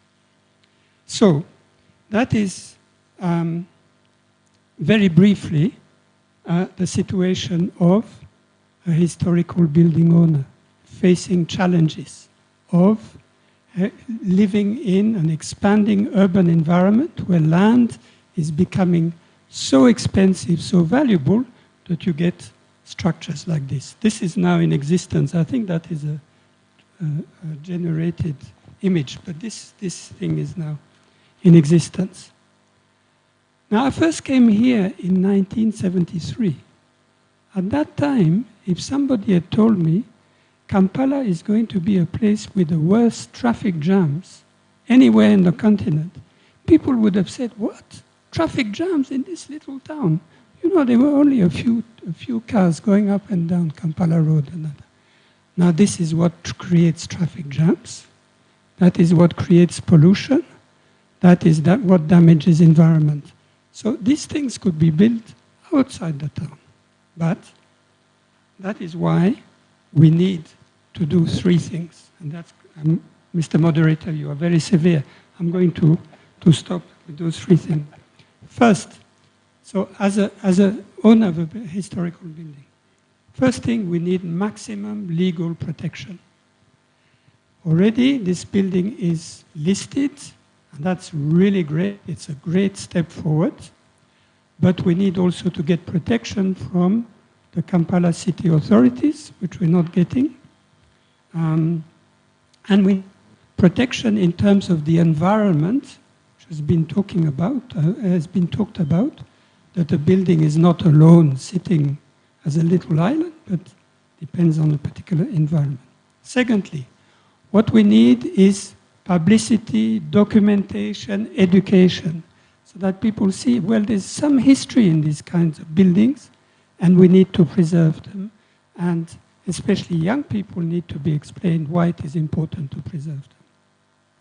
And finally, local governments, Mr. Charles and others, local governments have to provide financial incentives to the private owners of historical buildings. I'm not asking this for myself. It is something that has come up repeatedly when discussing the ordinance for Kampala.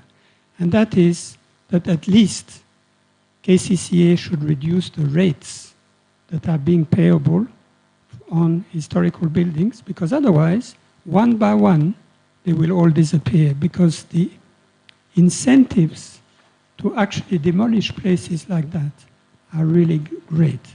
And as Christine was talking about, it's all about the economy, stupid. Okay, thank you. Okay, thank you very much. John, you also answered a bit of the question which I had for you, but you mentioned something. You mentioned about incentives. You talked about incentives, but not.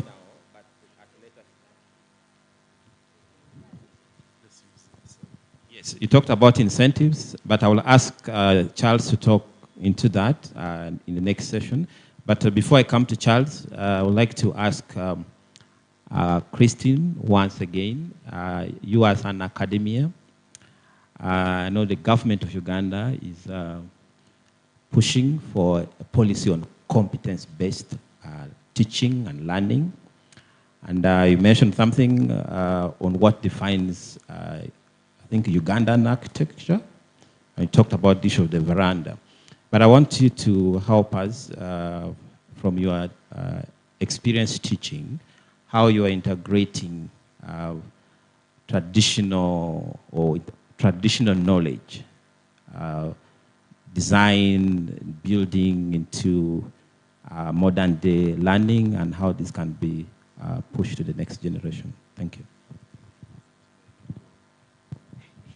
Okay, thank you. I think those are separate things. I'm going to address them differently. So when we talk about competency-based learning, at least what National Council is trying to see that all universities tend towards, they are talking about, they want, if you're teaching a program at the university, then it has to be experiential learning, i.e. we're not just reading notes and then the students know. They want internships. They want you to go into the communities to kind of see their problems and see how to deal with that.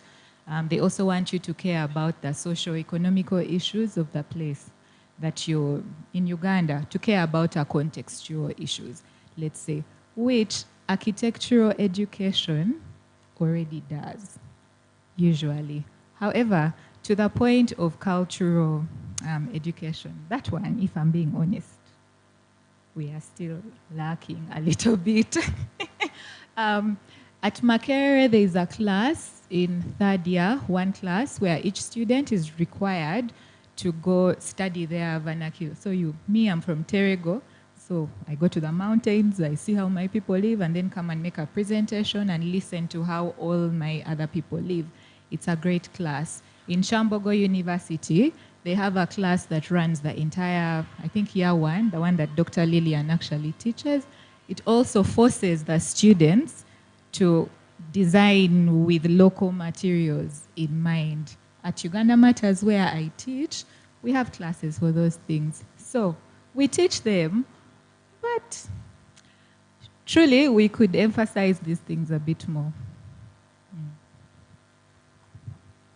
Thank you for your response. And of course, also being from academia, I know the limits that you can go. So thank you for being honest. But I would like to ask Charles. John talked about something very sensitive related to incentives. We are here advocating for owners of heritage property to conserve them, but you, who is not the president of the Physical Planners Association, but you, who is the city physical planner, what kind of incentives are you providing for different individuals, communities that own heritage properties to ensure that they conserve them? Thank you. The Museum and the Monuments Act proposes to local government that we must enter into agreements with owners of these objects to the effect that we also do something. If it requires painting, we also do the painting. But what I heard from John is the fact that there is excessive charging of his property, and yet he's not earning from it. Dear colleagues in the country, we have the Local Government Rating Act of 2006. That act spells out properties that must pay property rates or property tax. And his property is not exempted. He's supposed to pay property tax. But again, we do not want him to make an improvement that possibly can lead to maximization of return from his property. The other thing is that possibly his property is on a leasehold title, and therefore he's also paying ground rent. This can only call for amendment of the Local Government Rating Act 2006 to the effect that properties that have been gazetted or listed as historical buildings, possibly they are also exempted from property tax. If that can be pushed, I think it can be an incentive to those people whose properties have been listed. But also the other thing is that the one I started with, agreements must be signed such that we can share. If you as a local government, you want me to maintain this building the way it is, there is need to share costs of maintaining it. So, and the law really speaks to that, the Monument and the Museum Act, it speaks to that.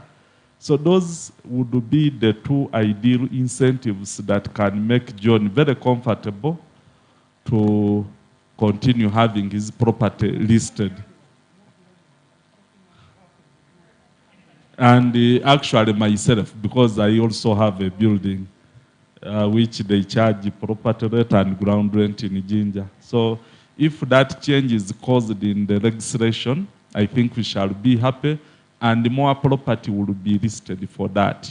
Thank you. Okay, thank you very much for the good message that you have for owners of historical buildings. At least there's some hope. Not all hope is lost for private individuals owning heritage buildings. I think I'm going to do another, probably last round before we go to the audience of questions. And maybe I will start with Christine. What do you see as one of the biggest challenges that future architects will face? You could try to give us a picture. I know you may not, depends on, give your honest opinion. When you're talking about this heritage, because I know we are living in a changing environment. The political landscape keeps changing. New laws keep coming in place. New interests keep coming in place. But as we continue designing new structures, how should we integrate or ensure that there will be the kind of buildings that will stand the test of time? Thank you. I think future architects, what issue will they have? Really, I don't know if it will be so different from now, because right now what is squeezing us is what's squeezing us right now is like the way the public reacts to buildings, because we are workers. We work, our boss is the client. Most times our boss doesn't want to know your things. I've bought my land expensively, it has this tiny house, what are you telling me?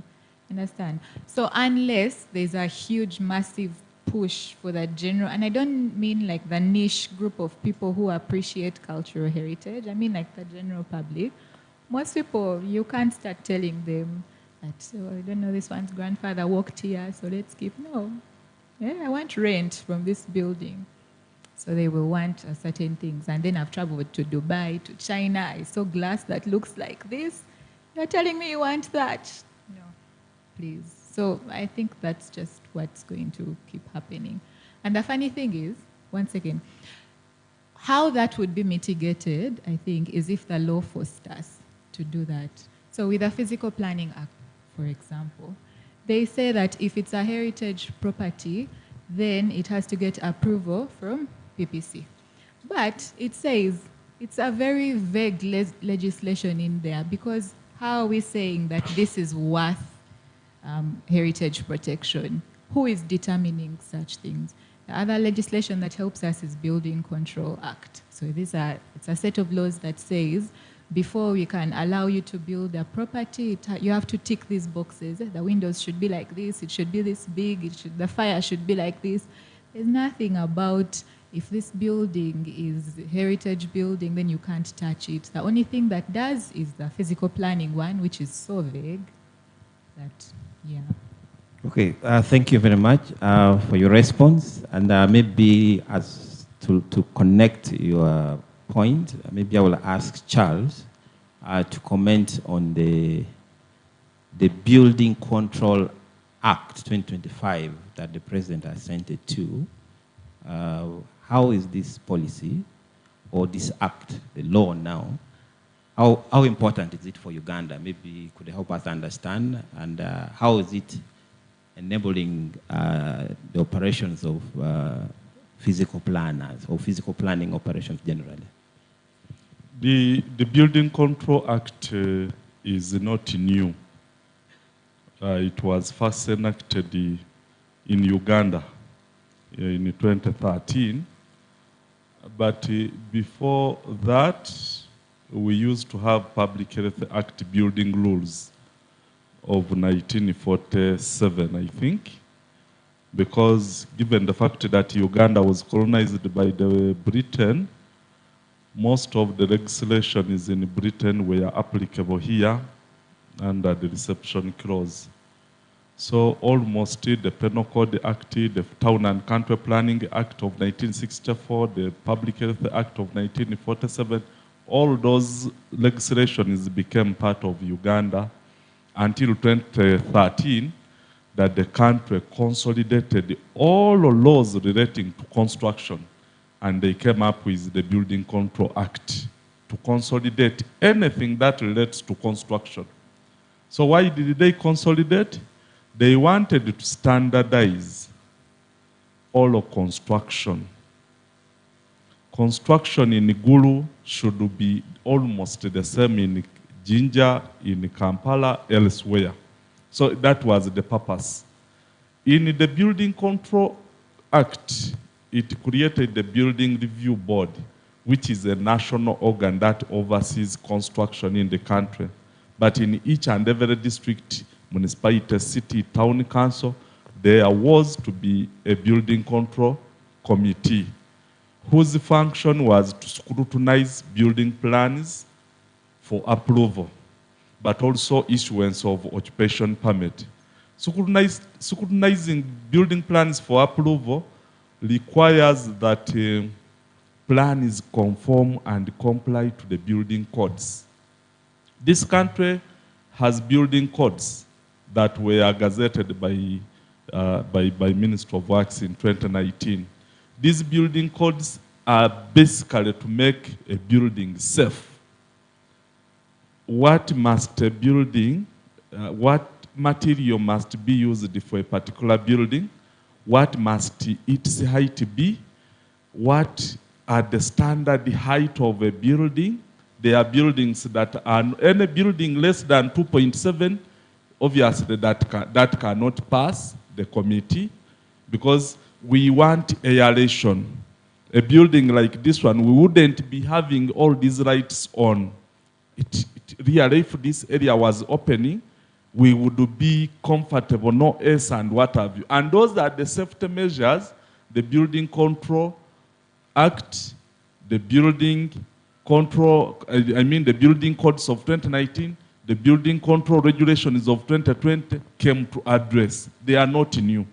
Now, in 2025, government started on the process of reviewing the Building Control Act of 2013.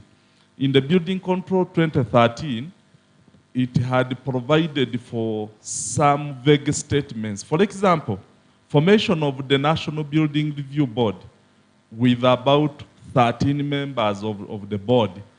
Now in the new law, the number has been reduced to 9. Previously in a city or a district or municipality, the chairperson of the building control who is supposed to approve construction building was supposed to be a councillor.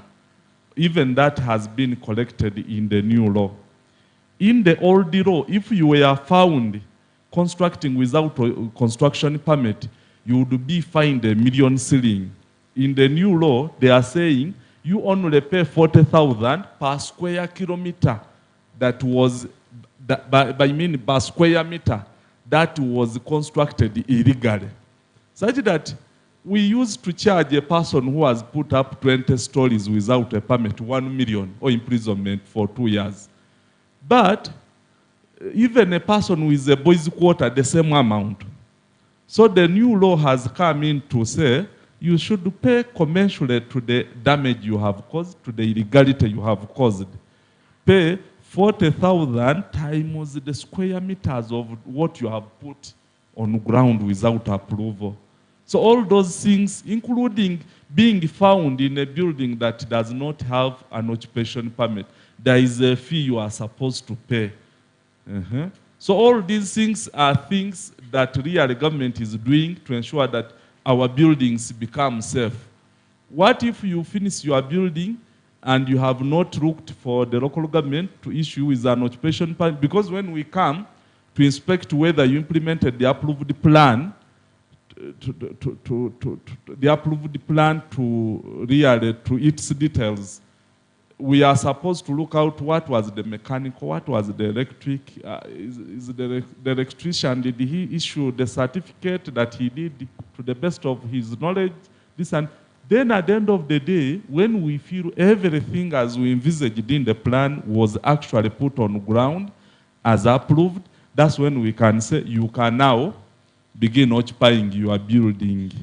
Because for a building like this one, once it collapses now, and it kills anyone, and the person did not have occupation, the owner of the building is liable. Why did you bring a conference when the building was not approved or didn't have an occupation permit from KCCA. So those are some of the things that the new law came to address. But my sister talked about buildings that construction of a building at a time of construction, sometimes we may not know whether what we are constructing is a heritage building, something like that. No building can possibly, there are those, but they are, in most cases, buildings cannot be constructed with a view that it is going to be historical. The history can also come a long way. Yes. So there are those that, for example, the tombs and what have you, but there are those that you may not envisage that this is going to be, because some buildings, architects have also made plans of buildings which are generic. You find the same box in Jinja, the same box in Kampala, the same. There is nothing to admire that possibly when I am driving on the road, I would say, this is Wood House. Yeah, the architect was really detailed. So we really need to be on top of our games, the planners, the architects, the engineers. Let's do something unique that even in the process of drawing a building plan, it can turn out to be very unique and the first of its kind in that town, where people go and look at, yeah, who is this architect? How did you procure him? And things of this. But this mentality of creating similar boxes. One professor, one time I was studying in China, and one professor told me that the quality of buildings in a certain town dictates the level of investment. That there are particular towns that lack buildings, which building can even attract a microfinance. So we need really to draw plans bearing in mind that you need to be remembered as a person who drew this plan. I beg to submit. Okay, thank you very much. You mentioned a very strong point that the quality of buildings should be able to attract the quality of investment. And I think now this is a challenge actually to people in training institutions. I'm not going to ask Christine to mention, but I'm just saying it in passing. And it's not only you, but it comes back to any other person in academia. If the quality of the graduate will be able to come up with the kind of creative designs that can attract the kind of investment that Charles is talking about. But first of all, I know we have already spent more than 45 minutes. So I'm going to pause here for now, then I will come back to you to wrap up. But I would like to give an opportunity to people in the audience. If they so far have any questions that they want to direct to specific panelists, or they have any comments in regards to what has been discussed here. This is the opportunity. I don't know how much time we should take for that session. Commissioner? Okay, 15 minutes. Okay, so I'm advised 10 minutes. So please, if it is a question, be direct to the person that you want to respond. Okay, thank you so much. I think my question will be directed to Madam Christine. I was just looking at the structures that you showed us at Chambogo.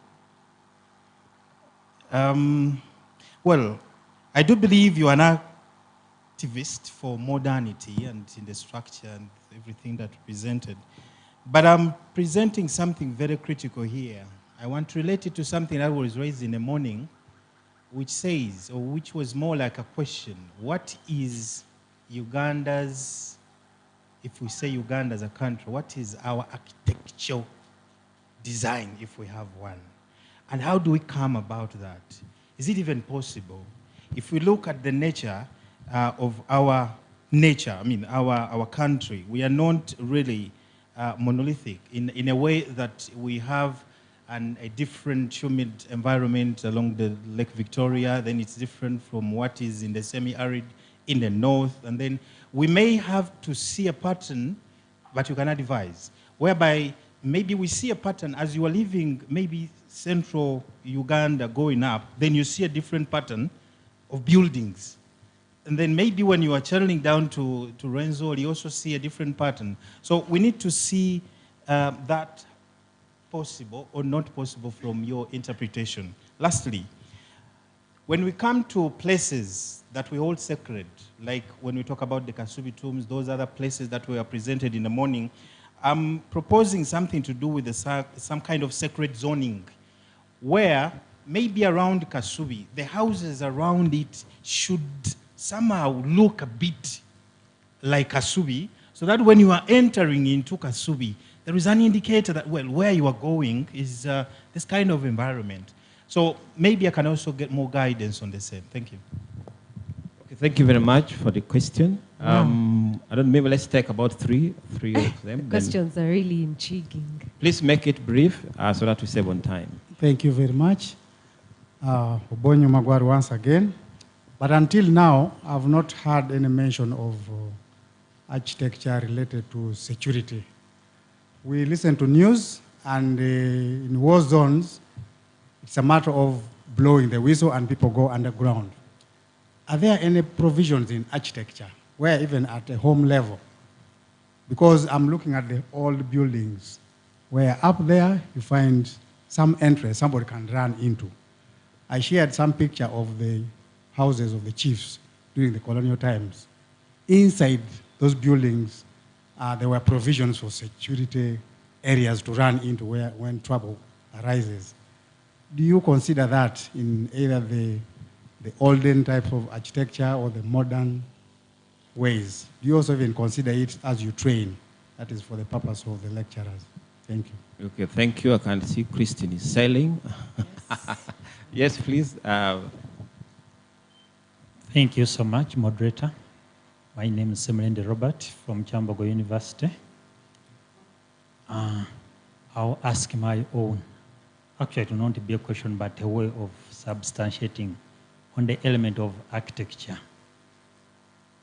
If you look at the concept of architecture, I'm an archaeologist who believes in the reconstruction of the past, knowing where we are coming from to reach where you are today. The way you look at yourself and the level of education you have today, you should not forget one element, that your father who did not reach that level is more clever than you. These people, their level of architecture was superb compared to what we have today. And your role in heritage conservation is to see how are we developing, how are we linking up from the oldest. I was one of the persons, and it was not so close, but when the Ivory Tower was gutted by fire, I had an office close to that building. It was demolished. Every day when I was looking, I did not see any person picking a single iron bar from that structure, but it was a storage building. Now your advocate is to look for this scrap today, tins, take them, recycle, and bring up something which is going to make the building collapse in 2 days. But how did our grandparents, who did not have this level of intellect, which kind of knowledge and technology they use to construct structures that lasted? You've seen Namirembe Cathedral around 1914? It's in existence, very magnificent. It has the highest quality of the light when you're looking at the qualities for any architectural structure, where we have to look at the element of firmness and the light. Namirembe is not lacking anything, but it is there. Ours we are having today, take about what is in town here. There is one fancy structure that has come on the Ham Tower along the channel. It's looking very magnificent with the iron bars, what and what. But when you look at this level of durability, can you compare it with Namirembe Cathedral? So my thinking is one, when you are looking for the element of conservation, we need to connect as conservators. That's why, as we advocate for modern architecture, we need to go back and look at that small hut which is circular. Why was it circular? What was its ambience? These people did all this with greater knowledge of the surrounding in which they are. Today, as you are borrowing this and putting up a new structure, if you have a kid, can this kid, even if you claim to have money, can that kid look at this house that grazed you to what you are today? And what is this kid going to learn? That is the element of evolution. That we are evolving into modern buildings, but we need to know where we are coming from. To me, I believe that if you don't know where you are coming from, we don't know where you are going. Thank you so much. Okay, thank you very much for the round of questions. Maybe I will give Christine an opportunity to say something, but I think also Charles might have something to say. I think to the second question, I think, if I'm not mistaken.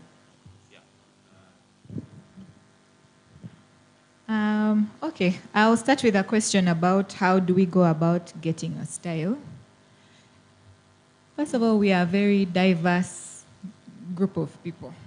So I don't know if we can have that level of meeting of the minds. Personally, I think there is beauty in diversity. But also just something to think about. When you're in Uganda and you're moving along the road, it feels like a Ugandan house. Not so. When you go just here, Kenya, Nairobi, Nakuru, wherever, where you're moving, it feels like you're in a different place, right? Because those guys like dormer windows, like their roofs are specifically different. Every country that you go to, you start to feel like you're in a different place. Meaning, and I think we don't want to admit what is our Ugandan architecture, but we know what it is. If you close your eyes, you know what a Ugandan house looks like. I don't want to be the one to claim that this is a Ugandan house because we don't like it. But also, in the same way, a lot of times we say our architecture is borrowed from here, here, here. But think of like the Gomez.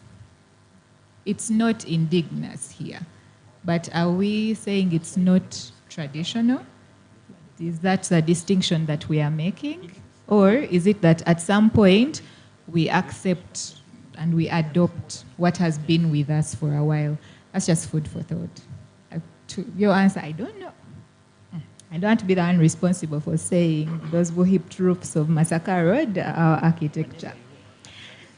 Then, in the morning, this gentleman that was talking about security, architecture related to security, it reminded me of something I meant to talk about in the morning. In the morning, someone was talking about urban tours, is it? And then we are talking about tall walls. You people, we have a beautiful building code. Eh? Did you know that if you're designing in an urban space, the code says you're not supposed to go beyond 1.2 of a solid wall. So the rest is supposed to be see-through. So you can use grills if you insist and all that. If it's a residential, then you can go higher than 2 meters. Therefore, the law has already taken that into account. What is weak is legislation. Enforcement, but otherwise, that has already been taken care of. Maybe Charles can take it back to his people and say they get serious a bit. Also, to the aspect of can architecture deal with security? Yes, there are techniques to deal with security. For example, something as simple as when you go to your neighborhood, make sure you know your friends. Make sure the kids can play on the street and mothers in the kitchen are watching the road. That's all architecture. If you allow professionals to design, you would see these things. Wait, I don't remember the last question. Oh, the question was, his comment or question was about acknowledging like the vernacular architecture, the huts and things like that, and calling me an advocate for modern things. You know, I can't say like confidently that I'm advocating for modern buildings because I know the reputation it has. I think it's necessary. Let's make that distinction because at least for us who teach in the universities, those buildings are accessible. So we want our students to get direct lessons. We just walk to Makerere and they see. It's important to feel touch when you're teaching architecture. I think the huts and whatnot, they already get a lot of attention. So, yeah.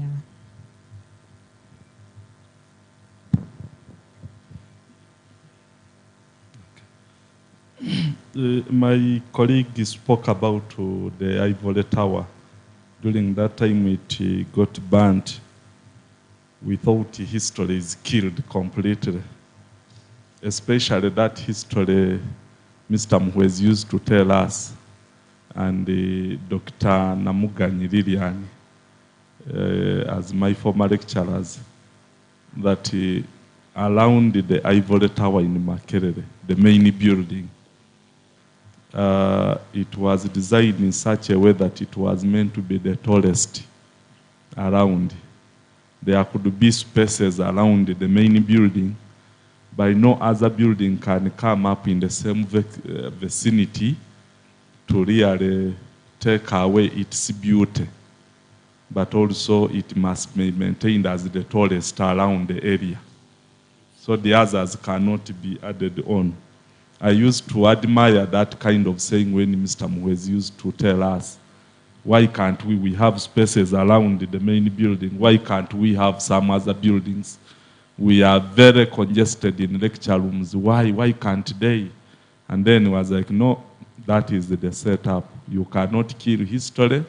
Anybody who was in Makerere 1960 should be able to find the same building. Shouldn't be confused by another building in the neighborhood. It has to be the same building. So it is that takes us to the question whether particular areas can have a similar housing typology. We can have a zone. You see, when we make planners, when we make detailed plans of particular zones, it is not the actual drawing.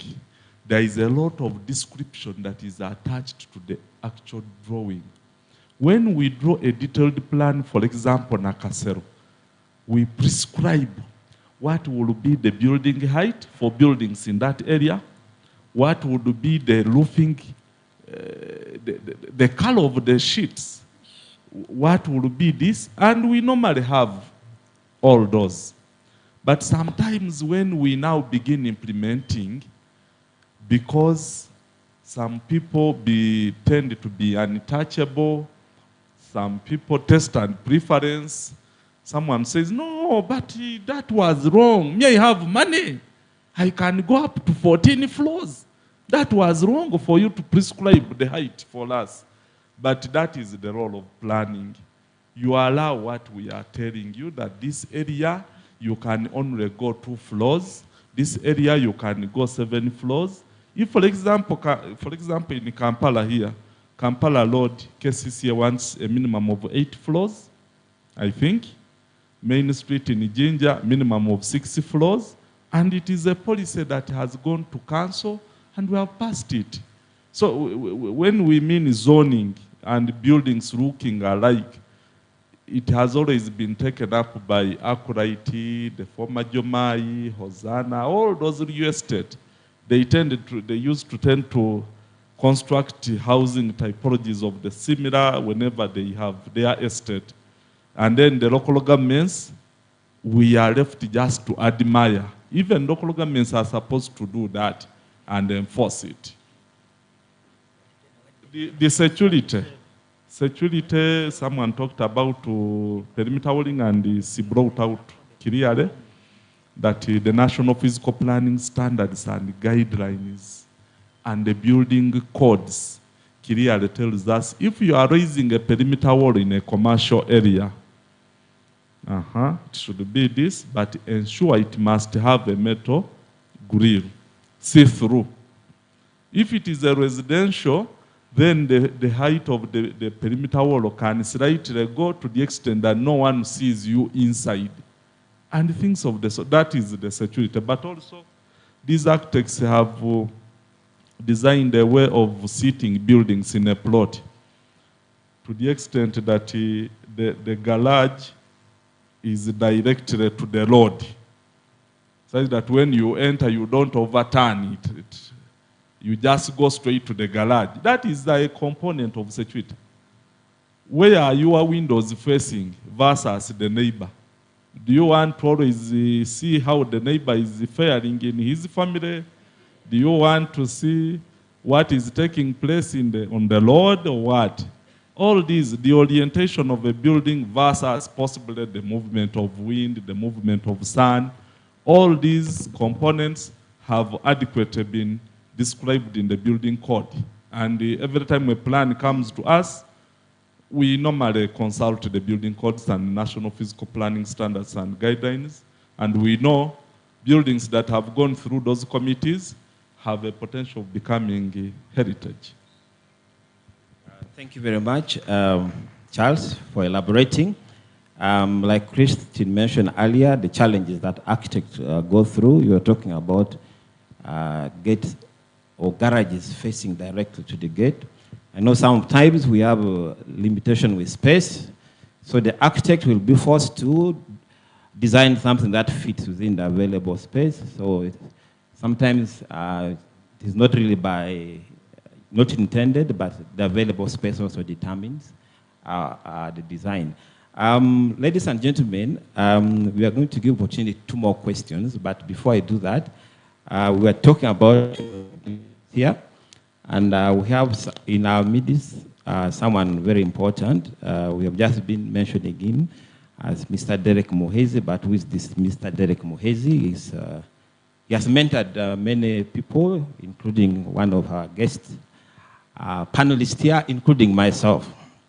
But what is important about Mr. Derek Muhezi, of course, is now the chairman of the Physical Planning Registration Board of Uganda. Yesterday he was telling us how government had been looking for someone very passionate about physical planning. And in the whole of Uganda, it turned out he's the only person passionate about physical planning in Uganda. So it will be very unfair if we don't get to hear from him. And please, please take the microphone to Mr. Muhezi to first say something in regards to what we are discussing here, and also to help us understand how issues of enforcement can be implemented, and then we can come back to 2 more questions. Thank you. Good afternoon, ladies and gentlemen. I don't want to talk a lot, since we are talking about urbanization without erasing. One of the things that we have not talked about that kept on clicking on my mind is the issue of land. The issue of land. Because whatever we are talking about sits on land. Whether there are buildings, whether it is spaces, whether there are trees that we want to preserve, whether it is a hotel in Masindi, they all sit, even if it is Kasubi, tombs, they all sit on land.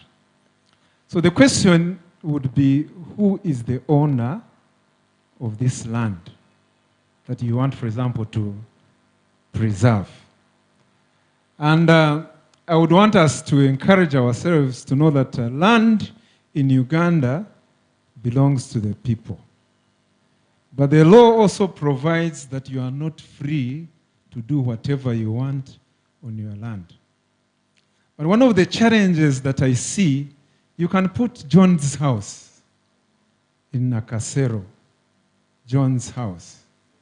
And I use it as an example.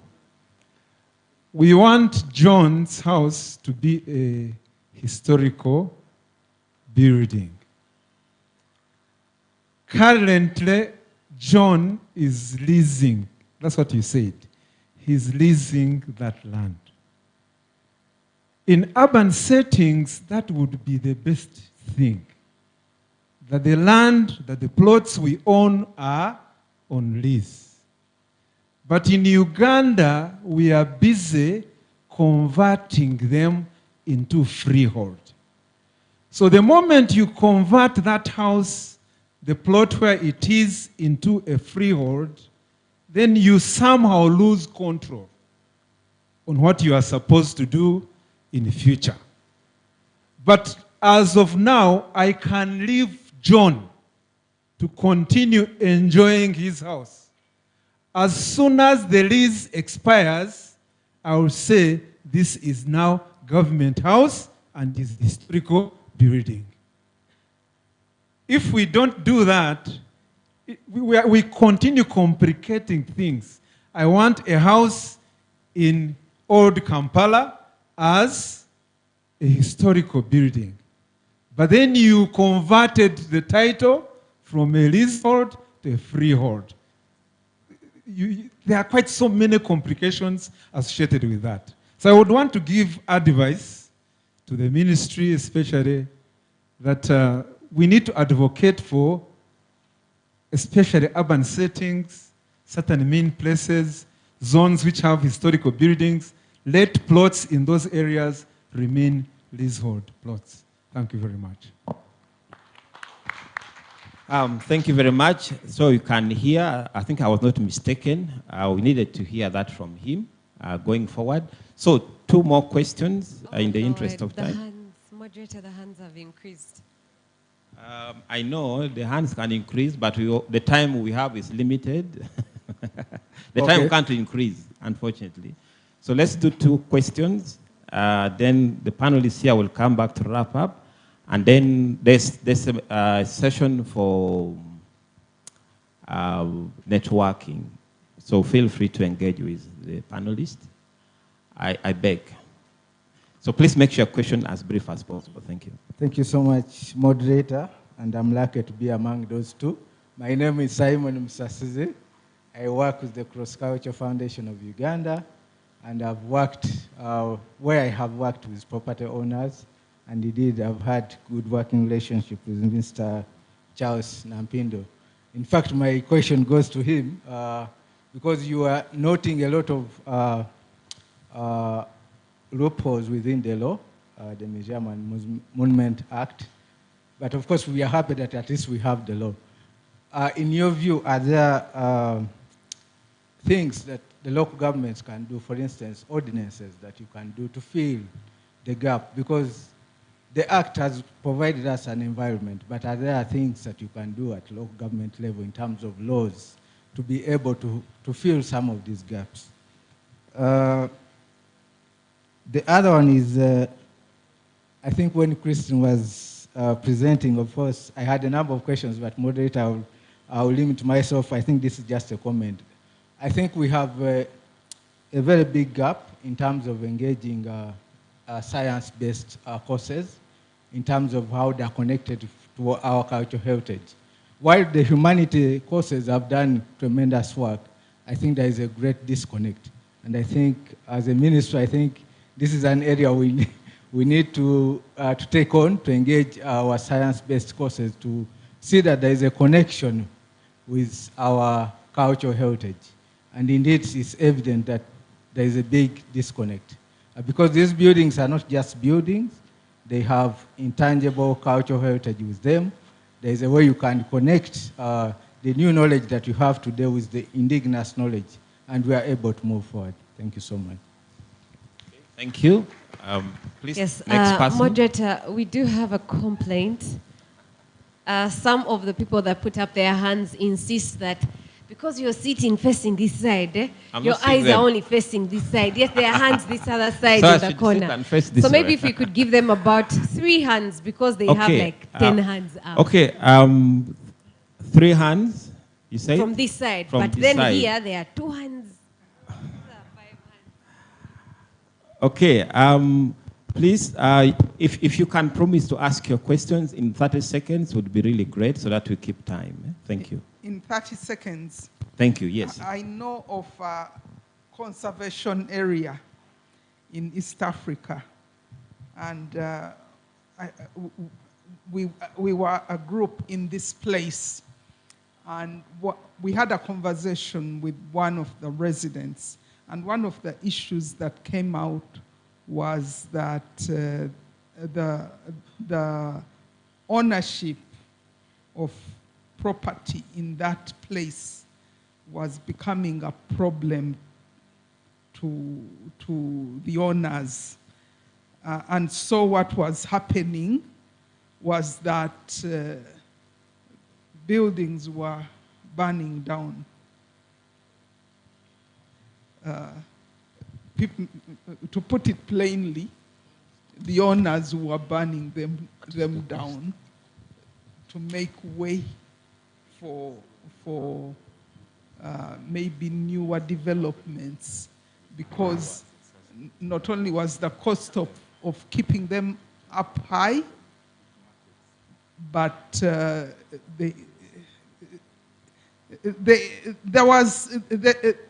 what I'm saying is that buildings can become a problem. If I may say so, this was Mombasa, Old Town, Stone Town. And we know that is a very, very beautiful place. Those of you who've been to Mombasa I'm sure love to move around Stone Town. So do you see, maybe I'll ask Mr.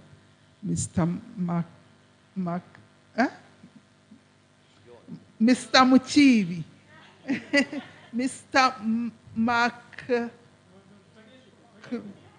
McConaughey. Did I say that right? Mr. Muchivi. So, do you see that becoming a problem in Uganda? Thank you. So that is one down, 4 more. Yes, from this side. We heard a hand here. Yes, thank you so much, Chair, and our panelists for bringing out this subject live. Uganda is a state party to the 1972 convention, and this convention is called for listing of places on the face of the earth as places with outstanding universal value. Some of the places listed are whole cities that are creative in nature. They've come up with different architecture and spaces that show human creativity and ingenuity. My question is to Charles, to what extent is our Building Control Act and the other standards and regulations we've talked about, do they put creativity at the center of urban development? Thank you. Thank you very much. Next, there's one hand here. It looks the hands have disappeared. Protocol observed. Mine is more or less mixed up with ideas and a question as well. As Africans, we tend to create, as Africans, even as Ugandans, we tend to create, to show that we can create more than the need for that particular something. Whatever happens in New York or Tokyo may not necessarily apply for Uganda. And that drives me to the point of stay homes. If, in line with tourism, if you have gotten a chance to experience a stay home, you go to, let me say, a hut, a grass-thatched house or infrastructure, and it's entirely exterior, you'll see a normal house, but inside, it's a whole different vibe. Or the outside is a hut, and the inside is entirely a whole different vibe of modernization. But now, what is stopping us now this is where the question is coming from. What is stopping us from using these same types of creativity? Because we are looking at it from sustainable tourism, one of it being the fact that it is eco-friendly. These are infrastructures that can use poles, grass thatch, mud, and all that. And in cases of where buildings are becoming dangerous, they can easily be demolished and refurbished back up. So what is stopping Uganda from adopting these policies. And one of the panelists did actually mention that Uganda's architecture is non-existent. But we are the country that is saying we have 56 tribes. Why don't we adopt these cultural infrastructures to be our architectural side of Uganda? That when you come to Uganda, if you have been to Zanzibar, you can see they are distinct. You go to Nairobi, the same. You go to Ethiopia or South Africa, each of them is distinct in their own different ways. So what is it that is stopping us from adopting that kind of culture to embrace, because it's still in line of heritage and tourism? Thank you. Thank you very much. Yeah, I don't see any more hands. So I'll take this Moderator. opportunity. Sorry? Am I allowed to ask a question? Okay, one last chance to the Yes, I've taken a very long MC. time minus asking questions from the time Commissioner Jackie and her team got us crossing over. So let me use this opportunity. I believe one of the ways in which we could create traffic, and even in a sustainable way, especially to houses, buildings, you name it, that is threatened, is by creating an economic connotation to something. If we attach economic value, tangible economic value, for example, I'm ashamed to say I do not know the story behind Mr. Mchibi's house right there, but I can see there's a very beautiful compound. Now I'm imagining, if I best wanted to tell that story about that house, if I wanted to sell that house, not to sell like selling it off, but to like sell and attract people to come and, visit it, create a sort of like small baby museum inside it, private museum inside it, is by attaching that economic value. For example, putting something sellable into that house, but also from just basic telling the story. I see a beautiful compound there. If, for example, I knew that maybe this was a fruit house back then, back in the day, I could ride on that story to create a product that could attract people to come and see this story. So I just wanted to challenge Mr. Mchibi, who has made my work very easy in terms of pronouncing his name. So Mr. Mchibi, when you were putting across your point about the heavy taxation, that even prompted you to get out of that house, did you think outside the box to create a product that could enable you that could actually pay this house for itself? Like I was saying earlier, I say beautiful compound. If, for example, the story for this house was a fruit house back in the day, if I created a fruit day, for example, because I see so many things happening, over the weekend in Kampala, we have fruit days. We have thrift days. We have all these types of, that could attract people. So as well as, in as much as people are coming to buy something, they're entering this house and maybe seeing, okay, this picture is from the 1900, this picture is from this. So it's just a challenge. I was just thinking out loud that whereas we have this burden being thrown onto the Ministry of Tourism, the Ministry of Gender, the Ministry of Lands, now that one of our teachers brought up the issue of land, that goes to the Ministry of Lands. Whereas we are throwing all this, but what are the private owners? What are the custodians, the primary custodians of these, properties doing to make sure that we share? What are they doing to make sure that we share on the burden to preserve this architectural heritage? For example, that. Okay, thank you very much for that very wonderful question from the MC. It is actually interesting that is one of the last questions I had for Mr. Muchivi. How you can actually benefit more from your house other than just leasing it. And please, we shall now start from you as we wrap. So you can just briefly respond to our question and any other question that was directed to you. Okay. Yeah, thank you. So very quickly, the question on the destruction of listed buildings. I think that tends to happen where the listing concerns a very desirable location where the listing is from previous generations. In other words, the owner has inherited the listing obligations when he or she acquired the property. So what we see in Europe, maybe also in Mombasa to some extent, but we also see in Stone Town in Zanzibar, because that's where I've worked a lot, is that even though a building is listed, overnight it gets demolished. Why? Because people don't have the emotional attachment and the economics take over.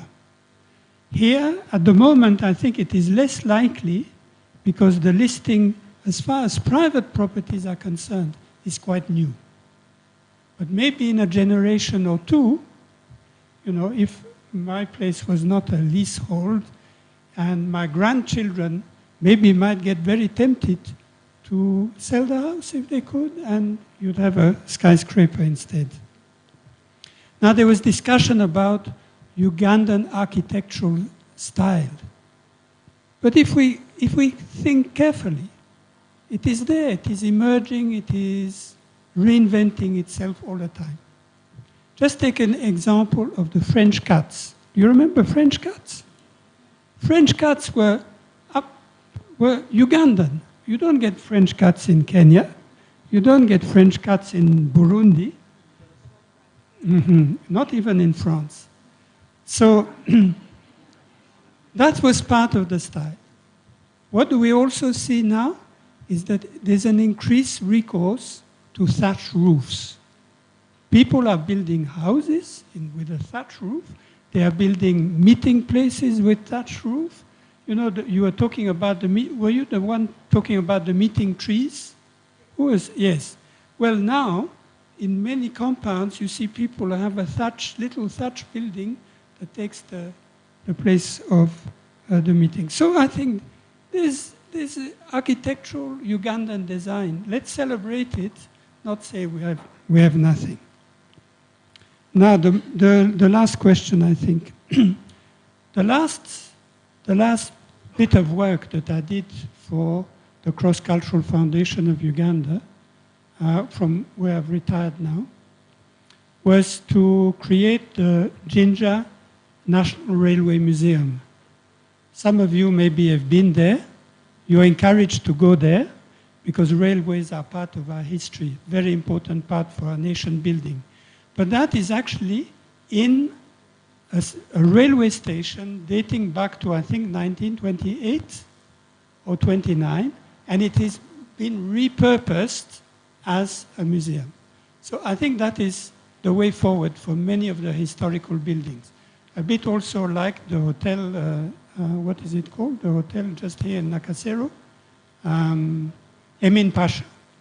Used to be the house of the owners of Draper's Supermarket, which is the supermarket at the bottom of the Constitutional Square, which has now become Crane Bank. That has also been repurposed successfully. Until now they're having problems, but it's not linked to that very site. So I welcome all suggestions from yourself and anybody else about how I can repurpose my place so that I get out of my financial hole. Thank you very much, John. Please, Christine.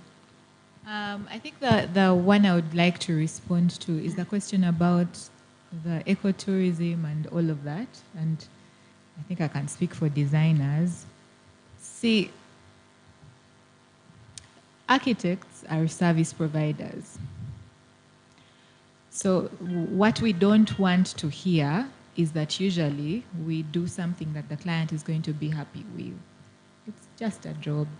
Yeah. Sometimes it comes with advocacy, but that's not the culture of our country is not like that. It doesn't really reward such things. So generally what the average architect is going to do is do the work as it's required.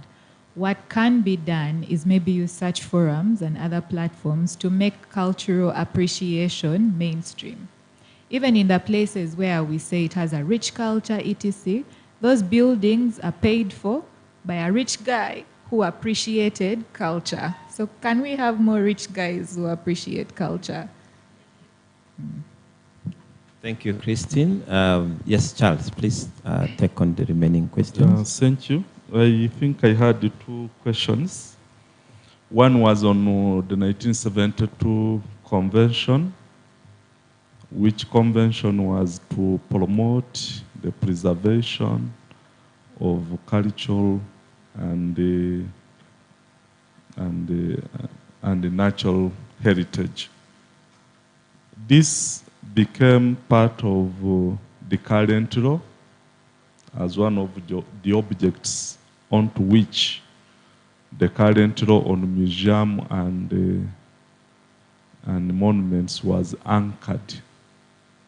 Because just like the Constitution reads, that recalling our history, if you get that preamble, this current law on monuments was anchored on that and several other conventions in 2005, in 2001, 2003, conventions that were organized by UN, UNESCO, ensuring that countries begin to begin talking in terms of protecting history. So the current law is anchored onto that. But I also mentioned here that the current law speaks to so many existing laws, including the Physical Planning Act. So whenever a physical planning committee sits, it is meant to be guided by all that legislations already in place, to the effect that these committees give permissions to demolish. So before you think of demolishing, you are supposed to be guided by these legislations. So obviously, whatever we are doing in our local governments, I realize there could be gaps in terms of how we understand these things and implement them. And that explains why possibly KCCA has been in court with the issue of Julius Septinde, the John Sempebwa, the Gashumba and the Chikiriowa in Mugabe Kiros in Machindie, where KCCA has lost, that you can actually not go ahead and make a new plan for the area without consulting the sitting tenants there. So for us, if there are gaps, these are the gaps I must explain to my colleagues in the society, that really this country is looking at us very seriously in ensuring that we deliver it as per the National Development Plan 4 as quoted in this conference earlier. So that is taken care of. During approval, the codes speak to all these. The other colleague of mine asked whether there could be ordinances in local government. Yes, under the Local Government Act, local governments, town councils, districts are mandated to make a subsidiary legislation is called the ordinances to supplement the gaps that exist in the current legislations like the Monument Act. If there is any gap like those that I was mentioning, few functions were given to local government, and this is where most of these objects exist. So we can still create an ordinance at a district level, at a city level, and a bylaw at town council. This is something which is still absent in so many local governments, including those that are marketing themselves as tourism cities. There is actually no law or bylaw or ordinance that they have passed to protect themselves as tourism cities. And this includes even the one I would be representing in the next meeting. This one I am representing the society. Maybe another meeting I will be representing Ginger. So to speak for Ginger, even Ginger, we do not have an ordinance to speak to this Monument Act. And equally is Fort Portal. Someone mentioned, John mentioned here that KCCA was in the process of coming up with an ordinance to protect historical building, which has not yet been passed and gazetted. And therefore, we all rely on what was passed by Parliament. Lastly, when Mr. Mwezi was talking about these conversions, properties have been converted to freeholds, it reminded me of some history, which I have just read. I was not there. In 1975, there was a mini decree. In that Amin decree, all land reverted to government. Land in Uganda became public land, including those people who had acquired freeholds. By that decree, those freeholds were accordingly converted to leases of 99. So this, in my opinion, was a good move, because when a person converts his property to freehold, he does not pay ground rent. And yet the local government must provide lighting, security lighting, collect garbage, this and the other, make a good roads leading to that neighborhood. But the person has converted, he does not share anything with the local government and he expects services. So I think it will be appropriate if government looked at this and possibly we move backwards. We get back to leases and contribute. In my opinion, local, in the United States, here, for example, in Uganda, there are properties, if it is owner-occupied, you cannot pay property tax. In the UK, whether it is owner-occupied or what, you must contribute to the growth of that local government. So even us here, I think we need to begin reviewing some policies. Whether it is owner-occupied, why do you just sleep in a town as if you were a market and you do not want to contribute to the growth of that local government? So it is better you are charged for sleeping in a town as if you were a shop. I beg to submit. Okay, thank you very much, ladies and gentlemen. I think you have ended on a very interesting point. The laws are there, but enforcement is the issue. So I noted 4 key issues stood out for me. I hope the Secretary also captured some issues. One of them is what he has summarized with, why you should sleep in town like your shop. And I think this goes back to enforcement. He mentioned decrees. Last as far back as 1975. Then the other one is to do with creation of awareness and sensitization of the different stakeholders on the value of heritage conservation. And another important point that Christine concluded with was on how to attract investors to pay for some of these properties that we have so that we conserve them. And lastly is to do with collaboration and partnerships, which I think all of us have a role to play and is the very reason that we are here for. So ladies and gentlemen, please join me to thank our panelists for the job well done.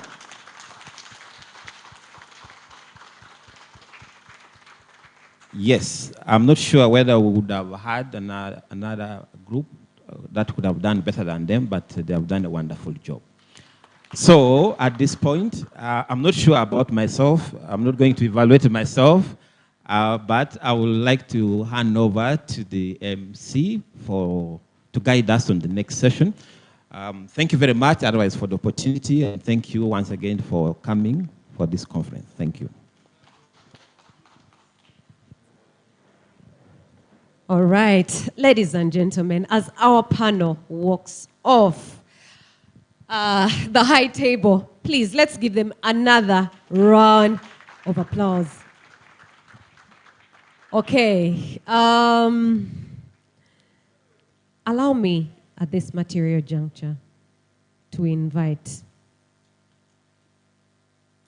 the organizer of this event, the convener of this conference, Dr. Jackie Nyirachiza Besigye. We need to hear your closing remarks. And then shortly after, Commissioner has spoken to us. Remember the program I told you about? If you belong to an association, if you hope to belong to an association, please stay back. We're going to have, some side talk so that we propel this discussion further. Dr. Jackie, the floor is yours. Thank you very much, Olivia. I still ride on the protocol earlier established. And with that, allow me recognize the professors from the universities that have trained these brains that are here. Because really, if it wasn't for the teachers, I'm a teacher as well. If it wasn't for the teachers, I don't think we would be discussing up to this moment. Thank you very much to you, the professors, lecturers in the house, and to all of us who have managed to stay up to this time. And I think the camera guys have not, got anybody trying to close the eyes. I think all of us have been alert, and I want to congratulate you for that. Allow me to thank the minister who was in absentia, who was here this morning. And I request the other organizers of this conference, led by Catherine Ajambo, to come here for recognition. Catherine Ajambo and your team.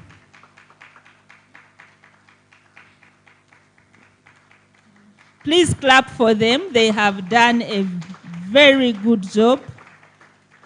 The selection of speakers was fantastic. Everybody who spoke, our panelists, you have nailed it. And so thank you very much for the wonderful job. Well done. And yeah, you can go back and sit. I want to thank my PS in absentia as well for allowing us or for enabling us do this. We've heard that this is a third workshop or a third conference. And ladies and gentlemen, I said to the media that this conference is in line with the Africa World Heritage, because every year Africa World Heritage celebrates or commemorates this day, 5th May, as a means of promoting heritage in Africa. And so today, of course, the theme was on architecture, but we always have different themes. And so next year, they will come up with a different theme as well. And please, I think the associations that are coming in should maybe create a platform for all these people who are subscribing to conservation to be able to be part of those platforms, so that we shouldn't stop here. We should continue discussing, dialoguing, how best we can preserve our heritage. Before I go to the final closing remarks, allow me just mention 3 things. One, something regarding heritage around Kasubi, or what are we doing around the tombs of Buganda at Kasubi tombs?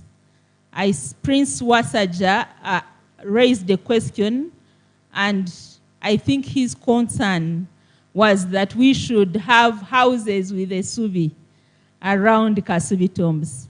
I think even when we conserve, yes, we know we are supposed to, we can no longer be in that pristine environment or in that original environment that we think, since we are in the changing cities.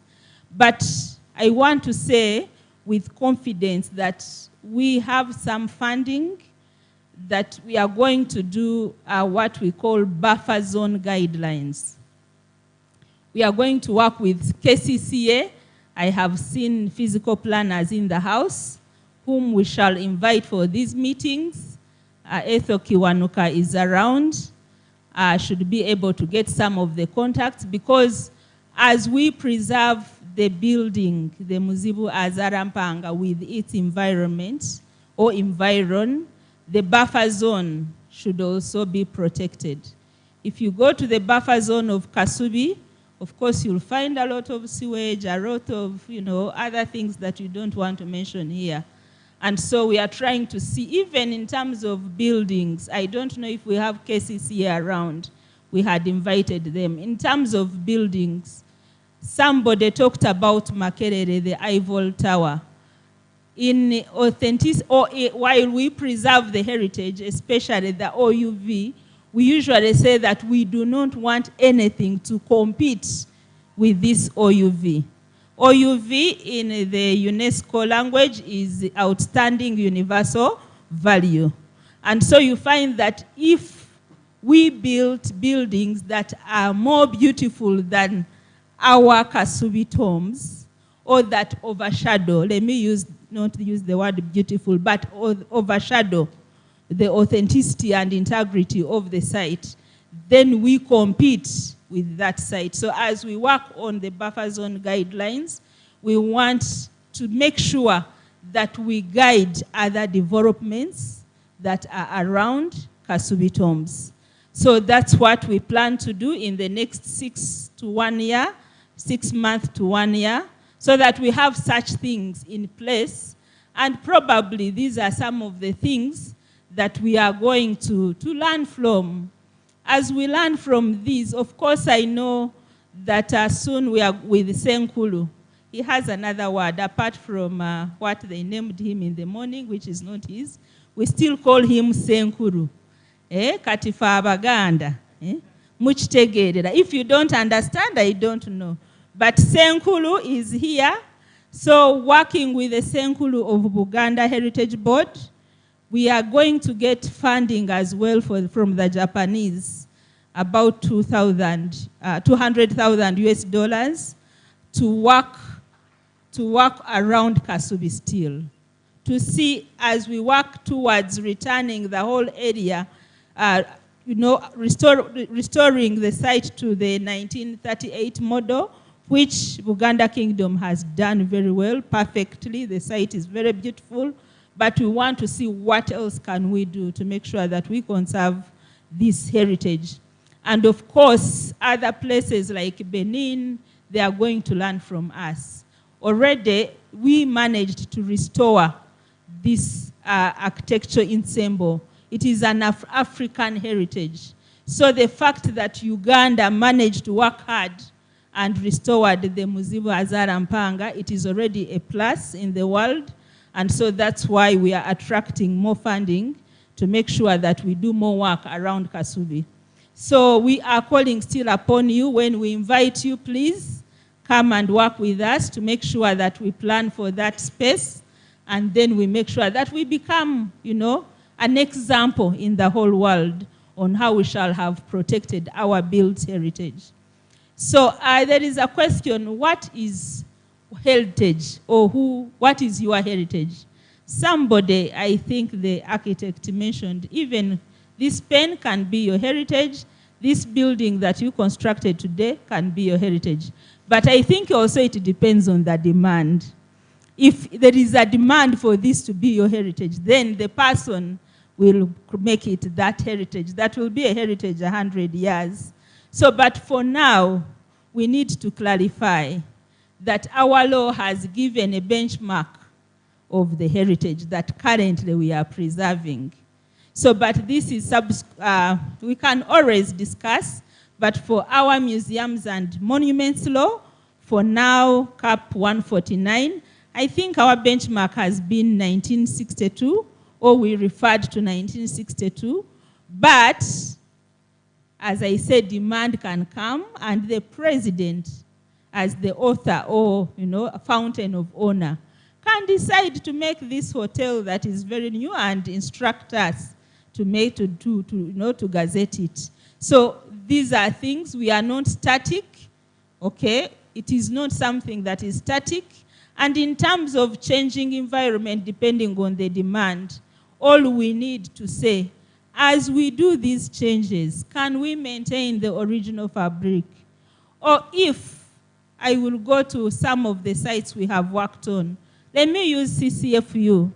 CCFU has worked on a site in Mbale, and they tried to retain it as original as it was, but added, some cement which was not there, to strengthen it, What we need to know, I don't remember if we approved the physical planner in Mbale would give us this report, because we needed to know that strength, that test that they drill, structural integrity report, if it was done. That one, I will yet to discuss with them, because as we do this, when you don't do some of those integrity tests, of course, at the end, it is easy to find that this building can, collapse, and some people can be in danger. So as we do some of these changes, what protocols are we following? So these are some of the discussions that we can always continue discussing, and where, of course, we see some legal gaps. And that's why the legal document, I liked how the physical planner, Ginger, really brought it up. Reading all the laws together. The lawyers like, reading laws concurrently, looking at one, another one, and another one. And so he has helped us really digest some of these legal frameworks. And so the 1972 convention really is very clear. And in the morning, someone mentioned about other conventions that we have not ratified as a country. I want to let you know that the 1956, the armed conflict, the about 3 that we have, 1999, we have submitted to the Attorney General so that they can draft for us. So then we shall be able to ratify all the 6 conventions that we are supposed to ratify. But the question is, one is on armed conflict. We are still trying to imagine, really, at this point. Somebody also asked a question that whatever, if there was a conflict, can we build houses with those indachs where, I think you understand what indachi is, eh? Those of us who have lived near war-torn areas, there are those things that are underground where you can hide. Is it necessary? I can't remember how they responded to it, but if we ratify the armed conflict, I think it's 1954 and 1999 protocol, those ones, if we ratify them and there is a war in Uganda, then the international or UNESCO is able to come and protect these buildings. And so that is why we come and ratify these. But for Uganda, we are saying that we don't need war. And so, but we shall ratify for purposes of being safe. So I want to assure you that the Office of the Attorney General, we submitted, and we know they will give us feedback soon. On the side of the Ministry of Tourism, I want really to thank you and to let you know that these conferences are still on every year. When it is not 50th, of course, sometimes it can be 60th, but at least every May, either 50th or 60th, we shall always meet and have a discussion, something to discuss. And in terms of our regulations, I know we are talking of some of the things that are weak because we have the regulations. We are still working on the regulations, but 6 of them are coming out in the next 2 months. However, I had a question as well to the physical planner. We know that the role of central government, especially monuments, armory, museums, are still the role of the center, and these are not devolved. I just wanted to know, could it be the reason probably why these ordinances are not coming out? Because if we know that the role of monuments, museums, artifacts, armory are a role of the central government, and actually local government can only be given permission to take care on behalf of central government. Could it be the reason probably why these ordinances are not coming out? Or what would you think that we should do to make sure that we work with these local governments to bring out these ordinances, since these local governments are actually second or custodians or primary stakeholders of these sites? We have more than 300 sites already gazetted. We are in the process of coming up with a new list. And somebody today, again, was telling me, what about number plates? They are cars. People own private cars that are not listed anywhere. So what about those artifacts? Nelson, you're listening. Nelson Abiti, doctor incoming, he's also a principal curator, and he's in charge of artifacts actually right now. So what about transport heritage? Maybe could it be our next session so that we get to know how best. We have talked about historical buildings. Last year we talked about, I think some lawyers came and spoke about landscapes and other things. And so how can we keep going on? Can we have something maybe on transport heritage? We know we are going to the Leire, the Leire Museum in Jinja on 18th. So can we think about transport heritage as a whole and see how best we can have all the heritage preserved without picking bits and pieces? And probably this brings me back to before probably we pass, before the minister signs the regulations. The regulations will not go back to Parliament. Our act is very clear. It is only and only the Schedule 1. The first schedule was supposed to go to Cabinet and then Parliament for laying, not even for discussion. But the rest of the regulations are passed by the minister without going to Cabinet. And so probably we shall see if before, we had a meeting with most of the stakeholders, but some, like historical buildings, since this is a key area, we can think about returning these regulations back so that we invite key stakeholders in this area for you to give more beef. Is it beef? No, is it? Is more meat, more fresh, yes, to this, so that we, by the time the minister signs, we have something that is solid, and probably some of the gaps that are in the act itself, we should be able to have them tackled within the law. I want to assure you that the Department of Museums is being, we have a structure that is solid. I will introduce to you our new principal engineer, who has been an engineer of Mbarara City Council, who has joined us. And so it means, members, that we are now getting off only conservation, but we have a we are getting a full-fledged unit that has only engineers, because we need to repair these buildings, we need to construct new buildings, and also manage our heritage.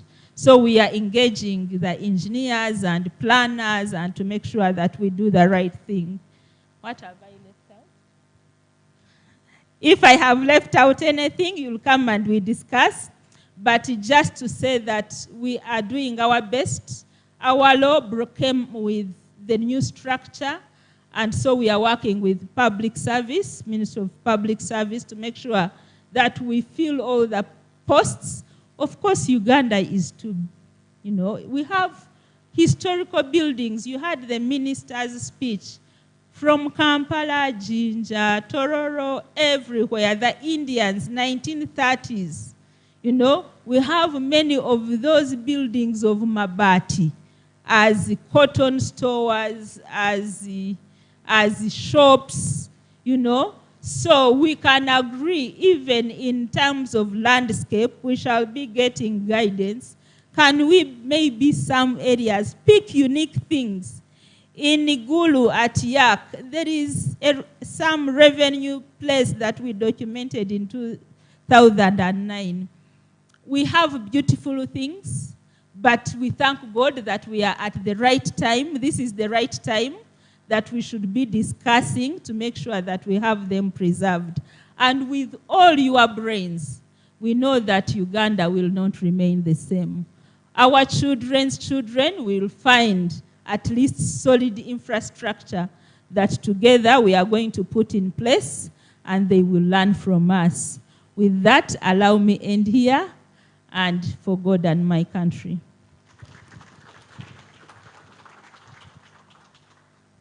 Thank you so much, Dr. Jackie, for those words of wisdom. Ladies and gentlemen, let's give Dr. Jackie another round of applause. Okay. I can see the house is filled to capacity. I do not know what magic the Museums and Monuments Department pulled off today. Everyone is seated, and we are not going anywhere. We are going to camp here, I think, till the cows come back. Commissioner, this material moment, like I did share with you earlier, Madame Bengani had something that she wanted to share with the team, especially those that belong to a couple of associations. We need to push the conversations that have happened in here further. So I'm going to ask her to come through and share with us in just a few minutes. The tea is ready, ladies and gentlemen. Do not get out of this place. Minus sharing with us a cup of tea. Miss Bengani, please come and take the team through what we hope to do after this particular conference.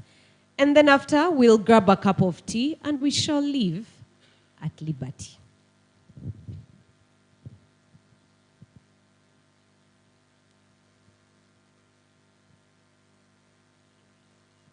Thank you, Olivia.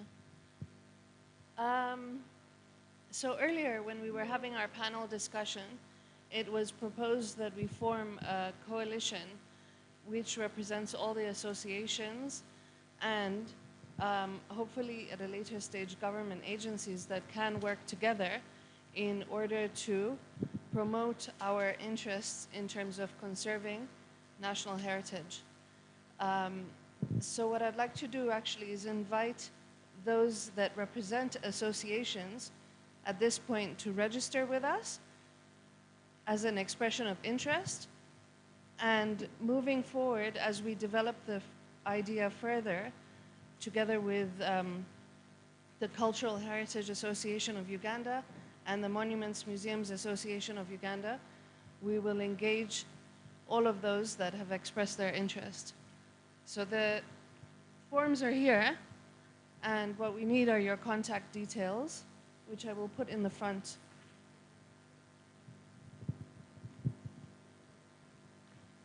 Do we still have Ukoma in the house?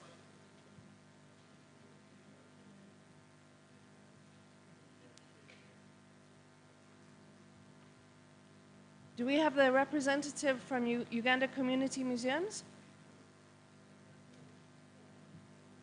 Has he left? Are there any other associations represented that are interested in working together? Please come forward. Please come forward.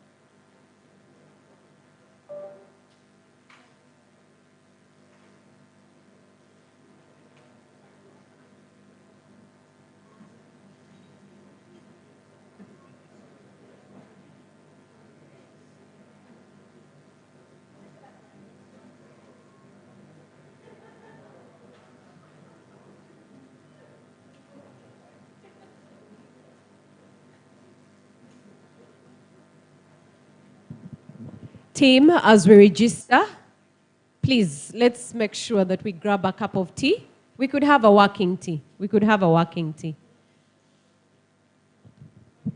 DJ, give us some soothing music. We want to relax. DJ Livingstone, just something in the background, something small, something to keep us going. Let's also keep the networking, going. Contact numbers, Trevor. Yes. DJ, please give us that nice, soothing music.